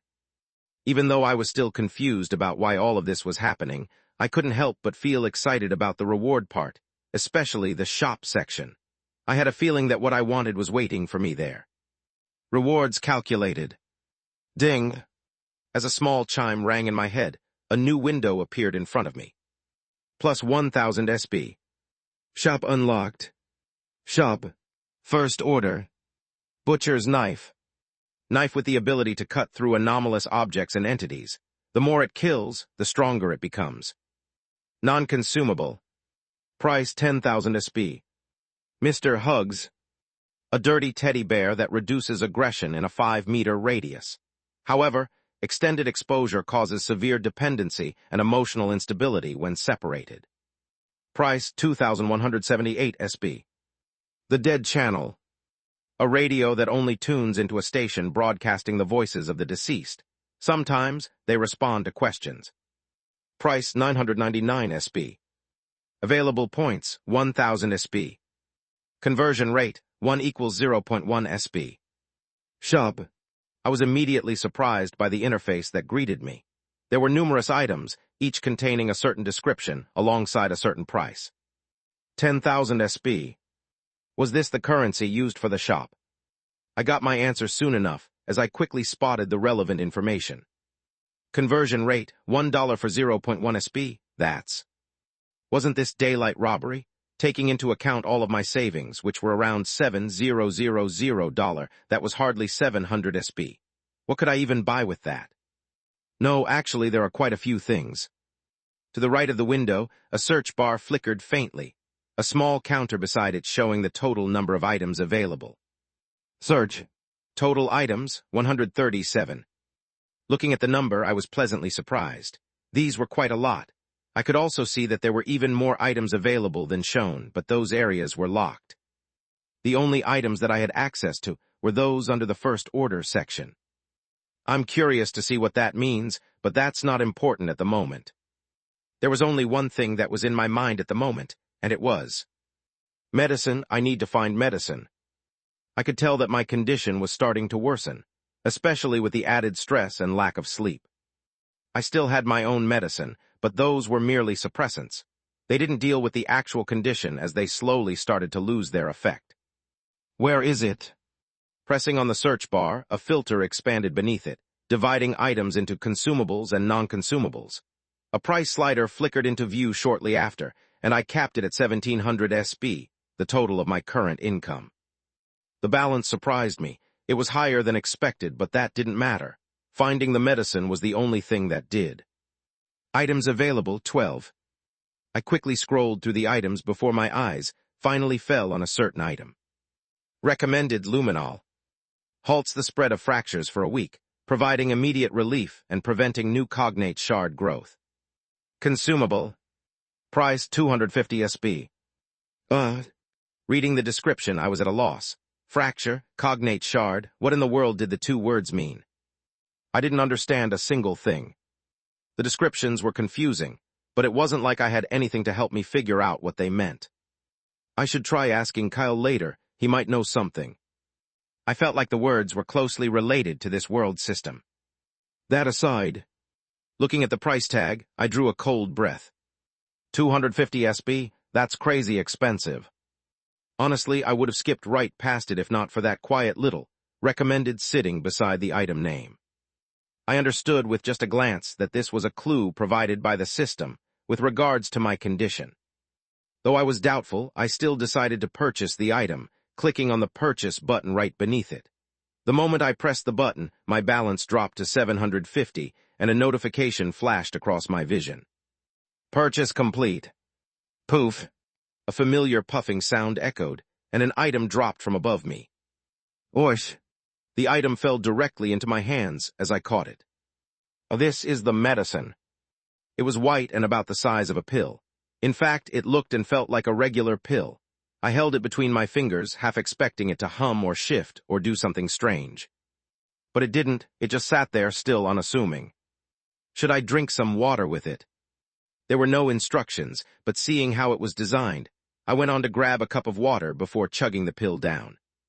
The pill smoothly entered my stomach shortly after that, and I sat down, waiting for something to happen. Surely I'll know soon. I waited. I waited for something to happen. I waited, and yet...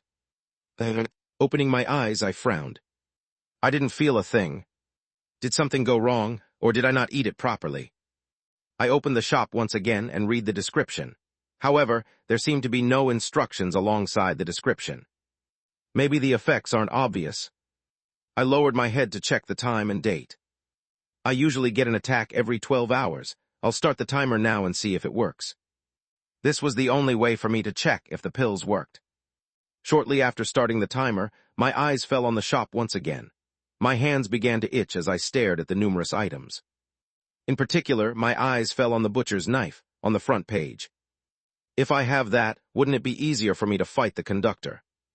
I really wanted it, but I lacked the necessary money to buy it. That wasn't the only item that I was interested in. There were so many useful items that I desperately wanted. But yet again, my issue was the lack of money. I needed to somehow make money. But that wasn't exactly easy. I had no job, and the only thing going for me was the... Wait! A thought suddenly struck me then.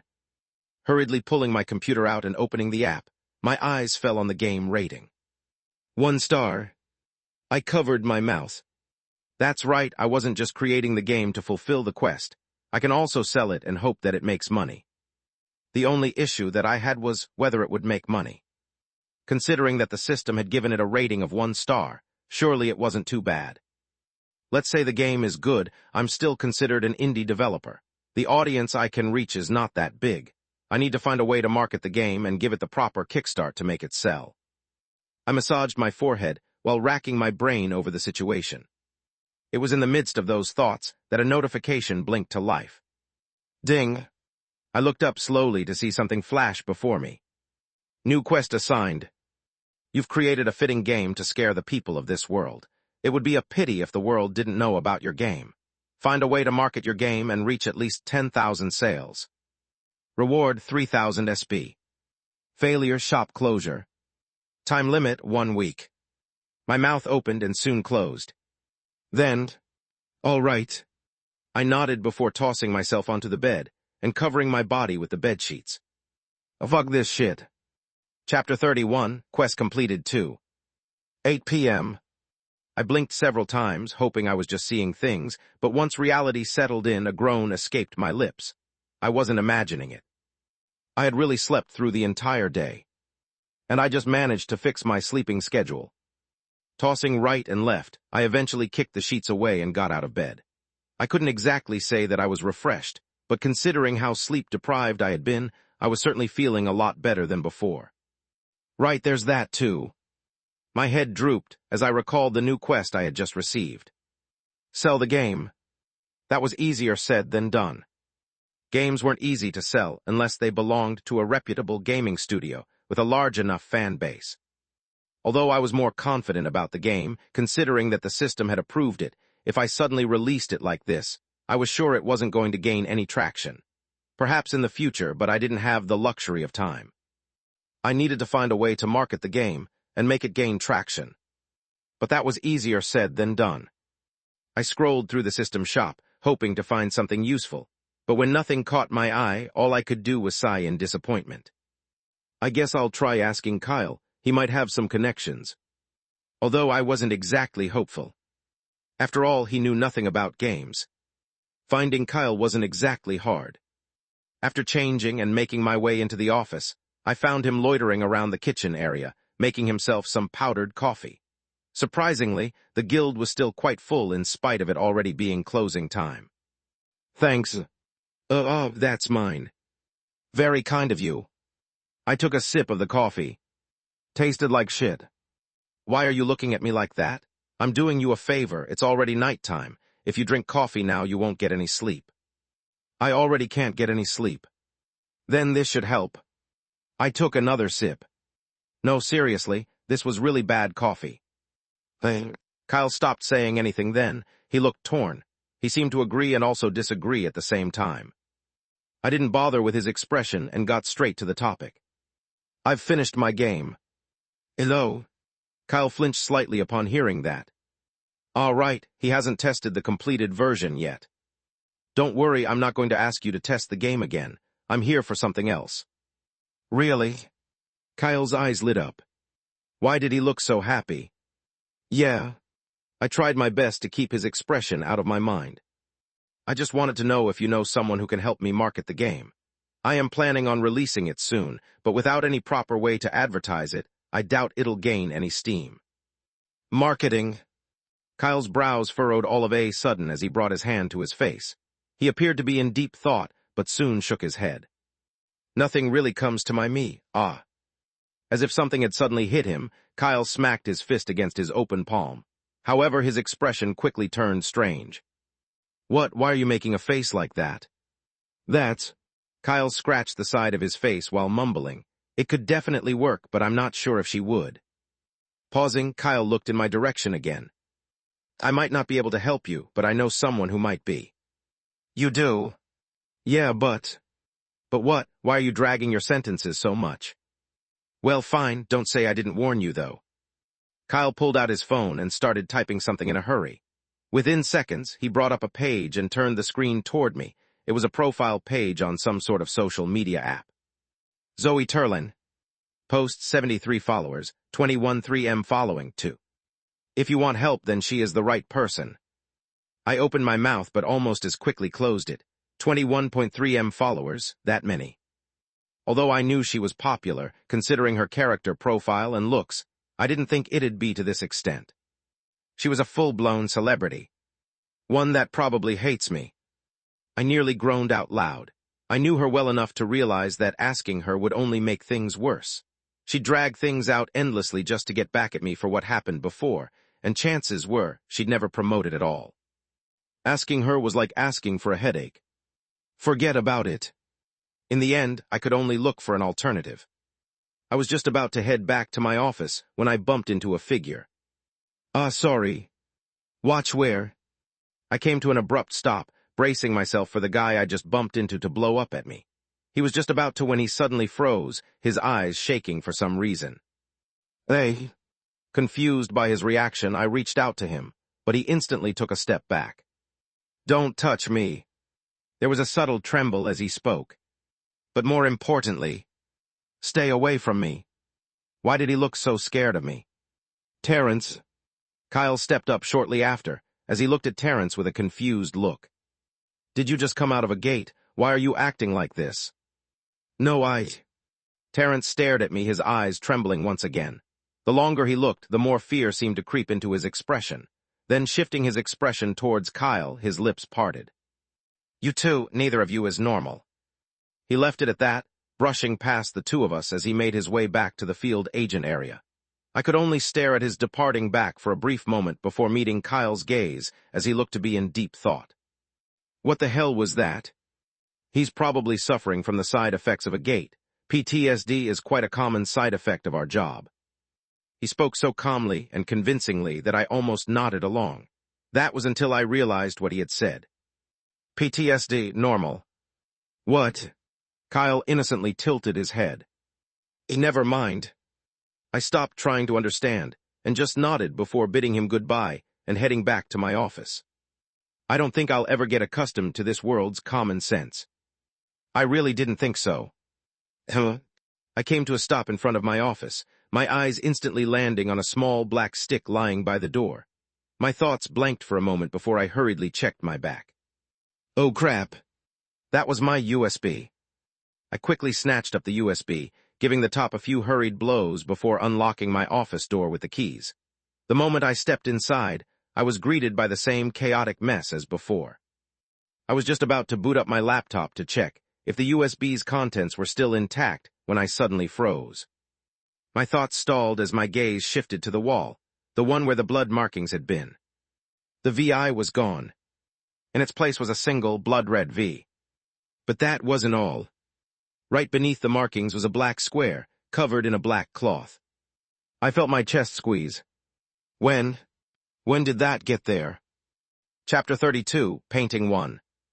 Did someone enter my room? That was my first thought the moment I saw the strange black cloth draped over what looked like a square-shaped object. My body tensed as I scanned the room, eyes darting for any sign. For anything out of place. Could the fact that I found my USB in front of my office not be a coincidence? At first, it struck me as odd, but considering how exhausted I'd been earlier that morning after finishing my work, accidentally dropping my USB didn't seem all that far-fetched. But now, I swallowed hard, staring at the draped object. A thought seeped into my mind. Could it be something by the conductor? I raised my head to stare at the large V on the wall and felt that it was more than just likely. I drew a cold breath and stared at my arm. Then, walking over to the switch. Click. The lights turned off and the darkness swallowed me. All the sounds around me seemed to sharpen in that moment as I tried to stay composed, instinctively rubbing my forearm. Come out. A presence stirred in front of me. Though I couldn't see it, I felt it all too well. As I was about to open my mouth to speak, my mouth stopped and I stepped back. Something about the Nightwalker's gaze, it didn't feel right. It felt almost similar to the time in the trial. Oh shit. This wasn't the first time I had seen that gaze from it. It first happened right after the conductor killed it, and ever since that incident, its behavior had changed. It no longer felt obedient. Could it be that it lost some affinity with me as a result of its death to the conductor? The thought clicked into place.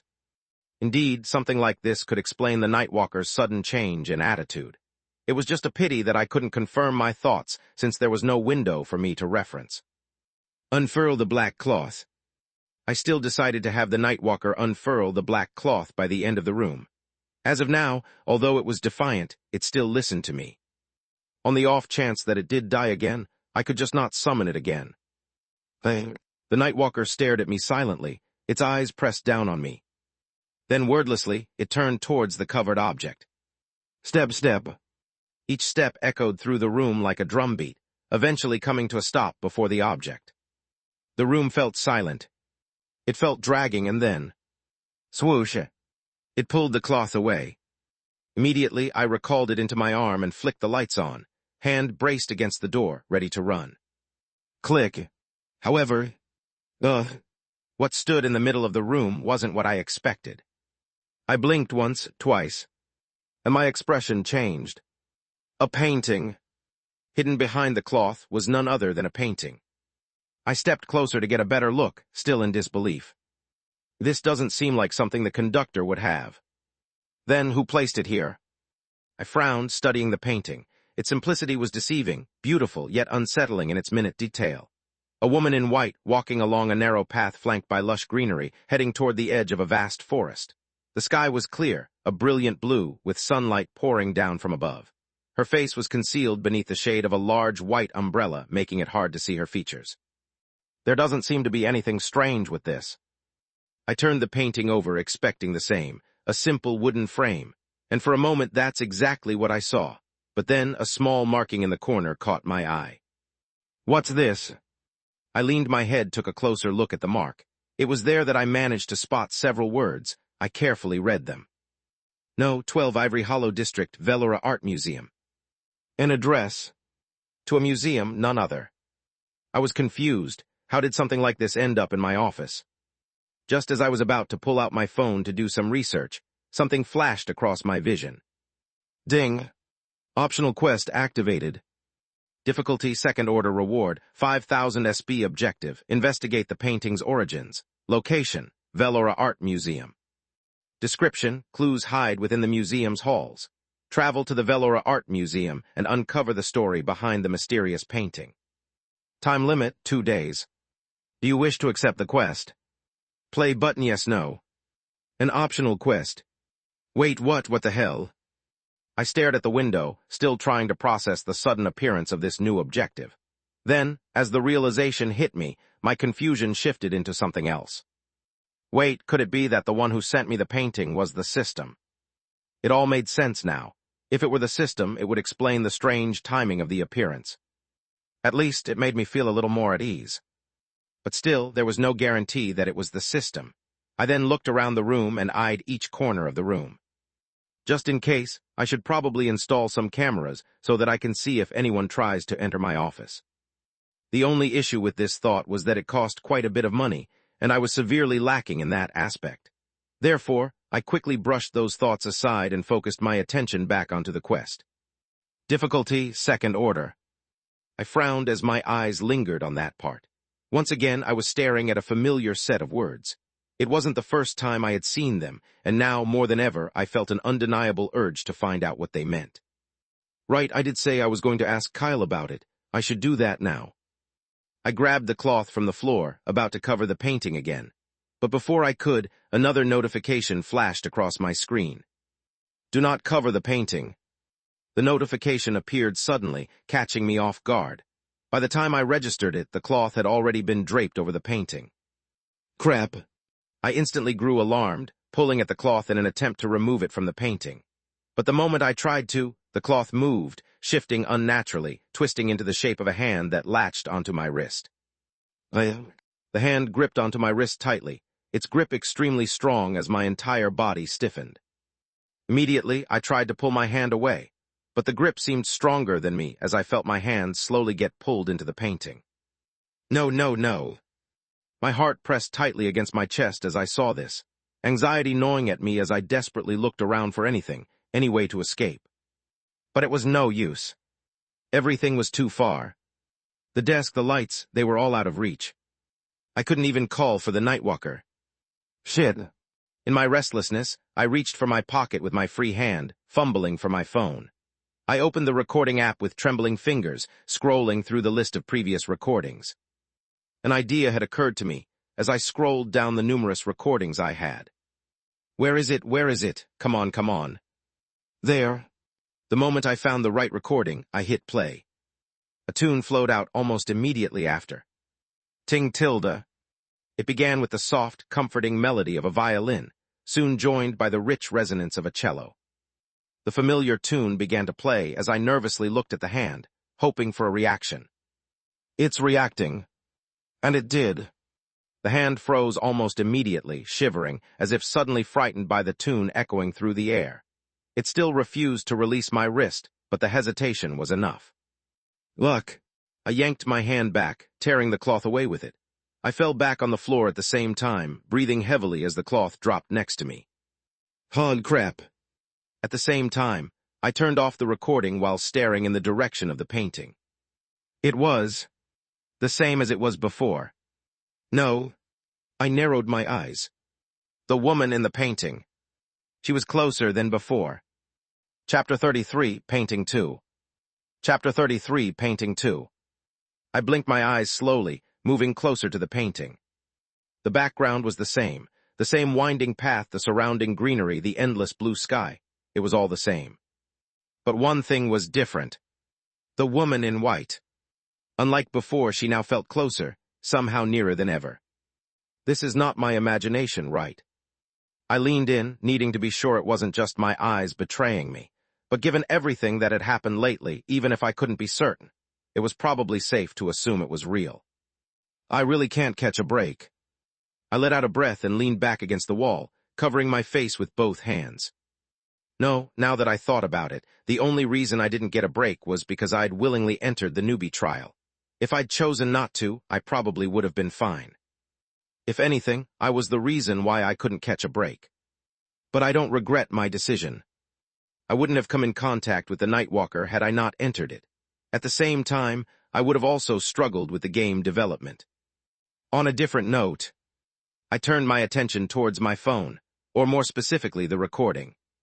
If it weren't for the constant worry that the conductor might appear every time I play this, I'd honestly consider it a great weapon to carry when dealing with anomalies. What just happened right now was perfect proof of it. But at the same time, it also made me wonder something. Can I use this against stronger anomalies in the future? If I end up facing an exceptionally strong one, will the conductor fight it if I play the music? The thought made my heart race. I wasn't sure as of now, but if it worked, wouldn't I be able to kill two birds with one stone? I can't say that I'm not tempted. But I quickly threw those thoughts away and stood up. For now, there was no use thinking about it. After reaching out and picking up the painting, I glanced around the room, then walked over to my laptop and began typing into the chat box. What must I do with the painting? I received an answer almost immediately. Hang it in the room, don't cover it. Make sure to stare at it for a minute without blinking, starting at exactly 1 a.m. What sort of? Keep this up every day until you complete the mission. Of course, you can choose to throw the painting away, and there will be no consequences. This is an optional quest. The chat ended there. I stared at the message, caught between confusion and suspicion. I can just throw the painting away with no consequences. It was somewhat unexpected, but I was pleasantly surprised to see it. I didn't like it when I was forced to do things I didn't want to. I had already experienced too much of that in my previous company.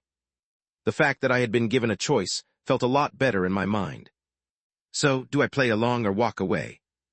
I narrowed my eyes, thinking it over for a long moment before finally placing the painting on top of my table. Let me first figure out what this second-order thing is. I'll think about the rest later. For now, I put the decision on hold. A part of me wanted to reject the mission, but with the conductor heavy on my heels and the lucrative reward that was waiting for me, I knew that it was worth taking into consideration. Like the section chief previously said, I can't be passive on this matter. But still, for now, my priority was the main quest. I needed to figure out a way to market my game. But that is easier said than done. Shaking my head, I scanned the room before heading out of my office. I needed to find Kyle and ask him about the strange information I had received. Thankfully, it wasn't hard for me to find him. But there was only one problem. Oh shit. He was talking to the last person that I wanted to see. Wait, so you want me to help your friend promote his game? Zoe scratched the top of her brows while narrowing her eyes. She wasn't sure if she was hearing wrong. Did he seriously just ask her that? Well, yeah. But she didn't hear wrong. Seeing Kyle's wry smile as he held onto a cup of coffee, her expression nearly crumbled. You can't be serious. Nowadays, she felt sour just seeing Seth's face. Every time she moved around the area, her eyes would subconsciously drift towards his office. It was already a miracle she hadn't done anything until this point, considering how petty she normally was. And yet, fully understanding how she was, Kyle still tried to ask for help for his friend. Has he lost his mind? You know what, never mind. Zoe covered her face and sighed. I charge about 100,000 per post, if you want to promote your PFTTT. Coffee burst from Kyle's mouth as he jerked his head to the side, spitting it all out in one sudden spray. He then began to cough. Cough what, 100. 100 grand, flat. Zoe interjected while stepping back from him. At the same time, seeing his face pale, she stopped him before he could continue any further. I don't do discounts. This is already the cheapest rate I can offer. But what, Kyle? Zoe raised her brow. The only reason I'm even considering helping you out is because of you. Otherwise, there's no way I'm promoting whatever low-quality game your friend is developing. In fact, it would do me more harm than good if I promoted something terrible. To that, Kyle couldn't argue. He had tried Seth's game, and it was indeed not very good. If she promoted it, then it would harm her reputation considerably. The fact that she was even willing to consider the offer was kind enough of her. Can't say that I haven't tried. Opening his mouth to thank her, Kyle was just about to speak when Zoe cut him off. But you know, if your friend's trying to promote his game, it's not like it's impossible for him. Hey. Kyle raised his head, his eyes blinking. Not impossible. It's not. Zoe pulled out her phone, her fingers gliding swiftly across the screen before she flipped it over. That was when Kyle saw several different titles. Exploring an abandoned building. Views 80K live views. Solving the case of the missing daughter. Views 31K live views. Livestream. Zoe answered while pulling the phone back. There's a recent trend with mystery thriller streams. If your friend's looking to sell his game, I can connect him with a fairly popular creator I know. That way, he can promote the game during the stream. Kyle looked at the views and then the titles. He could see it certainly helping Seth out, but he soon shook his head. I don't think that will work. He knew Seth well enough to know he hated that type of stuff the most. Even if he did tell him, he'd probably reject it while looking at him in disgust. Thanks for the offer, but I'll try to loo. I'll do it. A voice suddenly cut Kyle mid-sentence. Stunned, Kyle turned toward the voice, spotting Seth approaching from a distance. His gaze was vacant, almost lifeless, as it locked onto the phone in Zoe's hand. The live stream, Seth said, his voice low but steady. I'll do it. Chapter 34, Painting 3. Chapter 34, Painting 3. Wait, what? I saw the shock flash across Kyle's face as he turned to me. I couldn't blame him. Considering how much I hated anything remotely related to horror, this was definitely out of character for me. But then again, I had done the same thing with the first trial. You're interested? More importantly, staring at Zoe and seeing the doubtful look on her face, I nodded. Yes, I'm interested. This was actually a good opportunity. Not only would this bring potential exposure to my game, but if I could do this well then, I could also clear the optional quest. This was 2 birds with 1 stone. But I have a condition. Ho, you have a condition. Zoe raised an eyebrow, her lips curling into a half-smile. I could almost hear her thinking, I'm already doing you a favor, and now you're asking for more. I ignored her look and just stated my condition. There's a certain museum that recently caught my interest recently. I'd like to visit it for some inspiration. It's an abandoned one, so it might be intriguing for your contact. An abandoned museum. Zoe frowned, seemingly not expecting such an answer from me. Then, what's the name of the place? Let me see what it is first. Velora Art Museum. An art museum. Zoe appeared a little surprised by the answer, but soon typed up the place on her phone. Number 12, Ivory Hollow District. That's the place. It says it closed 5 years ago because of a gas leak. But wait, here it says it shut down due to insufficient funds. No, wait.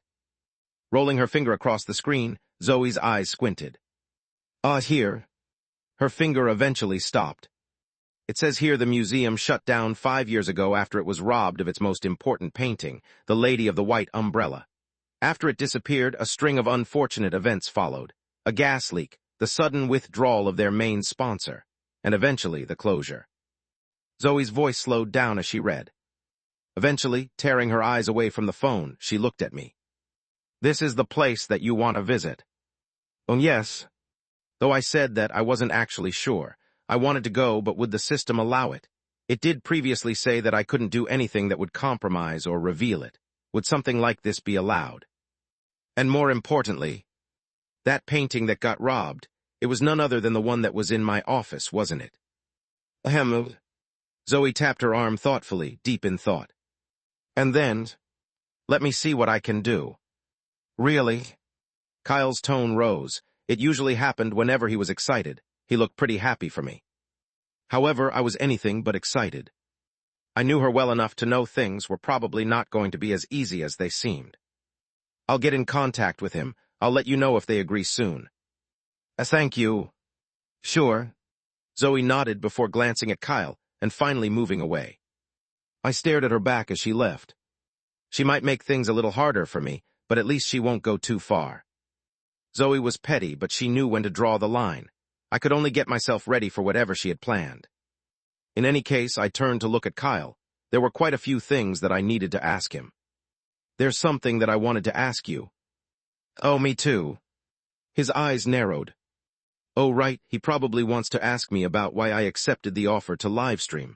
I already had an answer to that. I want to improve my game, and for that I need inspiration. I never had the chance before. I was always stuck in the office. But now that I'm free, I'm thinking of exploring new places to find it. Kyle's mouth paused. He bought my words. In fact, he almost seemed happy. Well, whatever pleases him. I took the chance to go straight to my point. Anyways, I wanted to ask you about something that I've recently overheard. Okay, what is it? It's about something called order, first order, second order, well, something like that. It seemed like this topic caught him off guard as his face stiffened. At the very least, I now knew that he knew something. It's lay. Kyle scratched the back of his head. Then, looking at me, he made a complicated look before eventually deflating with a resigned look. I guess it doesn't hurt to tell you, considering where we are. You were bound to find out sooner or later. He paused briefly, then moved to the nearest computer. After booting it up and tapping a few keys, an image flickered onto the screen, a strange gray lattice dotted with various glowing points.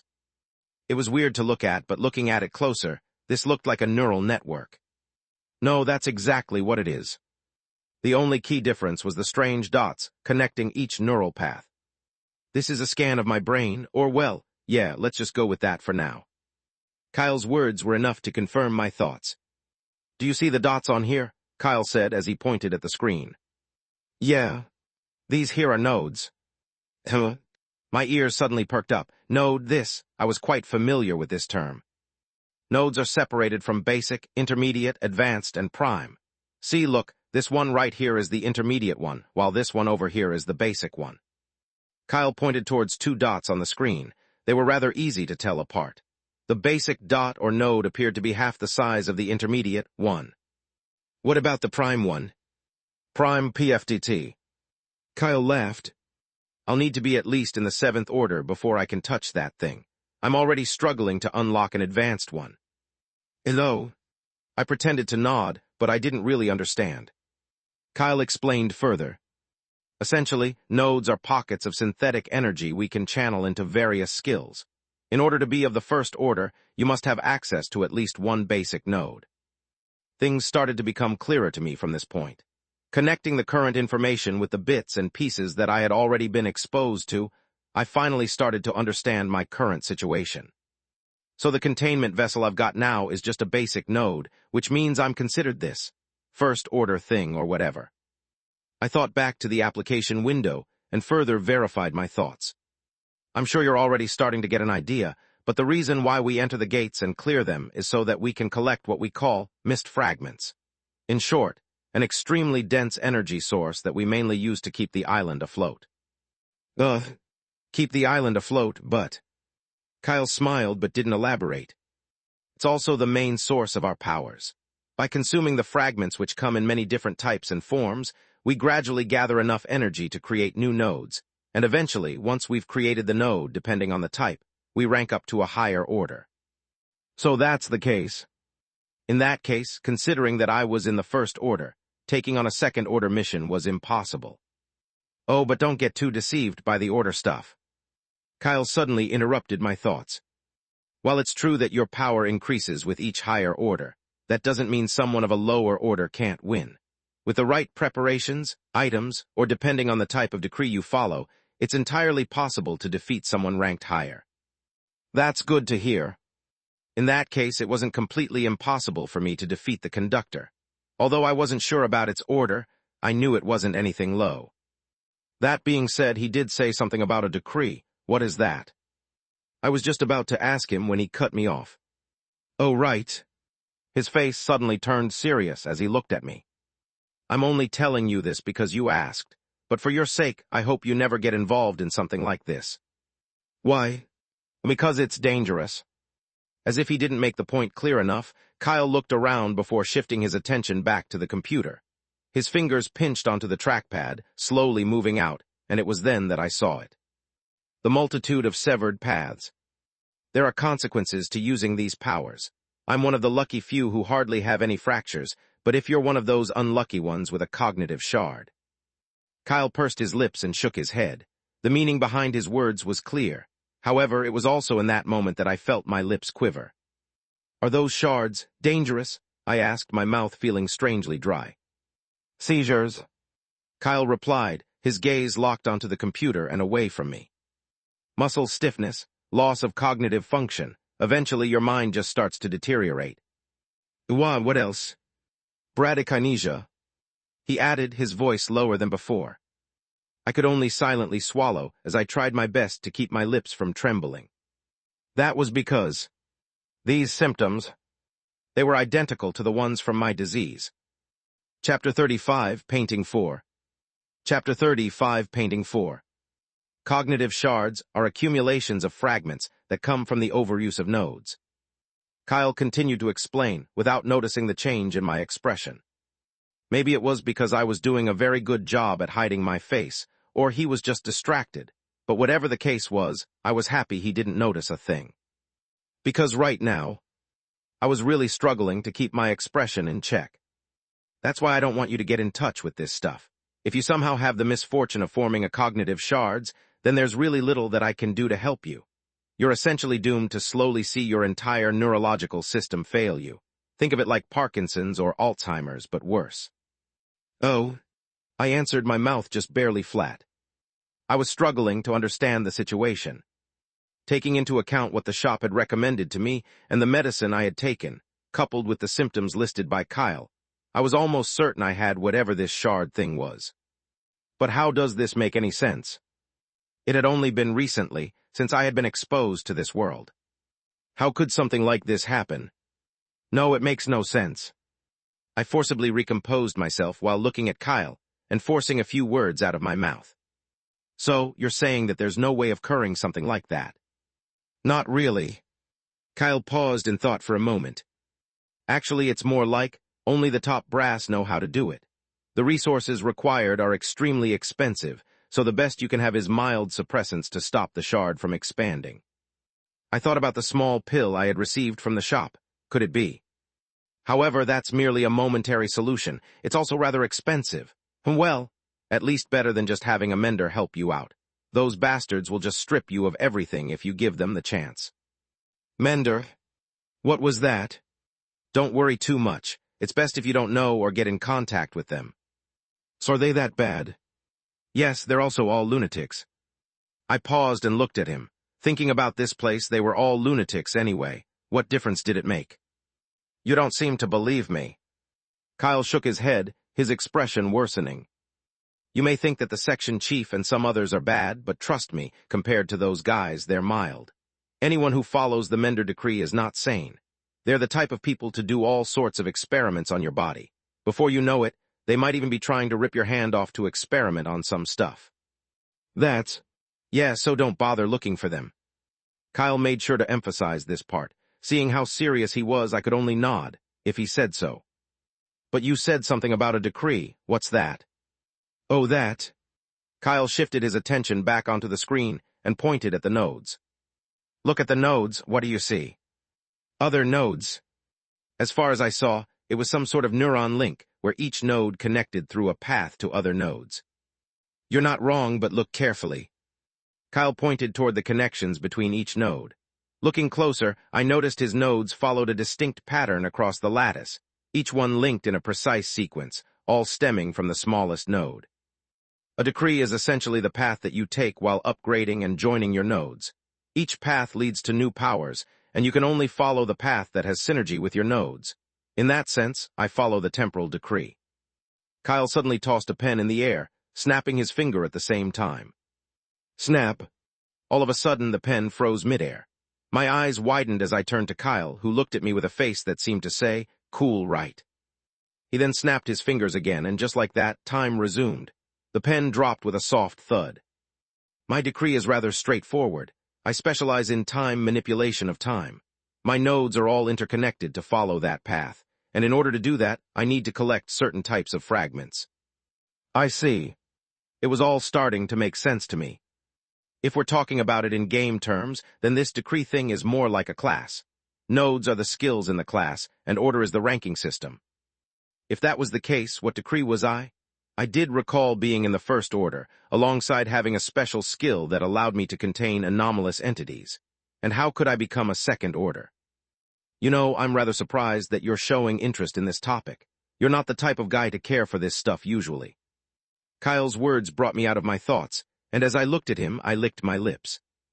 I've heard it being mentioned quite often. I thought I could get inspired. Makes sense, but unless you're working in some sort of big game, I doubt it will be of any help. I guess you're right. He was right in this aspect. This system was quite complicated, and I knew I had merely scratched the surface of it. I was satisfied with what I had learned so far. But there was still something that I wanted to know. Is there some sort of book that you have referring to all the different decrees and requirements to move up? Why? Kyle's eyes suddenly narrowed as I asked the question, his face filled with suspicion. Because I was almost certain the system wouldn't allow me to mention anything relating to the powers I had, and the possible cognitive shard in me. I could only use the same excuse. Inspiration. Kyle's face twitched, his face seemingly ready to say, "Don't tell me you're planning on adding something like this to your game." I could only wryly smile and answer with an unconvinced, maybe. You. Kyle covered his face with a resigned look. In the end, staring at me, he shook his head and sat down on the chair next to the computer. What's your mail? I'll send it to you. My eyes lit up, and I immediately told him my email address. Kyle then proceeded to type a few things before pressing the enter key. He turned his head towards me after he was done. I've sent you the file we all get during our first year. It should have all the information that you need, but... Kyle's eyes narrowed as he looked at me. I really do hope you won't do something stupid and try to awaken. You're not cut out for this job. I know you don't have to tell me that. I patted Kyle on the shoulder while thanking him. At the same time, I secretly shook my head. If only he knew it was already too late for me. Without wasting any more time, I bid Kyle goodbye and prepared to head to my office. Oh, right. But right as I moved, I recalled something and moved around the area before picking up a couple of items from around. Once I gathered what I needed, I headed to my office and locked the door behind me. Click. I checked the time. It was 9:30 p.m. So I still have about 3 hours and 30 minutes. I rolled my sleeves up before turning my attention towards the painting. I've learned quite a few things from Kyle. He said that it isn't impossible for a lower order to beat something of a higher order if they made enough preparations. I looked around the room before placing a nail on the wall and slamming the hammer in my hand down. Bang, bang. With the nail firmly set, I turned to the painting, lifted it with care, and hung it exactly where it belonged. That's good. I nodded in satisfaction while staring at the painting. Now more than ever, I understand the importance of completing the quests, and for that reason, I no longer hesitated with my choice. If preparations are required for me to defeat a second order, I have the perfect thing to help me with that. I opened the quest window at the same time. Do you wish to accept the quest? Play button yes, no. I pressed yes. Chapter 36, Velora Art Museum 1. Chapter 36, Velora Art Museum 1. Live. Viewers 2035. Looks like this place was a dead end, too. Turns out the noise was just a couple of homeless people yelling to scare off anyone who got too close to the house. A young man with short brown hair and sharp green eyes muttered while staring into the camera. He was a little chubby, and as he looked at the phone mounted on his selfie stick, a small smile tugged at his lips. Behind him loomed a rundown house, its windows shattered and roof tiles broken. It was dark outside, with his flashlight being the only source of light. Jamie Carter forced a smile as he looked at his chat. Another bust. Lol, how many does this make? Don't stress it, you're doing great. Emma, check out Randy's channel. Looks like he's fighting some sort of monster. Shit here getting stout. Reading his chat, Jamie's lips quivered. He was having a hard time retaining his smile. Haha, it can't be helped, guys. It's really not that easy to find a haunted place. Most of them have already been found by the guilds, so this is what I have left. Just bear with it a little longer and I'll find something. I promise. The chat blew up even more after that. It was a mixed bag. Some people cheered him on, while others flooded the screen with L's and called him washed. Jamie could only hold himself back while staring at the chat. At the same time, he glanced at his live viewer count and barely managed to hold back a sigh. Things weren't terrible, but compared to last month's numbers, he was down by a lot. This couldn't be helped. He'd been struggling to find any decent places to explore for his live stream, with most of the promising places turning out to be hoaxes. Not only that, but he was also facing several big competitors. They were pulling numbers that even surpassed his prime self. The worst part was that their streams were fake. They had full-on productions to make everything look real, unlike him. He preferred to keep things genuine. I really can't compete if things keep going like this. Their level of production was also a tier above his. Rather than streamers, they were more like professionals disguised as streamers. Well, chat, Jamie looked behind him. Since this one turned out to be a bust too, I'm gonna end the stream here. I'll take some time to properly research the next spot, and I'll keep you all posted. Catch you soon, peace. Click. Jamie pressed into his phone, and the stream ended. It was only then that his facade crumbled and his smile faded. Shit. He ruffled his hair and chewed on his nails, eyes scanning the screen as he picked up his phone and started frantically searching for new locations. His streams were rooted in the thriller and horror genres, exploring abandoned places and spending the night there. But he didn't just pick any random rundown spot. He specifically sought out places with even the slightest chance of having some supernatural history behind them. They were the ones to have the highest chance of having something, anything. The reason he blew up in the first place was because of his very first stream. He'd gotten lucky, stumbled upon the perfect location that delivered just the right mix of thrill and horror. It hooked the audience instantly. After that, he managed to find a few other solid spots, keeping the momentum going for a while. But as time went on, and as more streamers started faking their content, things began to go downhill. I need to find a new place, something that can evoke the same thrill as before, but how? How do I find that? All the good ones had already been taken or explored. There were only so many abandoned places on a floating island, even if it was extremely large. Jamie groaned as his fingers glided across the screen. T-R-R-R. Who could it be? It was in the midst of his actions that his phone suddenly vibrated. No, never mind. Though surprised, Jamie pushed it aside, his focus on more pressing matters. Just as he was about to dismiss the call, his eyes briefly paused on the ID. Immediately, his body stiffened. T-R-R-R. It wasn't until his phone vibrated again that he snapped out of his daze, quickly answering the call. Hello. It's me. Hearing the familiar voice, Jamie's body stiffened. It's really her. He almost lost it the moment he realized it was her, and he felt his mouth become dry. Why would she, of all people, call him? Although they couldn't be considered strangers, they weren't exactly friends. At best, acquaintances. Back in his heyday as a streamer, Jamie had crossed paths with her, and they'd collaborated on a few projects. At the time, she was still relatively unknown, but that was the moment that kickstarted her career. Now, she was a massive celebrity. They had lost contact for quite a while. Why did she suddenly call him? How are you doing? Why did you sudden? I'll get straight to the point. I need a favor. Favor? The excitement Jamie had felt earlier faded almost immediately, his expression falling into a more neutral, serious one. Of course, she wouldn't call him for no reason. Yes, there's a guy I know who's looking to promote his horror-themed game. I thought it might be a good opportunity for him to appear on your stream to promote the game since it caters to a similar audience. That? Jamie frowned. Promoting a horror game. Who in their right mind would even bother making a horror game these days? Streaming was one thing, but games. Jamie sighed. Is the game any good? Do you have a sample of it? Not sure, but it's made by one person. I think I heard that it was made in less than a week or some stuff like that. I'm not sure. I also don't have a sample. Oh. Jamie almost felt the impulse to throw his phone on the ground. Single developer? Less than a week.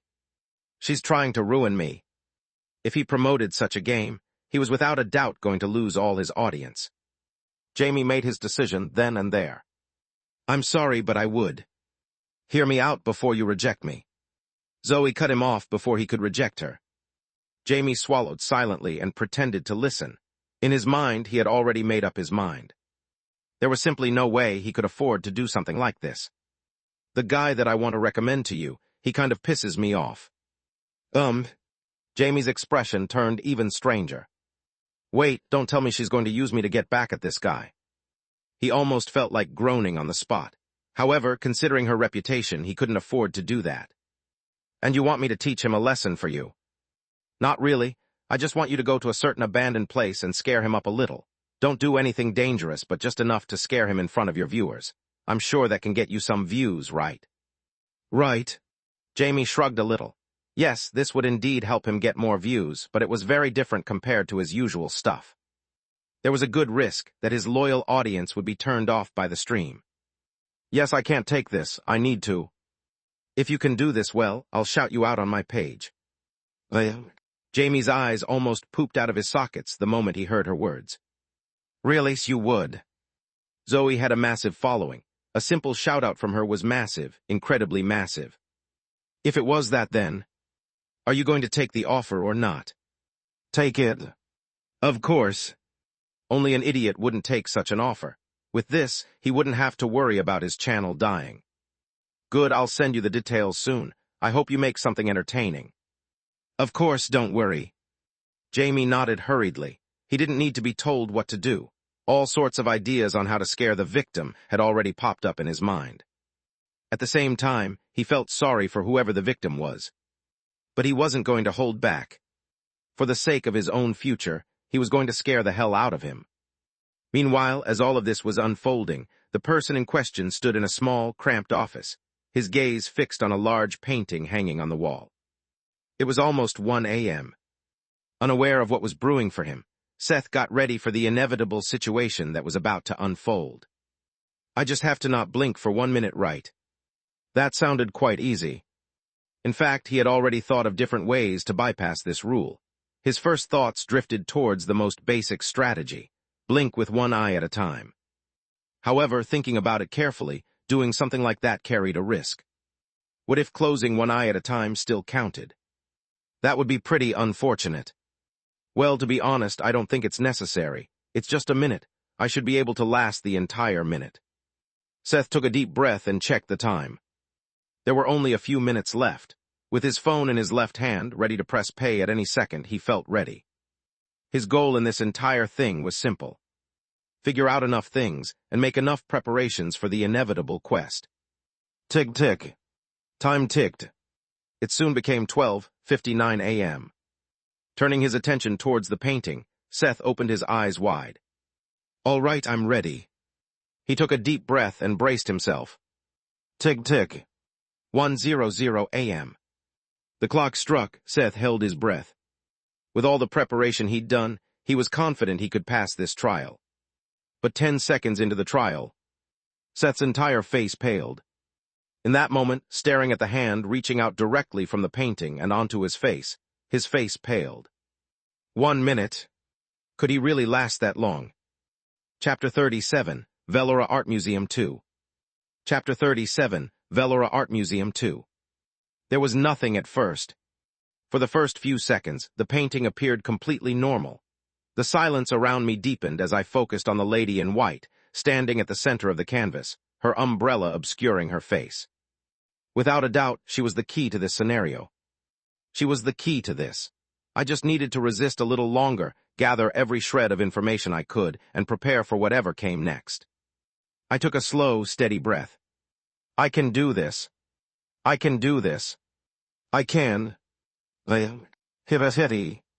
The giggling echoed through the room, soft and cheerful, like the laugh of a little girl.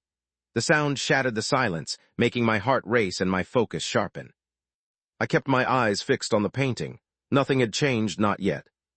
But I knew I wasn't imagining it. Without realizing it, my palm began to tense, fingers curling as I held my breath. Hibahiti. The giggling continued, closer now. It made my stomach churn. I didn't move. I kept my gaze steady, trying to ignore the noise. But, Hibahiti. The giggle was right next to me now. My body went stiff as the hair on the back of my neck stood up. No, more than that. I feel someone standing next to me. Creak. The floor creaked at the weight of its presence. Hihiti tilde. My hands shook at the realization. Almost by instinct, I turned my head in the direction of the giggle, but I just barely managed to resist the temptation as my ears tickled, and the giggle grew closer to my ear, almost whispering into them. My grip tightened around my phone. Are you not going to look? A voice, soft and quiet, whispered in my ear. My whole body froze. I felt like puking in that moment, and as my eyes turned slightly in the direction of the presence next to me, I felt a change coming from the painting. It took everything I had to keep my eyes on the painting, but just for half a second, my eyes turned in the direction of the presence. That was when it happened. The woman in white, who had been still and distant, suddenly moved. She dashed toward me, impossibly fast, her hand reaching out toward me as the painting itself began to warp, bending in the shape of her outstretched hand. I gasped, nearly leaping back. But just as I shifted my gaze back to the painting, the hand froze, hovering inches from my face. Every part of me trembled, locked in place as a wave of fear surged through me. What was happening? Hibahiti. The giggling echoed again, now on my left. I felt something brush my cheek. It was cold. Why won't you look at me? My heart pounded, my eyes stinging as I fought not to look away. How much time has passed? Every second dragged on, each one more agonizing than the last. I could now see why this was rated as a second-order quest. This was a clear step up from what I had previously experienced, besides the first trial. Just give me a little bit of attention. It's hot outside. I don't like the heat. I want to stay inside and play, just like now. The voice continued to whisper in my ear, the sound growing softer with each second. Though fear had completely gripped my body, my mind was still able to think. I listened to her voice and every word. I knew that the clues were all there. You're not a mean person, right? You will play with me, right? The seconds ticked, and the voice grew softer and softer. In the meantime, I moved my attention away from the hand and towards the lady in the painting. Lady. Taking a closer look now, I finally saw that it wasn't a lady. With the umbrella no longer covering her face, I could see her features. It was, in fact, a little girl. Her face was deathly pale as her deep obsidian eyes stared at me hollowly. Her features were picture-perfect, seemingly looking like a doll. Her hair was disheveled, and as I stared at her, my eyes fell on her neck. There on her neck, a clear rope mark. No. Bang. A sudden bang snapped me out of my thoughts, jolting me with its loudness. My heart raced as I felt something crash nearby, the sound echoing through the silence. For a moment my eyes shook, nearly moving away from the painting. And though it was only for a brief moment, the hand moved closer, now just a hair's breadth away from my eyeball. My breath left my body. The stinging in my eyes was unbearable, but I couldn't blink. Not yet. But as if things weren't bad enough. Bang. Why aren't you answering? A shriek pierced my ear, followed by a sharp pain on my arm, nails scraping against skin. I wanted to flinch, but I held still. Focus. You're just like them, you're just like them. You only care about my appearance. Bang. Another crashing sound echoed, this time louder than before. I ignored it, but the more I did, the more restless it became. Focus, focus. Bang. I didn't know what was happening, but it was loud. Did no one outside hear a thing? I licked my lips, just a little bit more time. Just a little. And then it happened. I gasped as hands, cold and long, locked around my neck, tightening with intense pressure. The air was sucked from my lungs, and I fought to breathe. Die, you have to die. The voice screeched in my ear as I gasped for air, panic rising in my chest. The feeling of having someone scream at the top of their lungs, while my throat was being squeezed by invisible hands, was hard to describe. However, I still couldn't stop staring at the painting. I had to resist for a little bit longer. Die. The air was practically gone, and my entire body tingled as I desperately sought air. Time continued to tick, and my toes curled. No, I can't resist any longer. Feeling the darkness trying to swallow up my body, I moved my finger, trying to press onto the recording when... You want to do that again? A cold hand reached for my arm, stopping me. I froze completely, my mind going blank. It knew. The hand latched onto my wrist, squeezing tightly as I started to lose grip of my phone. No. I desperately screamed in my mind, feeling the darkness starting to swallow my vision. And just as things were starting to become extremely desperate for me. Ding, ding. The alarm rang, the loud ding cutting through the haze, and I jerked back, kicking at the air in front of me. Swoosh. But as expected, I kicked nothing as I stumbled back and crashed against the wall behind me. With one heavy gulp of air, I looked around me, sweat pooling down from my face as I tried to see the damage that the room had sustained. But, nothing. The room was completely untouched. It was the same as it was before, as if the noise from before had all been my imagination. Even the painting in front of me looked no different than it was before. No. Taking a closer look, the young girl. She was closer again. Who? Taking another breath, I slid down against the wall and caught my breath. There were many things that I wanted to do in that moment, but before anything else, I needed to process all the information I had received. Then, a theory formed in my mind. The young girl in the painting was most likely abused by whoever had been taking care of her. Driven by despair, she tried to hang herself, but somehow failed, resulting in her living. This painting was probably taken a few days after her attempt. I took another deep breath before leaning back. These were all the clues that I had managed to get so far. And the key to solving this quest. Chapter 38, Velora Art Museum 3. Chapter 38, Velora Art Museum 3. The information that I managed to gather wasn't much, but it was enough for me to emulate a scenario in my mind. What was left for me to figure out was how to use that piece of information to my advantage. But there was a problem. However hard I tried to think, I realized that while I had gathered some valuable information, it still wasn't enough to form a proper plan. But even if it wasn't enough for a full plan, at least I understood the situation, and that was all that mattered. Plus, it's not like this is the only thing I can do. I quickly pulled out my phone and researched the Velora Art Museum. Soon, several links appeared. Since I know where the quest will take place, it would be wise to thoroughly understand the building's layout, as well as its history and the reasons behind its closure. There might even be a connection to the parents of the little girl in the painting. I became painfully aware of how insignificant my life truly was. Just moments earlier, I'd come terrifyingly close to death. I was completely helpless, unable to fight back. I was just like a sitting duck, waiting to be slaughtered. Had it not been for the time running out, I would have most likely been dead. I'd thought the recording would be enough of a safeguard if something like that happened, but clearly, I had severely underestimated the intelligence of the girl in the painting.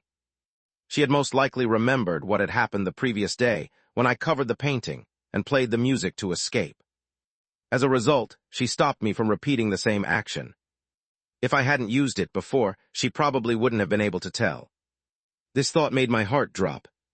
Is this the difference between a first and second-order anomaly? I thought back to the Nightwalker, then to the little girl. She was clearly much cleverer than it. Remembering something like that proved it. But not only that, she was also somehow able to seal all noise within the room while she created all that chaos. I doubted the Nightwalker was capable of remembering something like that. The only way it changed was when it died, and most likely lost points of loyalty to me. I still didn't know how to increase those, but I wasn't too worried yet. I could still use the Nightwalker for as long as it didn't die. Once it died, I wasn't sure if it would follow my commands like before. I'll have to think of a way to improve its loyalty to me. But that was for me to think about later. For now, I needed to think about the quest at hand. Considering that the threats were starting to become stronger and more dangerous, this was starting to become a necessity for me. Only by doing this could I afford the tools I needed to defend myself, along with the medicine to keep me alive longer, and at the same time figure out more about my current situation. There was clearly something off about the entire situation, and by completing the quests and earning SB, I'd be able to gain the necessary progress to learn the truth. And for that reason, I needed to be extremely prepared for each scenario. Only that way would I be able to clear the quests. All right. I rubbed my eyes, sat down, and clicked on one of the links that appeared on my phone. While I wait for Zoe to give me news on the live stream situation, I'll spend the next few hours doing research. And that's exactly what I did until early morning. I dug into everything about the museum, its structure, the history behind its construction, the reason it was abandoned, and more. Not a single detail slipped my mind as I thoroughly researched everything. The only time I would stop was the times I had to spend improving my game, adding the finishing touches from the rendering, and so on. If I were going to sell the game, it had to at least be completed. By the time I was done, and I was about to pack up and leave, I suddenly received a notification on my phone. Ding. Unknown. Hi, this is Jamie Carter. I was advised to reach out to you about a potential collaboration. When would be a good time for us to discuss it? Looking forward to hearing from you. Oh, that was faster than I expected. I guess Zoe was indeed efficient and fast when it came to these matters. After a little bit of thought, I dialed the number and brought the phone next to my ear. Let me sort out this call and then get some sleep. I hoped I could get this done as fast as possible. Hello. Soon enough, a voice answered, dry and groggy, as if they'd only just woken up and hadn't expected my call so soon. I didn't waste a single second and got straight to the point. You called me about the collaboration, right? Oh, yes. Sobering up, the pitch of the voice rose up. I sent you a message, but I didn't expect you to see it so soon. In that case, When is the fastest time you can do it? I cut him off before he could finish his sentence. Then, before he could even answer, I hit him with a barrage of demands. I was too tired to deal with long conversations. It was best if I laid all of my thoughts out at once. Can you do it within the next few days? Even today is good. No, in fact, it would be best if it were today. Next week won't do. For how long can I advertise my game? I need at least 5 minutes to explain the mechanics. Regarding revenue split from the game, it's not necessary, right? If it's possible, I'd like it if. Do. As the end-of-call tone echoed, Jamie stared blankly at the ceiling. His desk was cluttered with empty cans, and the glow from his dual monitors illuminated the otherwise dim room. He sat there like that for an unknown period of time until he snapped out of it. What sort of fucker is this? Jamie almost ended up throwing his phone against his monitor. It took massive self-restraint to prevent himself from doing so. However, he had a hard time containing his anger and bafflement. With the way he's acting, it's almost as if he's the one doing me a favor. The worst part of the entire situation was the fact that he never let him speak once, sharing all of his demands before hanging up. Who even did that? And as if that wasn't bad enough. Ting. Today is good, right? Jamie clenched his teeth. Of course it wasn't good. Before each stream he needed to make ample preparations, from research topics to speak about and so on. He couldn't just go into it blindly. Ting. Preferably, I'd like to be back at the guild before 1 a.m. It would be troublesome otherwise. Who? Jamie let out a long breath. He was so close to throwing his phone away. However, thinking about the possible shout-out from Zoe, he contained himself. All right. He clenched his teeth. I didn't really want to rush things, but fuck it. He scrolled through his phone and looked through several contacts. I have work for you to do. Contact me when you see this. Jamie had originally planned on taking it a little bit easy, considering that he felt a little pity for him, but that no longer appeared to be the case. For this stream, he planned on going all out. He was going to make him scream until he passed out. Of that, he swore. Chapter 39, Live Stream 1. Chapter 39, Live Stream 1. Yes, we can do that. How about we meet at the location at around 10 p.m.? How does that sound? That sounds pretty good. I sent a straightforward okay and put my phone away. At the same time, I nodded in satisfaction. What a nice guy. For him to agree to my absurd demands, he really was quite nice. I was prepared to be cursed at by him, but that didn't happen, making me sigh in relief. Although I do feel a little sorry, I don't really have much of a choice on this matter. There was no need to explain why I had to return before 1 a.m. The same went for the time limit and the game's revenue split. It all came down to one thing. I needed to earn as much money as possible to afford my medicine. And that included completing the mission before the time limit was up. I'm glad he was understanding. Any normal person would have already stopped talking to me. In any case, now that I have arranged everything, I should go get some sleep and get ready for the inevitable stream. I looked at my phone and set up an alarm for 5 p.m. This should be enough time.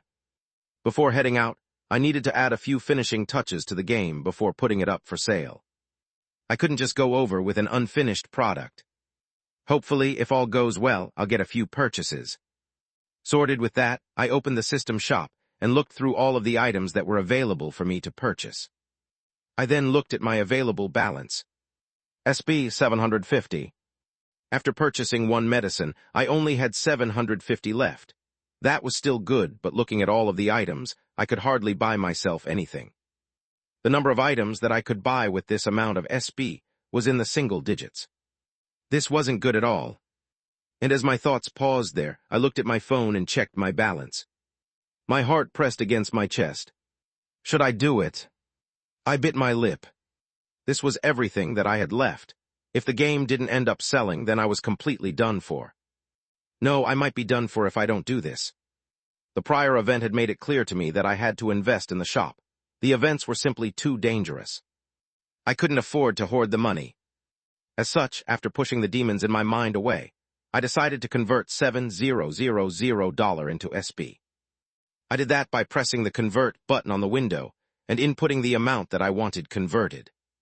Ding! A chime rang on my phone shortly after. $7,000 has been withdrawn from your phone. My heart bled at the sight of the notification, but I soon felt better when I saw my SB balance show 1,450. With this, I felt a lot better. Now what item should I buy? I used the filter option and sort through all the available items to me. There were quite a few interesting ones, and just as my mind was about to settle on a certain item, I stopped. No, not yet. Taking into consideration the speed at which I had received the pill beforehand, there was no need for me to purchase any of the items yet. I'll hold off until I really need them. I would choose to purchase the item in accordance with the situation. This way, my chances of survival would increase. But if I'm going to do this, I should also memorize all of the items that I can buy so that I don't waste time looking through them when I need to. The thought made my head throb, but considering the events that were about to transpire, I had no choice but to do so. And so, that was what I did after coming back to my room. It was only after I memorized everything that I finally went to sleep. Velora Art Museum was located in a remote part of the island. The road to the museum was narrow and abandoned, choked with wild bushes and grass that had taken over the path. Streetlights were nowhere to be found, and only by peering through the tangled branches and overgrowth could one catch sight of the large, abandoned gray building looming behind. A rusted gate encircled the building, and coils of barbed wire lined the top of the surrounding walls. Right at the entrance of the building was a large piece of paper that read, "Do not enter." Such a sign was not taken seriously as the lock of the gate was broken, and several people entered. He should be arriving in a few hours, start setting up everything. Jamie, alongside 2 other people, got to work in preparation for the upcoming stream. It was now 6:30 p.m., and the sun was slowly starting to fade on the horizon. All we have to do is scare him, right? A young man with a long nose and a slender frame was the one to speak up. He wore square-shaped glasses that neatly framed his equally angular, square face. His name was Cody, and he was a close acquaintance of Jamie. The two had worked together on a couple of projects. Jamie looked at Cody, and then Jake, a chubby kid with blue eyes and black hair. He slowly nodded his head. Yeah, scare the shit out of him. That's all we have to do. Put on whatever makeup or clothes and hide within the museum. When the time comes, I'll give you a signal and you can scare him. All right. The two nodded their heads and moved into the building with a couple of bags. It was just as they were about to move that they stopped. Staring at the distant building, Cody swallowed quietly. Something about the structure felt eerie. As if sensing his thoughts, Jamie dismissed him with a wave. What are you scared of? This building has been raided before. There's nothing to be worried about. Just focus on your task. All right. And so, following Jamie's words, The two entered the building and quickly got to work, setting up several cameras around and putting on their disguises. The entire process took several hours, and by the time they were done, they alerted Jamie through a message. "It's done. Good." Jamie smirked, staring at his phone screen. Then, checking the time, he mumbled, he should arrive soon. It was pitch dark outside. The only sounds breaking the silence were the soft rustling of leaves and the distant, rhythmic chirping of crickets echoing through the night. "Kiam, Kiam." Jamie coughed several times before adjusting his posture and holding onto the selfie stick. He waited for 3 seconds before suddenly smiling. "All right, welcome back. How have you all been doing?" "Yo. Live stream now. What's with the sudden occasion? You don't normally do this. Are you running out of money?" The chat immediately exploded, the viewers slowly climbing. Jamie chuckled and looked behind him, flashing the flashlight in the direction of the abandoned building. "It's quite dark outside, but I'm currently at the Velora Art Museum. I will be exploring the place with a guest. I'm sure you all will be entertained." "A guest? You're not doing it solo. Why are you bringing someone with you? A collab?" Just wait on. Oh, he's here." Jamie suddenly turned the phone toward the gate, the flash slicing through the darkness as the rusty door creaked open. Standing there was a young man with jet-black hair and deep, shadowed eyes. His gaze was hollow, his expression pale, and as he stepped forward, he looked less like a person and more like a ghost drifting through the night. Coming to a stop, he looked towards the camera with a deadpan expression. Then, with a single nod, he mumbled, "Where is the bathroom?" He touched his stomach. "I feel like puking." Chapter 40, Live Stream 2. Chapter 40, Live Stream 2. LMAO. Bro needs to puke, hahaha. He's already scared, lol. What sort of guest did you bring on? The chat immediately exploded the moment they heard Seth's words. How could it not? His words were a complete mismatch with his appearance. For a moment, right before he spoke, everyone tensed. His appearance looked rather eerie in the dark environment, but such thought faded the moment those words left his mouth. "You need to puke." "More or less." Jamie smiled after hearing Seth's words. Perhaps things were going to be a lot easier than expected. In fact, he could use this opportunity to truly scare the hell out of him and farm some clips. This might not exactly be in line with his usual stream, but this was necessary in order for him to keep the channel relevant. Live. Viewers 597. Shifting his attention towards the viewer count, he quietly pursed his lips. This was quite a bit less than he originally expected. As expected, I have to do this. This was a clear decline from his usual viewership count. It was mainly due to the location of the place, but he could see that his viewers were starting to get bored with his usual content. He had to spice things up, and Seth was his perfect target. Is there no bathroom? Unfortunately, there isn't. Jamie shook his head while shifting his attention back to the live stream. The number of viewers had gone up a little. I guess the little gag at the start gained a few viewers.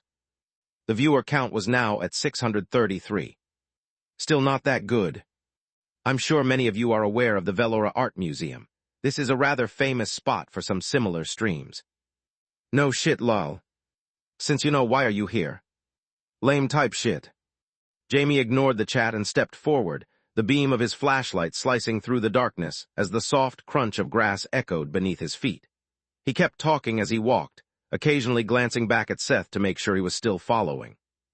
The museum shut down exactly 7 years ago. Officially, they blamed it on a gas leak, but we all know that's the furthest thing from the truth.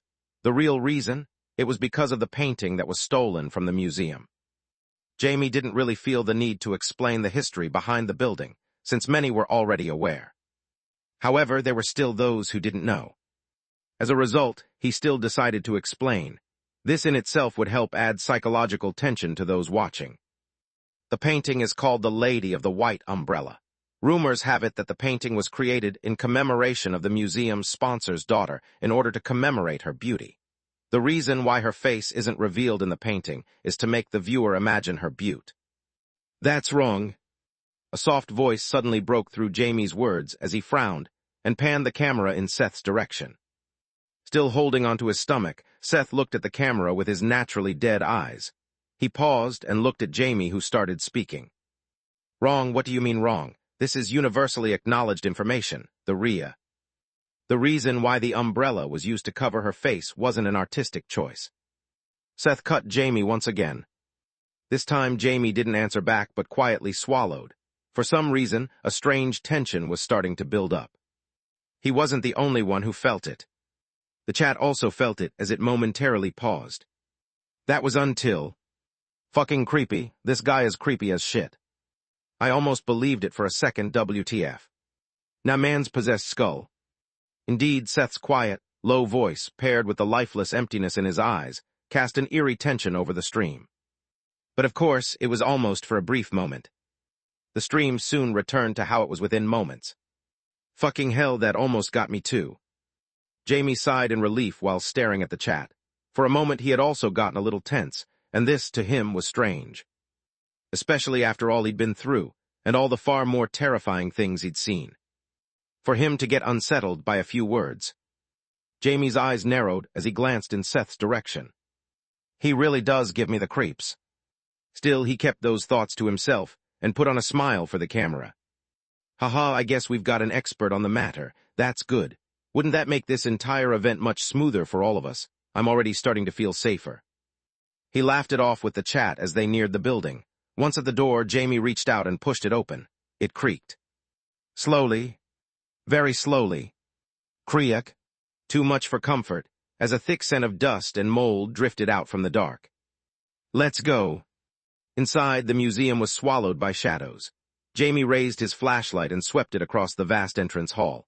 The cracked marble floor alternated between black and white, like a weathered chessboard. Up ahead, a grand wooden staircase stretched into darkness, disappearing into the second floor. The place looks just like I last remember. Jamie took a step forward, the sound of his step amplified by the echo around. He soon began to speak again. As I was saying, the museum closed 7 years ago after the painting went missing. No one's found it since. Some say it was stolen to blackmail the sponsors. Others say. He lowered his voice. It vanished the day the girl it was modeled after died. As if the painting were linked to her life, it suddenly vanished. Poof, just like that. Jamie did a fading motion with his hand as he walked deeper into the hall. He was exaggerating a story a little, but this was all for the stream. What was the truth and what was not, nobody knew. The mystery of the painting had yet to be solved, even after 7 years had passed. And so, the reason why we find ourselves here is to figure out the truth behind the painting and the young lady in white. Was she truly as beautiful as the rumors suggested, or was it just an exaggeration? Taking another step forward, Jamie secretly glanced at his phone. That was when he saw a message appear. We are on the 2nd floor. We are ready to start any given second. Jamie fought back a smirk as he continued narrating the scene to his viewers. The current live score sat at a disappointing 801, sinking his heart a little, but he pushed on, diving into the museum's history and everything behind it. Just get through it, nail the scare. The shout-out will cover the rest. Old frames lined the wall as they passed, empty now, with only discolored outlines left behind. Eventually, they stopped before a certain room, covered by frames on all sides, as a chandelier stood above. Jamie stopped and pointed the camera around. This right here is where the main paintings were stored. For obvious reasons, there are no more paintings, but if we In the midst of his explanation, Jamie suddenly stopped. That was because he suddenly noticed his chat exploding. LMAO. WTF is he doing, Hadahaha? I bet he's doing it because he's so scared and doesn't want to see shit. LOL. What? Jamie leaned in, checking the comments. Then slowly he turned his head. And saw Seth. Standing dead still, a pair of sunglasses perched on his face. In the dark. Expressionless, posture perfect, just standing still looking towards the empty doorway. Oh God. Sunglasses in a dark place? Jamie trembled as he stared at the sight. He almost had the urge to smack himself in the face. First the puking, and now this. Just what sort of idiot had Zoe recommended him? While Jamie groaned and the chat continued, losing it, no one noticed the subtle change in Seth's face. His blank stare had stiffened ever so slightly. Not because of the stream, but because of the small figure standing just beyond the doorway in front. A little girl, quietly peeking from behind the very same door. Chapter 41, Live Stream 3. Chapter 41, Live Stream 3. Clank. Several figures began to file out from a white steel door and into a white room, 10 in total, with Kyle at the front. He was dressed in a dark suit that stood out sharply against the stark white of the room. Without pause, he crossed to the nearest table, where a pair of white gloves lay waiting. He slipped them on in one smooth motion. It was also then that he heard the sound of a voice coming from behind him. "What's the rank of the gate that we're about to enter?" Kyle turned back and caught sight of a pair of dimples aimed in his direction. He pulled the gloves lower. "Nothing major, we're only about to enter in." "Oh, I see." Miles warmly smiled and nodded. "I'll listen to you." Kyle smiled back as he looked at Miles. His impression of him was rather great. He listened well and sucked up information like a sponge. He was glad such a trainee was assigned to his squad. "If you have any." "PFTT." If only everyone were so good. Kyle slowly turned his head and spotted a blonde figure leaning casually against the wall, a phone in one hand as she stifled a snicker. "Cute." He could see tears forming in the corner of her eyes. "What's up with her?" Frowning, Kyle casually walked up to Zoe. "What's so funny? You do know that we're about to enter a gate, right?" "Oh, Kyle." Completely ignoring his words, Zoe flicked her head up to Kyle and flipped her phone to him. "Cute, look at this shit, PFTTT." "What's sore, Kyle's words abruptly cut off the moment he stared at her phone and caught sight of a very familiar figure, standing in the middle of a dark room with a pair of sunglasses. "What the cack?" Zoe held onto her stomach and cackled. "This is too damn funny, sunglasses, kayak." Kyle's mouth twitched. He didn't even have it in him to laugh, mostly because this just felt like something Seth would do. He really does hate horror after all. If Kyle had to make a guess, Seth had probably worn the glasses to cover his vision. This was so that he wouldn't be as scared. It was comical to see, and Kyle could see the chat going wild at the sight. "Haha, look, the views are rising up because of the shit your friend is doing." Indeed, looking at the viewer count, Kyle could see it slowly rising. It was currently at 991 live viewers. Sunglasses really, ha. "I'm dying, I'm cramping. First the puking and now this stream is too funny." The chat was very lively, with most of the viewers laughing uncontrollably. "What's this?" Right then, Miles arrived to see the situation, and the dimples on his face faded for a brief moment as he looked at Seth in the stream. "Isn't that?" "Don't even mention it." Kyle sighed, unsure of how to react. Well, at least, I won't have to worry about him not being able to make any sales. He could see some people buying his game just for his antics. Kyle was just about to speak again when all of a sudden, the door to the white room burst open, causing Zoe to drop her phone as her face winced with each turn her phone took on the floor. She was just about to pick up her phone when she stopped. All noise ceased from the place. With deep black eyes that looked as though they'd stared into the heart of the abyss, shoulder-length black hair, and what appeared to be a toothpick tucked in the corner of her mouth, the team leader of Delta Squad stepped into the room. Her gaze stayed fixed on the stack of documents in her hand. Moments later, her expression twisted. She flung the papers onto a nearby table before sinking into a chair, crossing one leg over the other. The white blazer draped over her shoulders slipped back, revealing a crisp black shirt tucked neatly into long gray pants that accentuated her well-proportioned frame. Drumming her fingers over the wooden table, her gaze eventually fell on Kyle and Zoe. "You too." Immediately, the smile was wiped off Zoe's face as she stood straight. Kyle similarly stood straight. The room turned tense as the beautiful team leader rolled her tongue beneath her bottom lip. Then, as the silence started to turn suffocating, she spoke. "I need the two of you to handle the newbie training. There has been a recent shortage of scouts. No fuck, Kiem, I mean. There haven't been any bad people we can use for that. Everyone has been too obedient lately." Kyle could only wryly smile. When she meant bad people, she meant death row inmates. Scouts were typically comprised of death row inmates. This was something decided by the Bureau. Since they were going to die anyway, why not put them to good use? If they did a good enough job, they'd be able to relieve themselves of their death penalty. The issue, however, stemmed from the fact that the mortality rate of scouts was extremely high. In short, there weren't enough very naughty people around, and as such, there was a shortage of scouts. "How troublesome. Does that mean I have to scout the places myself?" The team leader clicked her tongue, her fingers drumming with even more force.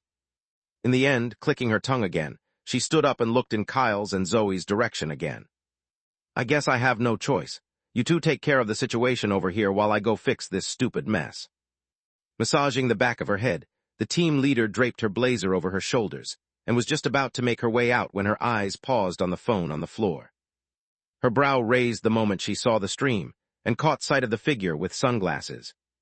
That was when the corner of her lips curled and she mumbled, "That's funny." Then, without waiting for anyone to say anything else, she directly left the room. Clank. It was only a minute after she left that the noise returned. Kyle and Zoe both looked at each other, and then the new recruits all stared in their direction. She definitely made that up, didn't she? We're not running out of scouts. Oh, yes. They both groaned. Damn team leader. At the same time, Velora Art Museum. Holy shit, the viewers are actually going up. Jamie could hardly believe his eyes. Live. Viewers 1001. Although the number of viewers was still below his average, the fact that it was rising was in itself crazy. He was exploring one of the most boring abandoned buildings on the island, one that had been explored many times before. He expected the viewership to dwindle with the passing of time, not rise. And all of this was thanks to the weirdo next to him. Whatever he was doing, it was working. Ha ha ha, how much will the viewers rise once I get him to scream?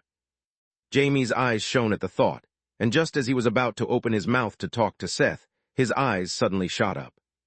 That was because he suddenly saw him move. With his gaze directed towards the distant door, Seth stepped forward, ignoring the baffled Jamie, who could only stare at his back with a blank look. Then, "Hey, wait, where are you going?" He quickly rushed to catch up to him. This was a decision he deeply regretted not long after. Chapter 42, Live Stream 4. Chapter 42, Live Stream 4. I really don't want to be here. My stomach growled like it had lost all sense of reason as I stared at the little girl peeking through the doorway. Slowly removing the spectral glasses, she disappeared from my vision. Then I put them back on. There she was again. Is there really no bathroom? Bile rose in my throat. The plan had been to wear the glasses from the very start, though the main reason why I wore them was for a completely different reason. Kaya. A cloud of vapor escaped my lips. Chills ran down my spine as the world transformed around me. Everything turned cold, bathed in a dark, quiet blue. Yes, blue. Within this world, everything around me became clear. Within this filter, the world sharpened. Shadows lifted. The details of the museum emerged from the gloom like bones in the dark. This was the true reason I wore the glasses. Because they allowed me to see better in the dark. If only I had found out about this sooner. No, maybe it was for the best that I had only found out about this feature recently. Something told me that whatever this dark blue vision showed me wasn't something that I could just carelessly peer into. The girl peeked farther out from the door and motioned for me to follow. She seemed to want me to go to her. As if that was the last thing that I wanted to do. However, staring at her, for some strange reason, I felt that she meant no harm. It was completely different from the way she was during the time I was staring at the painting. Back then, I felt the malice very clearly. What brought the change? Is this some sort of trick? She won't just act coy before suddenly turning on me, right? I really feared that'd be the case. If that happened, then I was as good as done for. But still, I decided to move forward and follow her, taking into consideration how nobody had found a single thing in this entire building. Going around and wandering aimlessly was only going to make me waste time. I didn't have much time. Just as much as she was a risk, she was also a clue for me to complete the quest. Who? Vapor left my lips again as the cold started to seep into my body. More vapor slipped from my mouth as the chill crept deeper into my bones. The floor cracked slightly beneath my step as I approached the doorway. The moldy scent that had lingered in the air moments prior seemed to fade with the cold, replaced by a burnt smell. Wait, where are you going? Jamie, was it? I turned to look behind me and answered. Exploring. Seeing that he couldn't see the little girl, and it was more appropriate for me to keep the information hidden, I could only say such words. Exploring with those glasses. What about my glasses? You. The next hall opened into a wide, crumbling chamber. A statue stood at the center, ringed by empty picture frames. The sculpture depicted a veiled woman with closed eyes and folded hands resting near her stomach. The tiles on the floor appeared more weathered, cracked, and the windows in the distance, which were too tall for any of us to reach, were shattered, with glass shards spread across the floor. Behind the statue, the little girl crouched, half-hidden, watching. "That's the statue of St. Mary." Jamie spoke again, angling his selfie stick to catch the moment. His chat scrolled faster than I could read. "Whatever, it doesn't matter." I turned my attention back to the statue. I already knew what it was. "She was one of the first to awaken and a key architect of the island," Jamie murmured, his expression growing somber. "If not for her, the island wouldn't be floating, and we'd be at the mercy of whatever still stirs below. But even then, that's not enough to stop the mist." I quietly pursed my lips while listening to Jamie's words. Indeed, the world wasn't as I had originally imagined it to be. According to the research I conducted, the floating islands didn't exist a century ago. It was only after a certain accident that the floating islands came to be. They weren't naturally formed by the world's strange laws. They were manually crafted, torn from the earth and raised into the sky, all to escape what now waited below. A mist was what they called it. The island I stood on was one of many that orbited the central landmass of Adora, the main continent and home to the BUA and the heart of the Vesperine Union. "Is this what you wanted to see?" Jamie's voice pulled me back. I turned to him, then shook my head. "No." I shifted my attention back onto the little girl. She was still standing behind the statue, looking at it as though it was trying to hint at something. I narrowed my eyes while staring at the statue. At first glance, there didn't seem to be anything wrong with it. Faint cracks traced along its surface, webbing across it in different directions. It was carved from stone, with a part of her hand missing. "Why does she want me to check the statue?" I hesitated at first, but soon made up my mind and moved towards the statue. "What are you doing? Don't touch that." I ignored Jamie's words and moved closer to the statue. What difference was it going to make if I touched it or not? Stopping before the statue, I closely examined it. That was when I noticed a few subtleties I hadn't noticed before, and I focused my attention on some of the cracks. "What sort of?" I narrowed my eyes before slowly bringing my hand forward and touching the statue. It felt cold to the touch, but at the same time, it also didn't feel like stone. "What? It was amidst the realization that a muffled scream echoed from the distance. It came from the second floor, and my body tensed. But only for a moment. A scare tactic. Is it time already? My first thought was that, as I recalled my current situation and how it was possible that Jamie was trying to scare me. However, when I slowly turned my head to stare in his direction, I saw him staring at his phone, pale-faced. He appeared to be typing something very fast. Was it not him, or was he acting? "Wait, hold on." He tried to smile, but it barely held. Then, thump, thump, thump. Heavy footsteps, multiple. Above us. I felt chills run down my entire body. Jamie also flicked his head up, his face paler than before as he shifted his attention back to his phone, his fingers gliding across the screen at even faster speeds. I saw that he was trying to call someone. But, do. There was no response. His gaze eventually crossed with mine. He looked genuinely rattled. "Do." I frowned and opened my lips when, thump, thump, thump. I heard the sound of the footsteps moving away, coming onto the stairs in the first hall as they rapidly headed our way. "Oh my God." Jamie's fear looked all too real now. "We need to go. We can't stay here any longer." His voice was rushed, and sweat pooled down the side of his face as he grabbed my arm, yanking me back. "But there was just a problem. We'll be heading right to them if we go there," I said, pulling my arm back. "No, but if we run then." "That'd be pointless. We still have to try." Thump, thump, thump. The panic on Jamie's face grew as the steps drew nearer.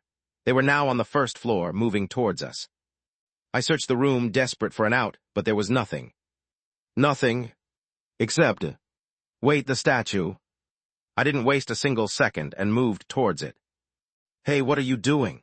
Jamie whispered as he tried to pull me back, but I ignored him, tracing my eyes over the statue before raising my hand and knocking on it. "To talk." "What are?" Jamie stopped the moment I knocked. He felt it too. The statue, it was hollow. But how? Thump, thump, thump. The steps were just outside now. They were numerous, fast, and directed in our direction. I didn't waste a second and pressed onto the statue with both hands. The statue moved, and soon enough a trap door appeared. So my God. Jamie's eyes widened at the sight. His camera pointed at it as the chat flickered at speeds that I hadn't seen before. I didn't bother looking at it in depth and pulled the trapdoor open, revealing a long flight of stairs that seemed to lead to a certain darkness. Get in. In but. Thump, thump, thump. The steps were closer than ever, and Jamie's entire body shook. Without wasting a second, he rushed into the trapdoor, and I did the same. At the same time, I summoned the Nightwalker and ordered it to move the statue back to its normal place once I was in. And then, clank, I closed the trapdoor, the darkness swallowing me. Chapter 43, Live Stream 5. Chapter 43, Live Stream 5. The darkness threatened to swallow me whole the moment the trapdoor slammed shut above. For a second, I stood suspended in nothing. But then, it all turned blue. The spectral glasses flickered softly to life, and the underground tunnel emerged around me. Stone walls pressed in from all sides, arm's length in width. The air was dense, and each breath felt clustered. I could still see. That was the good news. The bad news. The temperature had dropped even further. I could see my breath curling in front of me, fogging the lenses with each breath. The cold was deeper here, and I was practically shivering at this point. Why is it so cold? Where is this? Jamie's voice reached me from nearby, and I turned to see him standing not far from me, his selfie stick held in front alongside his flashlight, which was currently turned off. I thought for a moment before removing the glasses. Only then did the darkness truly swallow me. But at the same time, the cold faded, and I finally felt like I could breathe again. I don't know, my voice echoed quietly. We were in some sort of tunnel, but I had no clue where it led. But if there was one thing I was sure about, it was that this place gave me the creeps. How does this place make sense? Chat, are you seeing this? Jamie moved the selfie stick around, finally turning on the flashlight and waving it across the surroundings. Despite the situation we were in, his streamer mode was in full swing. This makes no sense at all. Where are we? How come nobody discovered this place before? Did you all? Notice the statue, it was fake, but I'm sure it wasn't like this before. There's something sinister about the situation, and... His face paled after he recalled something. However, he quickly shut his mouth as his head flicked up. My head similarly flicked up. Rattle tilde. Both of us felt it. The subtle rattling that was coming from above. I immediately felt my skin crawl as I paused for a moment. Then, runt. Jamie was the first to rush, moving deeper into the strange tunnel as I followed from behind. Whoever the people from above were, they were clearly the ones responsible for this tunnel. They were also not some other group that happened to be exploring the same place at the same time. The screams from before. I felt the sheer terror and horror in them. But who were they? Could they be related to the little girl in some way? I didn't know, but I wasn't sticking around to find out. The only goal right now was to reach the end of the tunnel and find the exit. Our footsteps echoed loudly through the tunnel, Jamie's flashlight bouncing ahead. Thump, thump, thump. The footsteps from behind returned, and I slowed down. I couldn't afford to make any noise anymore. Jamie also understood this as he slowed down as well. Thinking the same thing, we both removed our shoes. I held my breath and looked behind at the same time. Darkness. Let's go. Jamie was the first one to move, and I followed closely behind. We no longer made any noise as we ran, and as we ran forward, something soon caught our eye. A faint orange light. I immediately grew alarmed, and the same was true for Jamie as his steps slowed. But as the steps behind us drew nearer, we had no other choice but to continue. Thump, thump. The orange light grew nearer with every step we took, expanding ahead of us like a slow-burning flame. As we moved closer, a mounting sense of dread crept in, tightening around my chest. Then, through the glow, a room began to take shape, and the breath completely left my body. Stop. I came to a full stop right as we drew closer to the room, and swallowed nervously. Jamie was the same, his breath heavy. Anxiety shot through me as the steps behind continued to draw closer, adding a mounting pressure. I was just about to move when Jamie extended his hand to stop me and moved the selfie stick forward. I instantly understood what he was trying to show me as I glanced at the display on Jamie's phone. The camera panned forward, revealing a fairly large room bathed in the flickering glow of candlelight.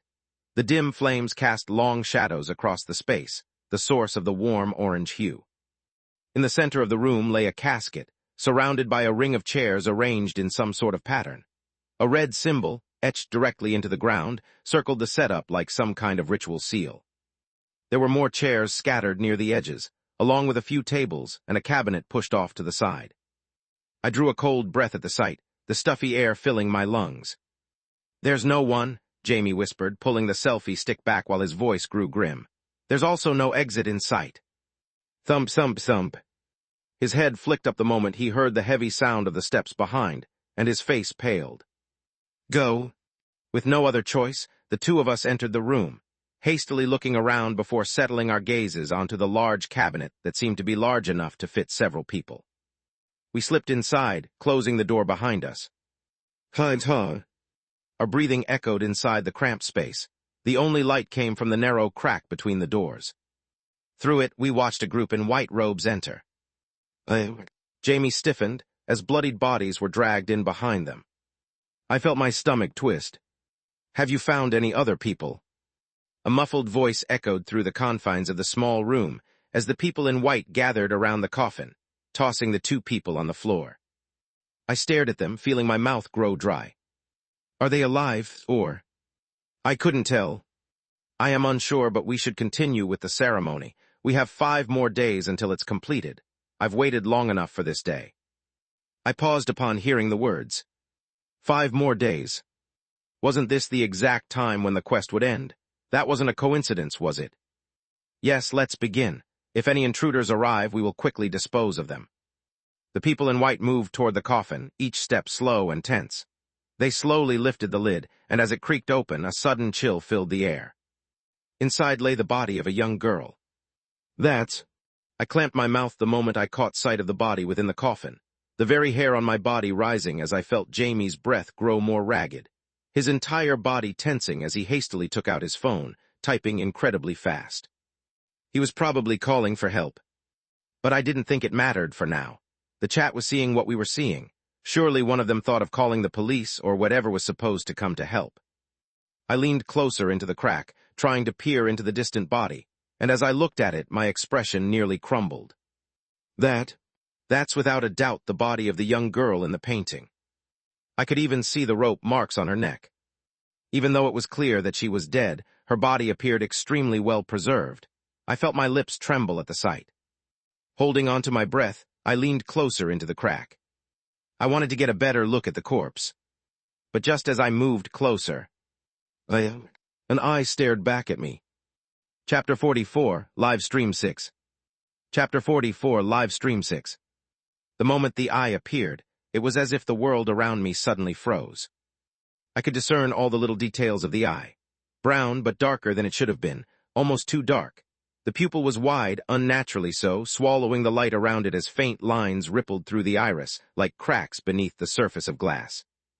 And though it didn't move, I felt it see me. Really see me. I stood with my breath held until... Bang! Instinct took over. I kicked the door open with everything I had. Herk! A muffled cry rang out as every white-cloaked figure turned toward us. It felt as though over a dozen eyes had focused their attention on me. Shit. Jamie looked terrified.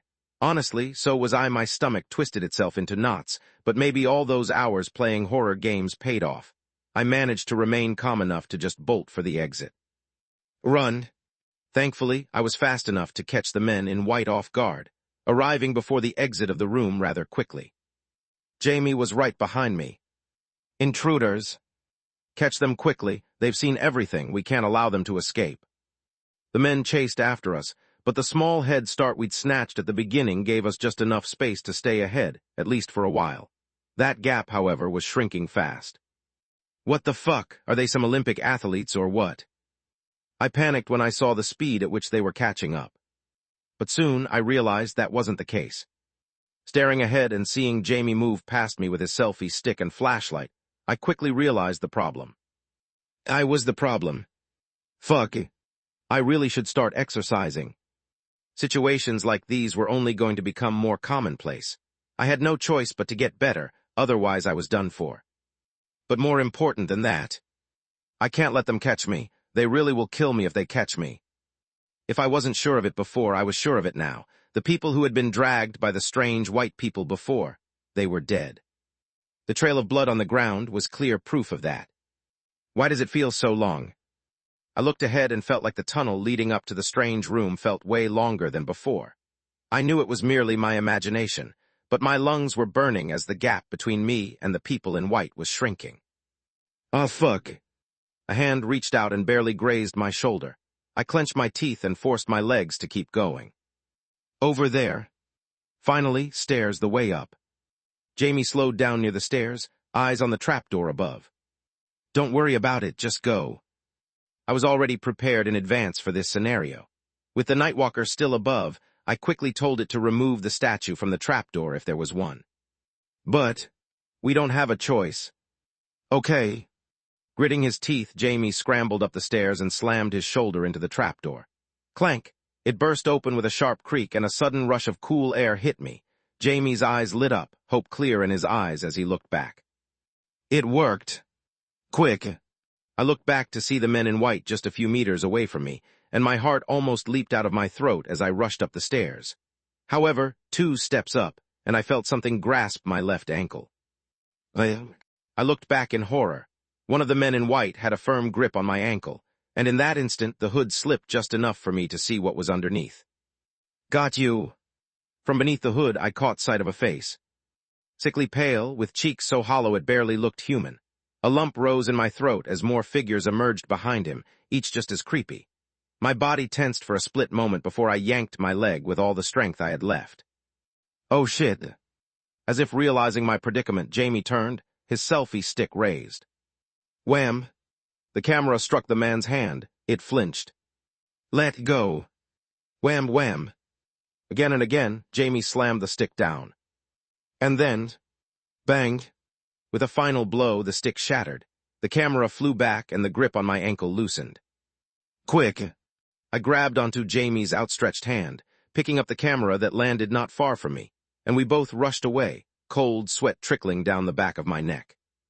That was too close. For a moment there, I almost thought that I was done for.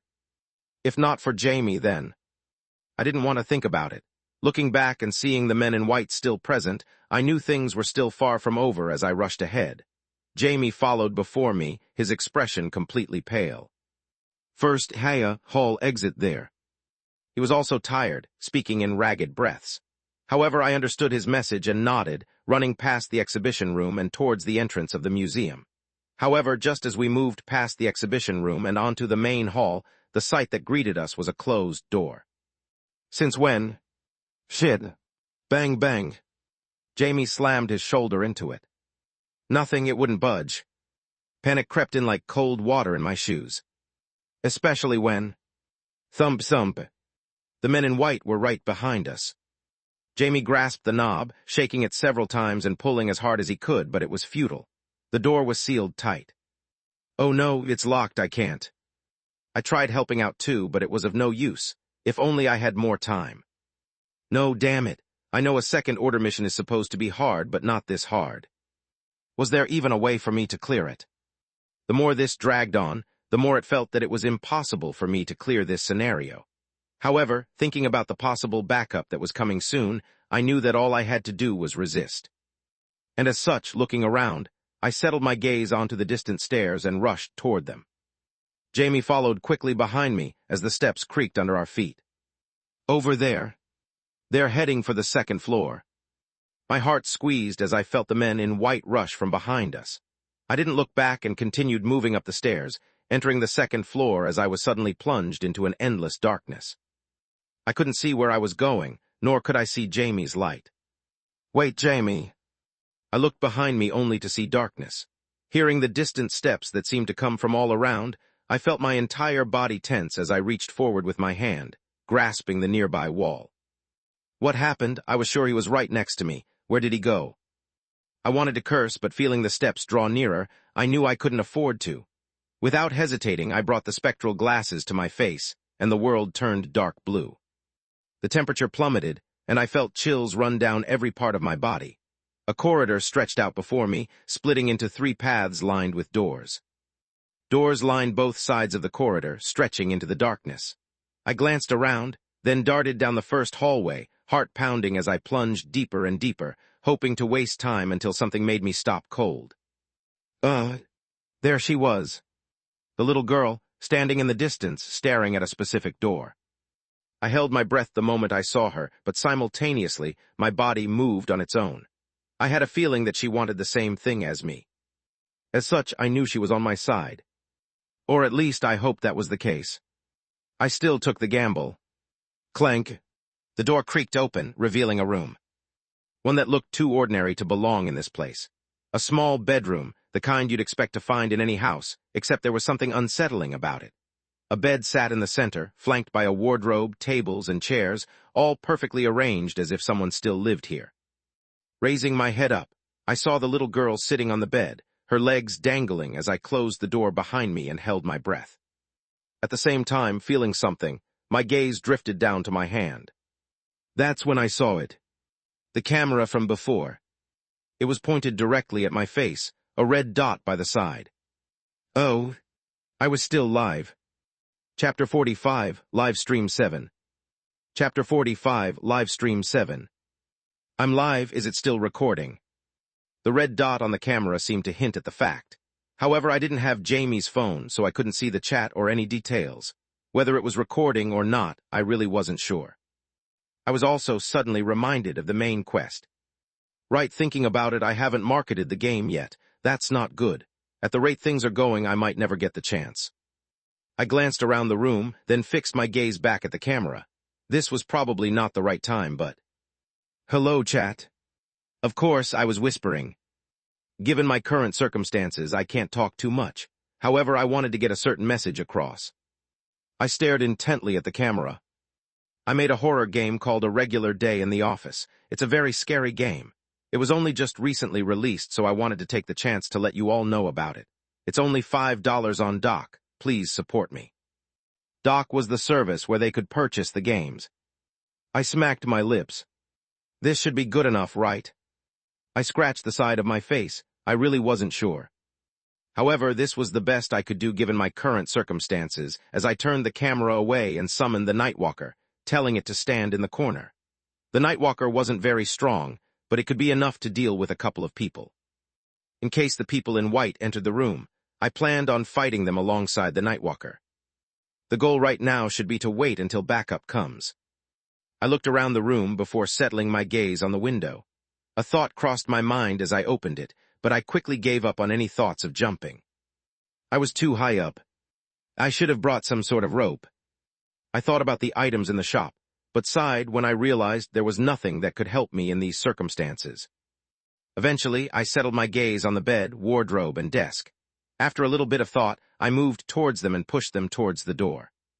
Hyuka. They were quite heavy. Rattle, rattle. Thankfully, the Nightwalker was here, and with the two of us working together, I managed to move the wooden wardrobe onto the door. I'm sure I made enough noise to attract the people in white. Sure enough, a few seconds later, the sound of numerous muffled footsteps reached my ears. I didn't waste a single second and reached for the bed, moving it towards the door, alongside every furniture that was in the room. Bang! The door trembled a second later, a narrow gap appearing as a sickly pale hand reached out from behind the door. My heart shook at the sight. He's here, came a voice from behind the door, hoarse and brittle. Bang, bang. KH. I stood by the door, shoving the furniture with all my might, and trying my best to keep the door shut. At this point, I realized that hiding was pointless. The stairs that led down to the first floor were probably blocked by the men in white, with them splitting across each corridor to look for us. It was only a matter of time before they found me. As such, this was the most appropriate action. Another bang. The door trembled again, shuddering under the pressure. Another pale hand emerged from the widening gap, its fingers scraping against the doorframe, desperately reaching for me. I planted my feet hard into the wooden floor, grounding myself. My muscles screamed, but I shoved the furniture harder, pushing it into the door with all my weight. and with the aid of the Nightwalker, I was just able to stop the men in white from entering. KH. All I had to do was resist. Resist until backup arrived. I thought I was doing a very good job at keeping the door closed until... Bang! Splinters exploded across my face, making me flinch. I looked up, and there it was, a long, gleaming line of metal stuck into the door. I froze. And then, here you are. And I appeared as a long hole appeared on the door. Fuck. Who gave these guys an axe? The eye moved away, replaced by another swing of the axe. The door shook violently. Bang, bang. I wanted to curse at my current situation, but I knew that this wasn't the time for that. Hastily reaching out for my phone, I scrambled to look for the recording. Maybe that could help. I was a little hesitant. Once the recording played, they wouldn't be the only ones affected. I'd also be affected to some extent, and what if the conductor arrived? What then? Bang! I flinched and saw the gap on the door widen. It was now large enough to fit an entire hand, as that was exactly what happened as a sickly pale hand reached out from the hole, moving in my direction. I immediately panicked, but kept my body firm even as the hand brushed against my forehead, nails scraping down my face. I felt a sharp pain on my forehead. Shit fuck think. I once again started to think about shop items, scrambling to think of anything that could be of any use. There were two items that caught my immediate attention. The emergency joint, when smoked, it grants perfect luck for 5 minutes, then catastrophic misfortune. SB-1010. The painkiller tattoo, a tattoo that absorbs injuries for 5 minutes, then redistributes the pain later. SB-1270. Both tempting, but I hesitated. The side effects: catastrophic misfortune, pain redistribution. I didn't know which would be worse, but I couldn't afford to second-guess myself now. Bang, bang. I flinched, my heart slamming against my ribs. They were getting closer. Anxiety shot through my mind. Oh no. It was just as I lowered my head that my eyes focused on my phone. Wait. A thought suddenly crossed my mind. Bang. Even more splinters flew, and two hands emerged from the gap on the door, grasping onto my face as I leaned my head back, my entire body drenched in sweat. The door was almost gone now. Any minute now, and they'd enter. Fuck it. I didn't think anymore and just followed my instinct, using one hand to type something. The door shook even more fiercely. They were seconds away from breaking the door. Almost. I whispered, my hands shaking, but I kept typing. There. Finally, I tossed the phone aside. The Nightwalker moved toward it, and just like that, it was gone. My heart skipped a beat. Bang. The door shattered. I fell back at the same time as the door shattered, and several people in white entered. I scrambled back, my breath ragged. There you are, one of them growled, raising an axe. You saw too much. I saw the gleam of the blade as it rose. My breath left my body. This is it. And just as the axe was about to fall, WHE. A suddenly blaring sound echoed from outside the window, startling the men in white. Crap. The police. I took the chance to rush towards the window and scream. They're here, help, second floor, get here quickly. My actions seemed to startle the men in white as they didn't even do anything to me, immediately rushing away from the room, scrambling past the furniture. Clear everything. Watching them leave, I felt my entire body turn weak as I slumped down, breath ragged, as I covered my face with both hands. That was way too fucking close. The sound of the siren died down shortly after, and emerging from the window was the Nightwalker as it handed it back to me. I stared at the video that had now ended before closing my eyes. I'm saved. The thought only truly settled in a few minutes after when WHE. The real sirens echoed from the distance. It was only then that I truly relaxed and stared at the little girl who was waiting at the door, walking away as if nothing had happened. Huh? A small laugh escaped my lips. How boring. But I was happy she just left. Otherwise, I truly would have just jumped out the window. Chapter 46. The Lunatic with the Sunglasses 1. Chapter 46. The Lunatic with the Sunglasses 1. Here, have this to drink. Thank you. I received the warm cup of water from the police officer as I sat down on the stairs of the abandoned museum, quietly staring at the night sky above. The event had come to an end. Or at least I hoped that was the case. I had yet to receive the quest completion notification. Nonetheless, seeing the cops around me, I felt a lot safer. My tactic had ended up working somehow, and I was able to scare all the weird cultists away. That bought enough time for the cops to finally show up and for the event to come to an end. But there was only one problem. What about the cultists? Did the cops catch any of them? Did they catch anything?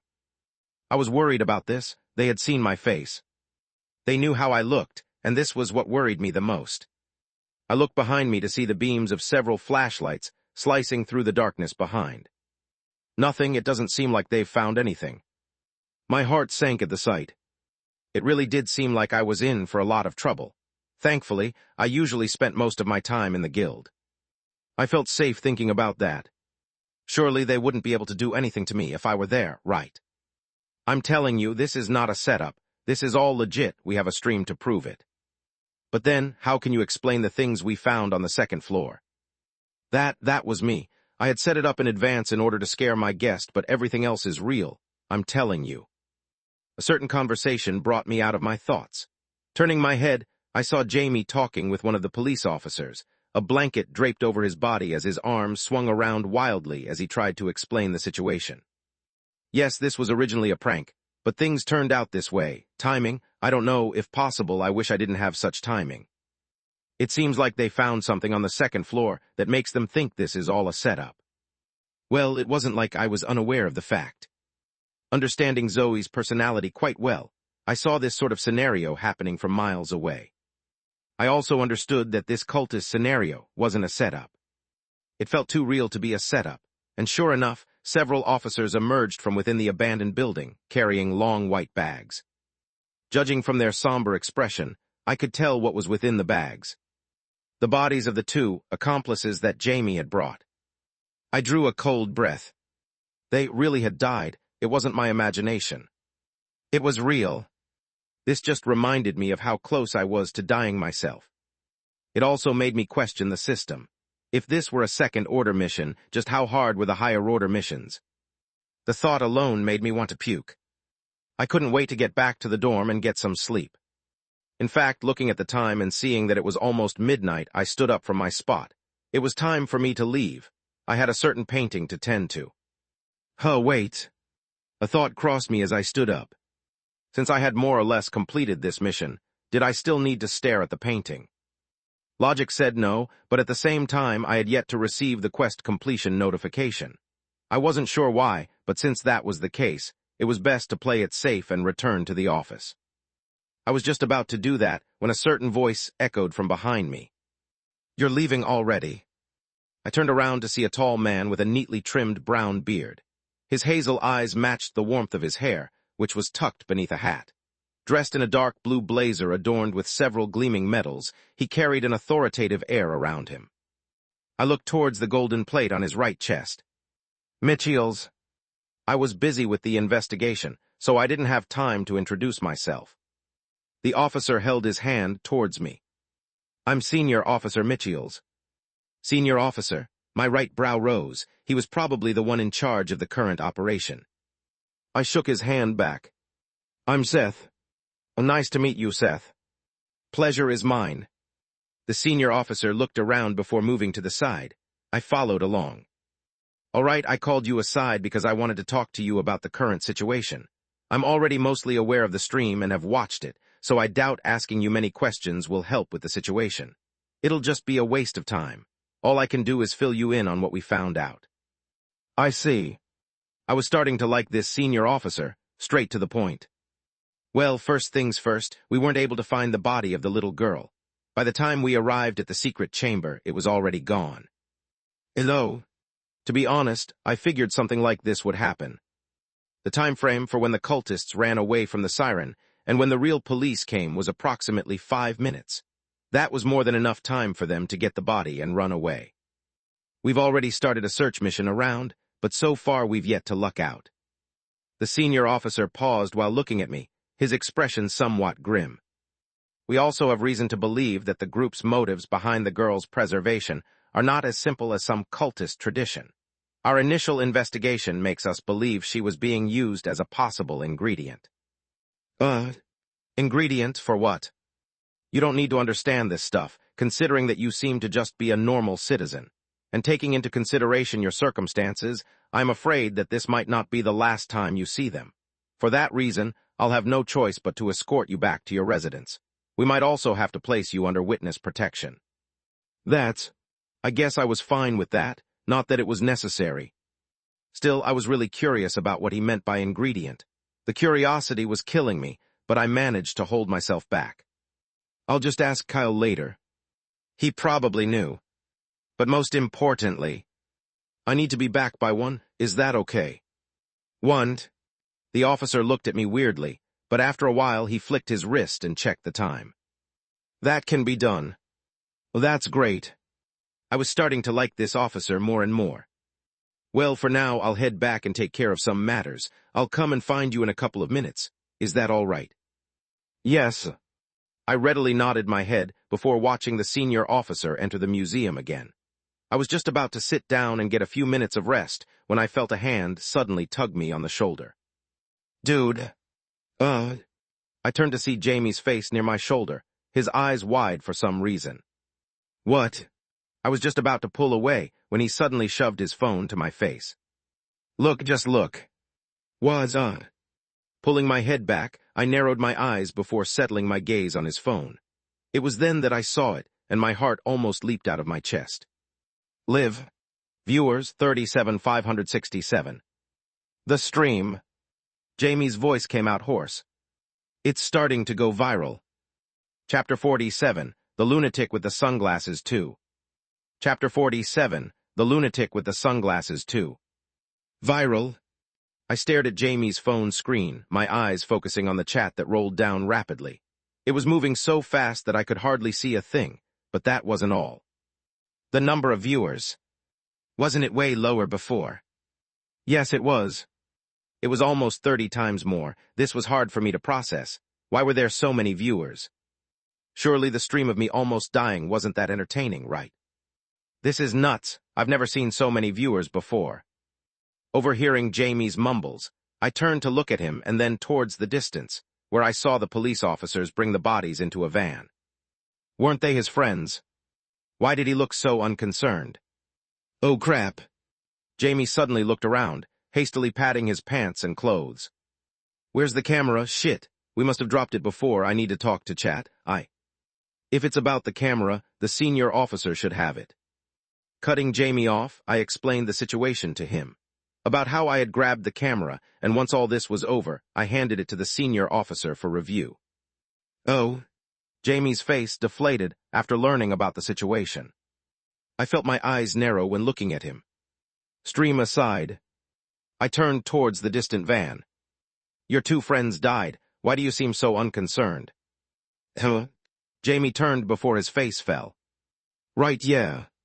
He scratched the back of his head. They're not exactly my friends. It was purely a business transaction. His words sounded cold as he spoke. However, after a brief pause, his face fell a little. And it's not like I'm not affected, but I've seen stuff like this happen so much that I just try not to let it affect me. My parents died like that too. I'll eventually hit me, for sure. I just try to delay that for as long as possible. Oh, I see. You have my condolences.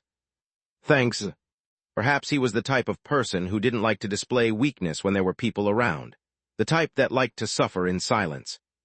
He was also most likely using this situation to take his mind off these matters. If that's the case, then it makes more sense. But nonetheless, I wouldn't have been surprised if he didn't care at all. This world's common sense was messed up. Oh, look.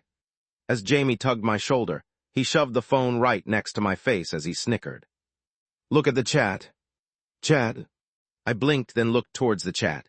However, the moment I tried, I felt my head throb. It was moving way too fast for me. Oh, right, sorry.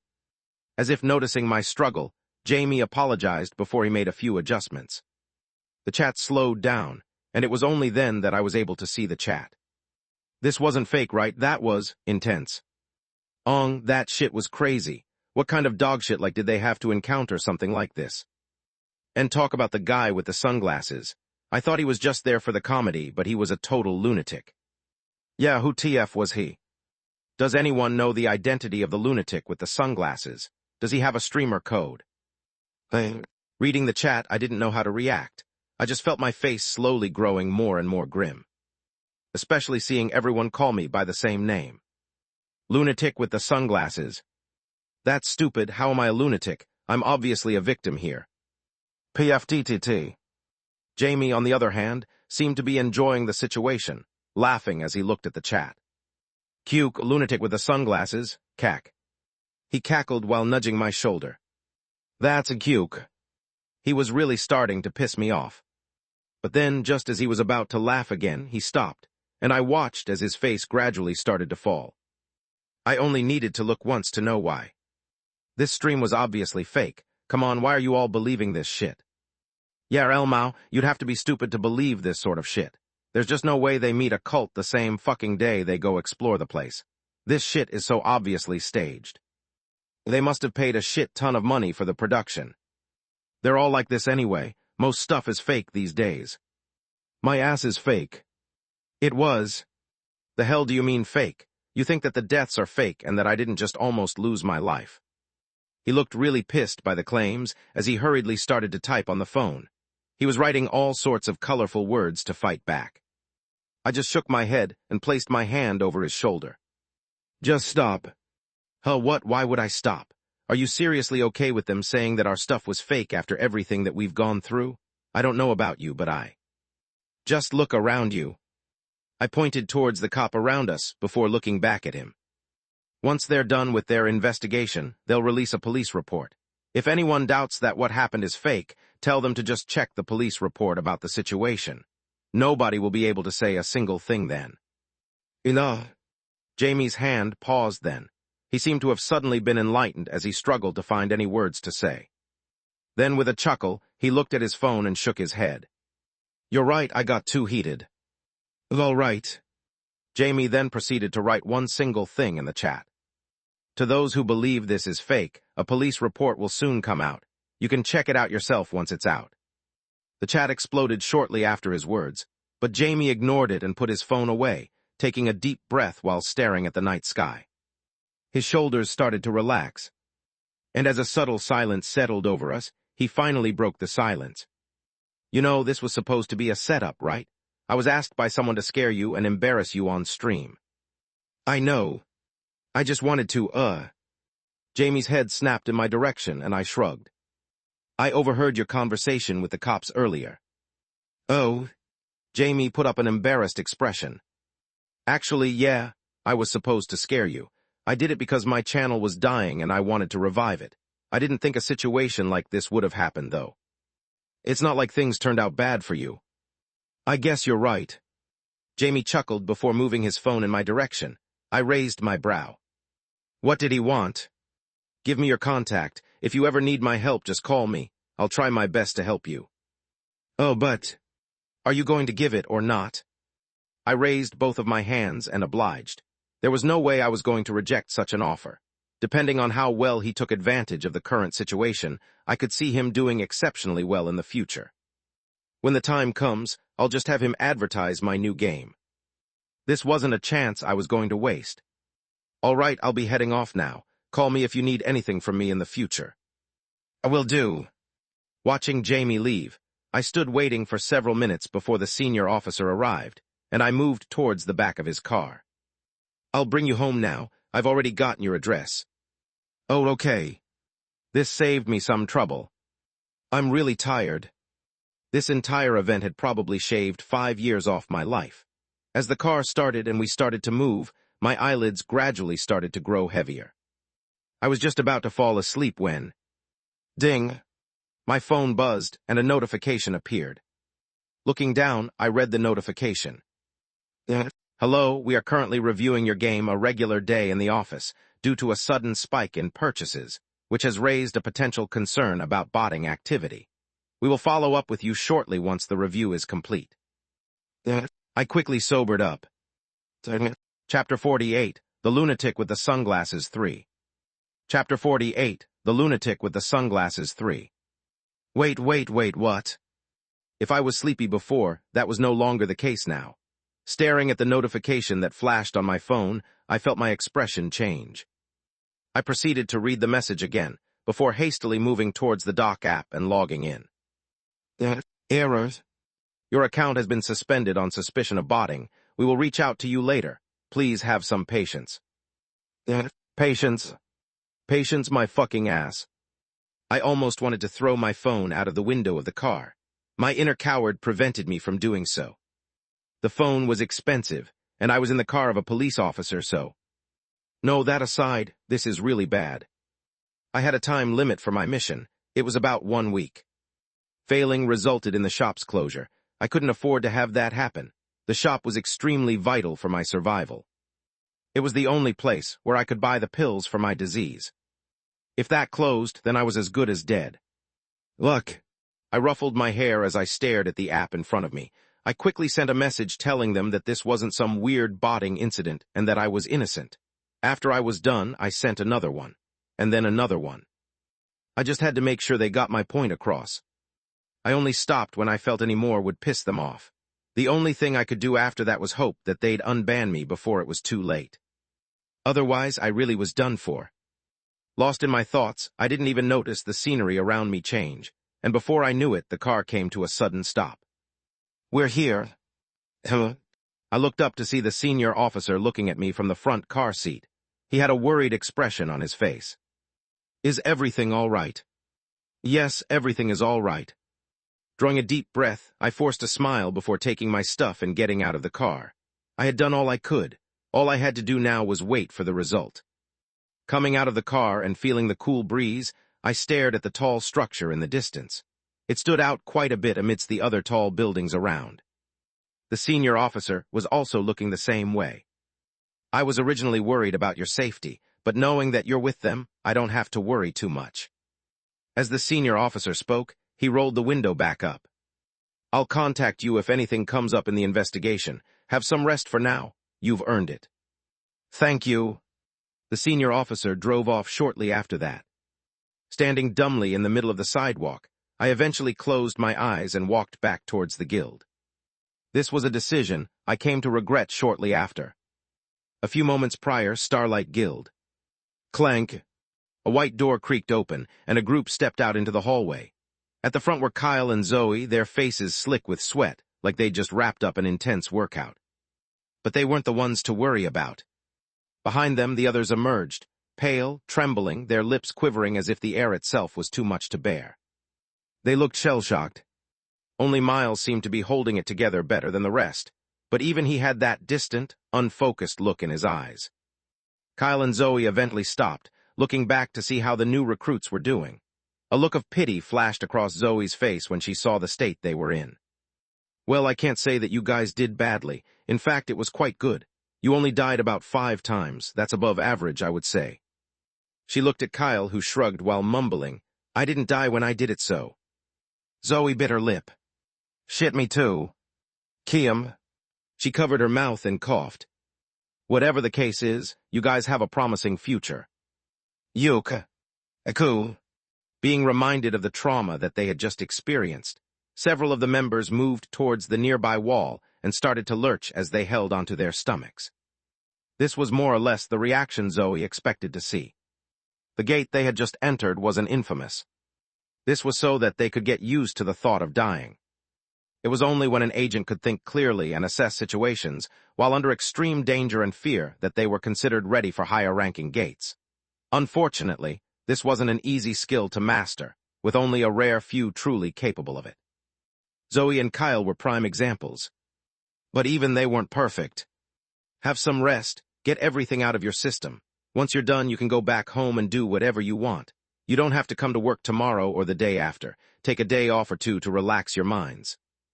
In order to reduce the risk of PTSD, giving the new hires a few days off to process the events was necessary. Once she was done checking up on the new recruits, Zoe led them all back to the field agent area, where she saw the other groups slowly entering, their situation somewhat similar. This was a common sight during recruitment season. Oh, right. She was about to head back to her dorm when all of a sudden, she recalled something and pulled out her phone. I wonder how that went. I bet he's pissed his pants. Zoe suddenly snickered while thinking about seeing that guy jump up in fear. Jamie was quite reliable when it came to scaring people. What are you doing? Are you going to check the stream? As if seeing right through her actions, Kyle sighed while walking next to her, leaning his head to check the stream. Miles also moved closer. They were all somewhat curious to see the continuation of the stream from before. She was expecting something hilarious. Instead, her smile vanished. Her eyes widened. So did Kyle's. Miles took a sharp breath. And then, what the fuck? Zoe cursed, closing the stream and opening it again. She probably clicked on the wrong stream. It had to be. It really is the same stream. Her eyes widened in shock as she pulled up the stream to see the endless number of comments. This is not real. This has to be fake. I refuse to believe this. Does anyone have a short clip of what happened? I really want to see the stream, but I don't have time. But that wasn't the only thing that left her shocked. No, it was the number of viewers who were currently watching. It was over 30,000, and that was in spite of the stream having already finished. What in the world happened? Zoe wasn't the only one confused. Kyle was also confused as he leaned closer to stare at the phone. Hey, move your head back a little. But he was quickly pushed away by Zoe, who scrolled through the phone before finally finding something. Here, I've got it. It was a short highlight video of what had happened. She pressed it and the video began to play. But a minute into the video, the faces of each and every one present changed as they looked at each other before settling their gaze back over to the video. What sort of psychopath? Chapter 49, The Lunatic with the Sunglasses 4.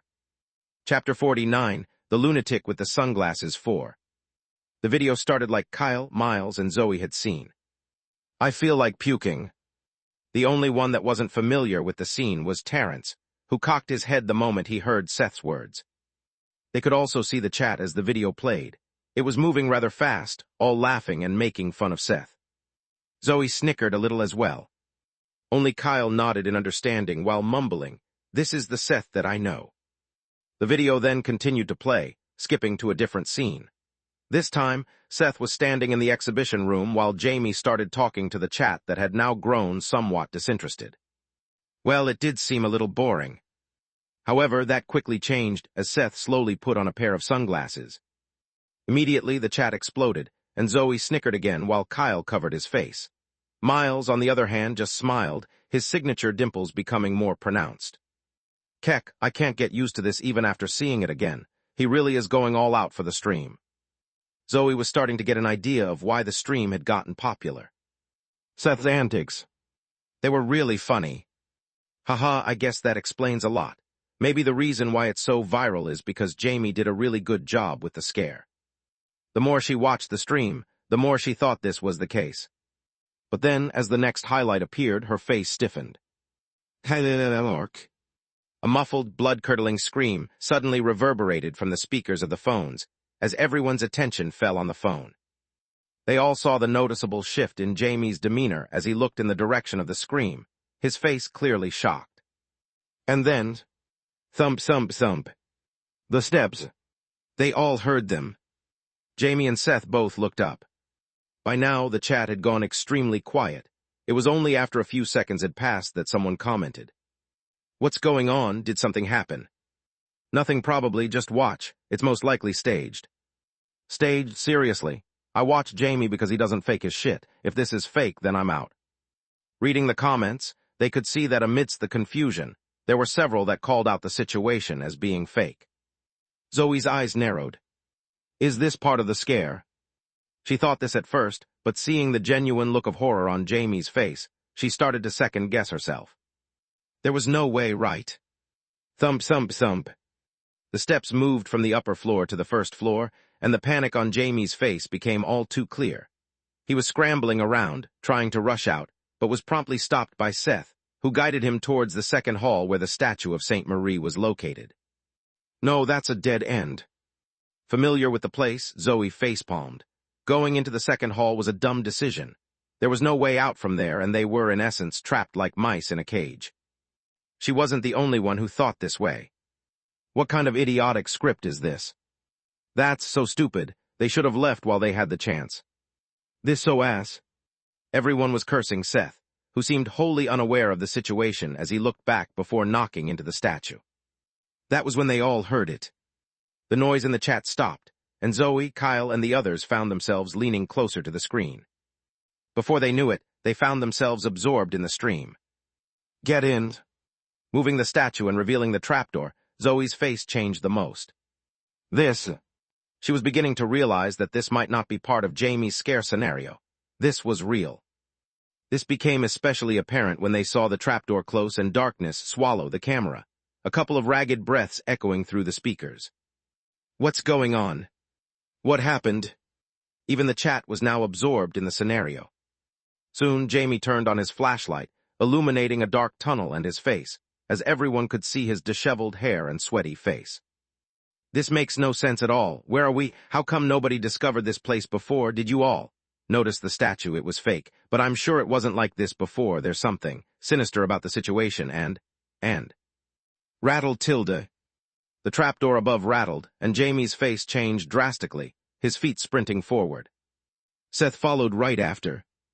Thump, thump, thump. The distant footsteps returned, and the number of viewers practically shot up by now. What's going on? Why is this suddenly trending? Is this real? Oh my God, run. Someone call the police. I don't think this is fake. Seth and Jamie continued to run forward, eventually taking off their shoes in order to hide the sound of their steps. As they ran, they eventually caught a glimpse of an orange light, heading straight towards it. However, just before entering, they stopped, and the camera moved forward to scan the room and display it for everyone to see. They all saw what Seth and Jamie saw. And at the same time, they all saw that there was no exit. Oh my God! How in the world do they get out of this? Kyle's face was filled with worry as he looked at the scene.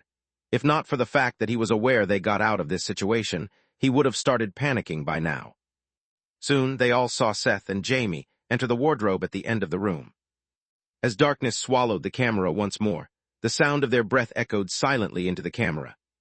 Tensions were at an all-time high, and Zoe and the others vividly felt the tension. They felt it even more than when running their own gates, because unlike before, they weren't in control of what was happening here.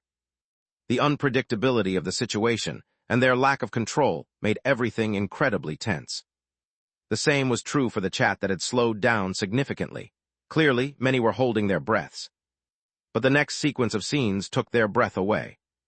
From the dead bodies to the corpse of the little girl, they all caught a glimpse of it through the narrow crack of the wardrobe. And then, an eye appeared, staring right into them. Zoe and the others nearly jumped out in fright. I feels biaffa. You fuck. The chat was spammed with all sorts of gibberish the moment the eye appeared, as many most likely jumped out of their seats. But then, clank, they saw Seth suddenly kick the door, a muffled sound echoing right after. Run! Intruders! Catch them quickly! The chase began there as the camera shook, moving with each swing of Jamie's hand. The viewers lost sight of the situation, only hearing Jamie's and Seth's voices as they seemed to make it back to the trapdoor. However, just as they were about to get out, they heard a certain sound, and it was also then that the vision became clear. Oh my God! It was there that they saw several hands clamp up over Seth's ankle as he looked behind, his face looking strangely dead. He didn't even show much of a reaction. But soon, Jamie sprang into action, the camera smacking down against the skinny and pale hand. Thump, thump. Each smack seemed to resonate with the beat of the heart of everyone present until... Crack. They heard a cracking sound, and the camera fell. Everything turned dark from there. They could only hear the sounds from that point. What's going on? What happened? Did the selfie stick break? Someone tell me what is happening. Viewership had hit an all-time high. Everyone was glued to the unfolding chaos. With the screen plunged into darkness, every sound felt magnified. The panic in Jamie's voice as he realized the door was locked, the ominous footsteps behind them, and the slow, eerie creak of the stairs. Everyone heard it, their faces growing tense. And then, just as the tensions were at an all-time high, their vision returned, Seth's face appearing before everyone. He looked to be within a certain room, and as he locked eyes with the camera, he paused for a moment. all eyes focused on him, waiting for him to say something. And soon, "Hello, chat." He started to speak, his voice quiet as Zoe, and the others looked at him with extremely serious expressions. "Given my current circumstances, I can't talk too much. However, I wanted to get a certain message across." Message? What message? Was he trying to leave a message before dying? Zoe thought as she swallowed her saliva, waiting for him to say his next piece. But the moment Seth opened his mouth again, her face changed. The same was for Kyle. "I made a horror game called A Regular Day in the Office. It's a very scary game. It was only just recently released, so I wanted to take the chance to let you all know about it. It's only $5 on dock. Please support me." Seriously? Now of all times. Chapter 50, The Lunatic with the Sunglasses 5. Chapter 50, The Lunatic with the Sunglasses 5. What the hell did he just say? A regular day in the office. He's a game developer. WTF is he doing? This shit has to be fake. LMAO. This is so obviously staged. Who in their fucking minds would advertise this shit in the middle of a situation like this? Seth's words made the chat instantly explode, and the number of viewers increased as those with malicious intentions added fuel to the fire. This is bought through a production. I almost got fooled, lol. Though it was obvious that some sort of hidden competition was manipulating the chat, it still didn't take away from the fact that the entire stream suddenly felt fake. Oh, so that's the case. Zoe felt a similar feeling as she leaned back on her chair, expression easing a little. For a moment, it almost had her fooled. Jamie really went all out with the production. Zoe didn't know how to feel. On one hand, he had done the task as she requested. On the other, he kind of went a little overboard. The others also seemed a little more relaxed at the realization. But that didn't last for very long as Kyle's voice echoed shortly after. Wait, hold on. His expression changed as he looked at his phone. What is it? Is something wrong? Noticing the sudden change in his demeanor, the others grew curious. Just as they were starting to grow impatient with his actions, Kyle slowly turned his phone to display the guild alert system. Location, Velora Art Museum. Danger NA, estimated to be second order. Alert, suspicious activity detected in the region. Possible gate opening reported. Further investigation required. Field agents will be dispatched shortly. Velora Art Museum? Zoe mumbled the title of the location for a brief moment before her gaze changed drastically as she hastily looked at Kyle. Isn't that? Yes. Kyle replied, his expression growing tense as he looked at Zoe's phone. His voice grew a little strained. The stream might not be fake after all. The app he was using was the Guild app. It indicated and displayed any event that was happening within the Guild and needed the Guild's attention. Seeing the new alert and the description, Kyle understood the gravity of the situation. But... Zoe was at a total loss for words as she turned her head slowly towards her phone. She found herself staring at Seth's figure as he appeared in the video, calmly detailing information about his game in spite of his current situation. To make things even worse, he was doing all of this while wearing sunglasses. Keep the video playing. I want to see what happens next. Hearing Kyle's words, Zoe bit her lips before nodding faintly and continuing the video. That was when they saw Seth move all the furniture toward the door. What is he doing? He's trying to block the door. Isn't he being chased by those weird guys in white? He's making too much noise. In spite of everyone calling the entire stream fake, everyone was still absorbed in the stream. They all found themselves immersed in the situation, and just as everyone was starting to doubt Seth's actions, they saw him turn the camera away from himself. However, it wasn't fully turned. They still managed to catch a glimpse of him and the door. It was also then that it happened. Bang! Terrence flinched as a loud crashing sound echoed. Zoe and the others were able to remain unaffected, but it wasn't as though their bodies didn't tense a little. But this was only up until the moment they saw the cold gleam of the axe and the eye that came right after. He's here. A hoarse voice echoed shortly after, bringing the tension to the upper limit. In that moment, they all felt as though they were there in Seth's shoes, and that only served to heighten the growing tension. Would he be able to get out? This situation, it looked completely hopeless. And yet, as opposed to them, Seth remained calm. Besides the obvious increase in the pace of his breath, he didn't look at all fazed. This suddenly reminded Zoe of the time when he came out of the trial. He was the same back then, and it started to make her question whether he could be scared at all. Miles's brows furrowed slightly, while Terrence drew a deep breath. The only one that didn't look confused by Seth's calmness was Kyle. He's probably holding his puke back. Kyle knew Seth well enough to know this. He really did have a weak stomach when it came to situations such as this. It was a good thing that he was still able to think in spite of the situation that he found himself in. But soon, bang, the axe smashed against the door over and over again. The furniture rattled as Seth tried his best to keep the furniture by the door, preventing them from entering. However, that seemed like a futile struggle from his end as splinters flew all over his face, hands reaching out to grasp it. Unknowingly, everyone forgot how to breathe in that moment. "Run, what are you doing?" "Shit. Fuck fake or not, this is creepy as fuck." HFI. Everyone was on the edge of their seats as the situation turned desperate. Bang! And just as the door split apart again, they saw Seth fiddle with his phone before tossing it away, or at least, that's what it seemed to be. The camera angle made it hard for them to see. Bang! The door shattered and Seth fell back, his eyes staring at the raised axe. The creepiest part of it all was his lack of reaction as he stared at the axe. And just as the situation appeared to have turned for the worse.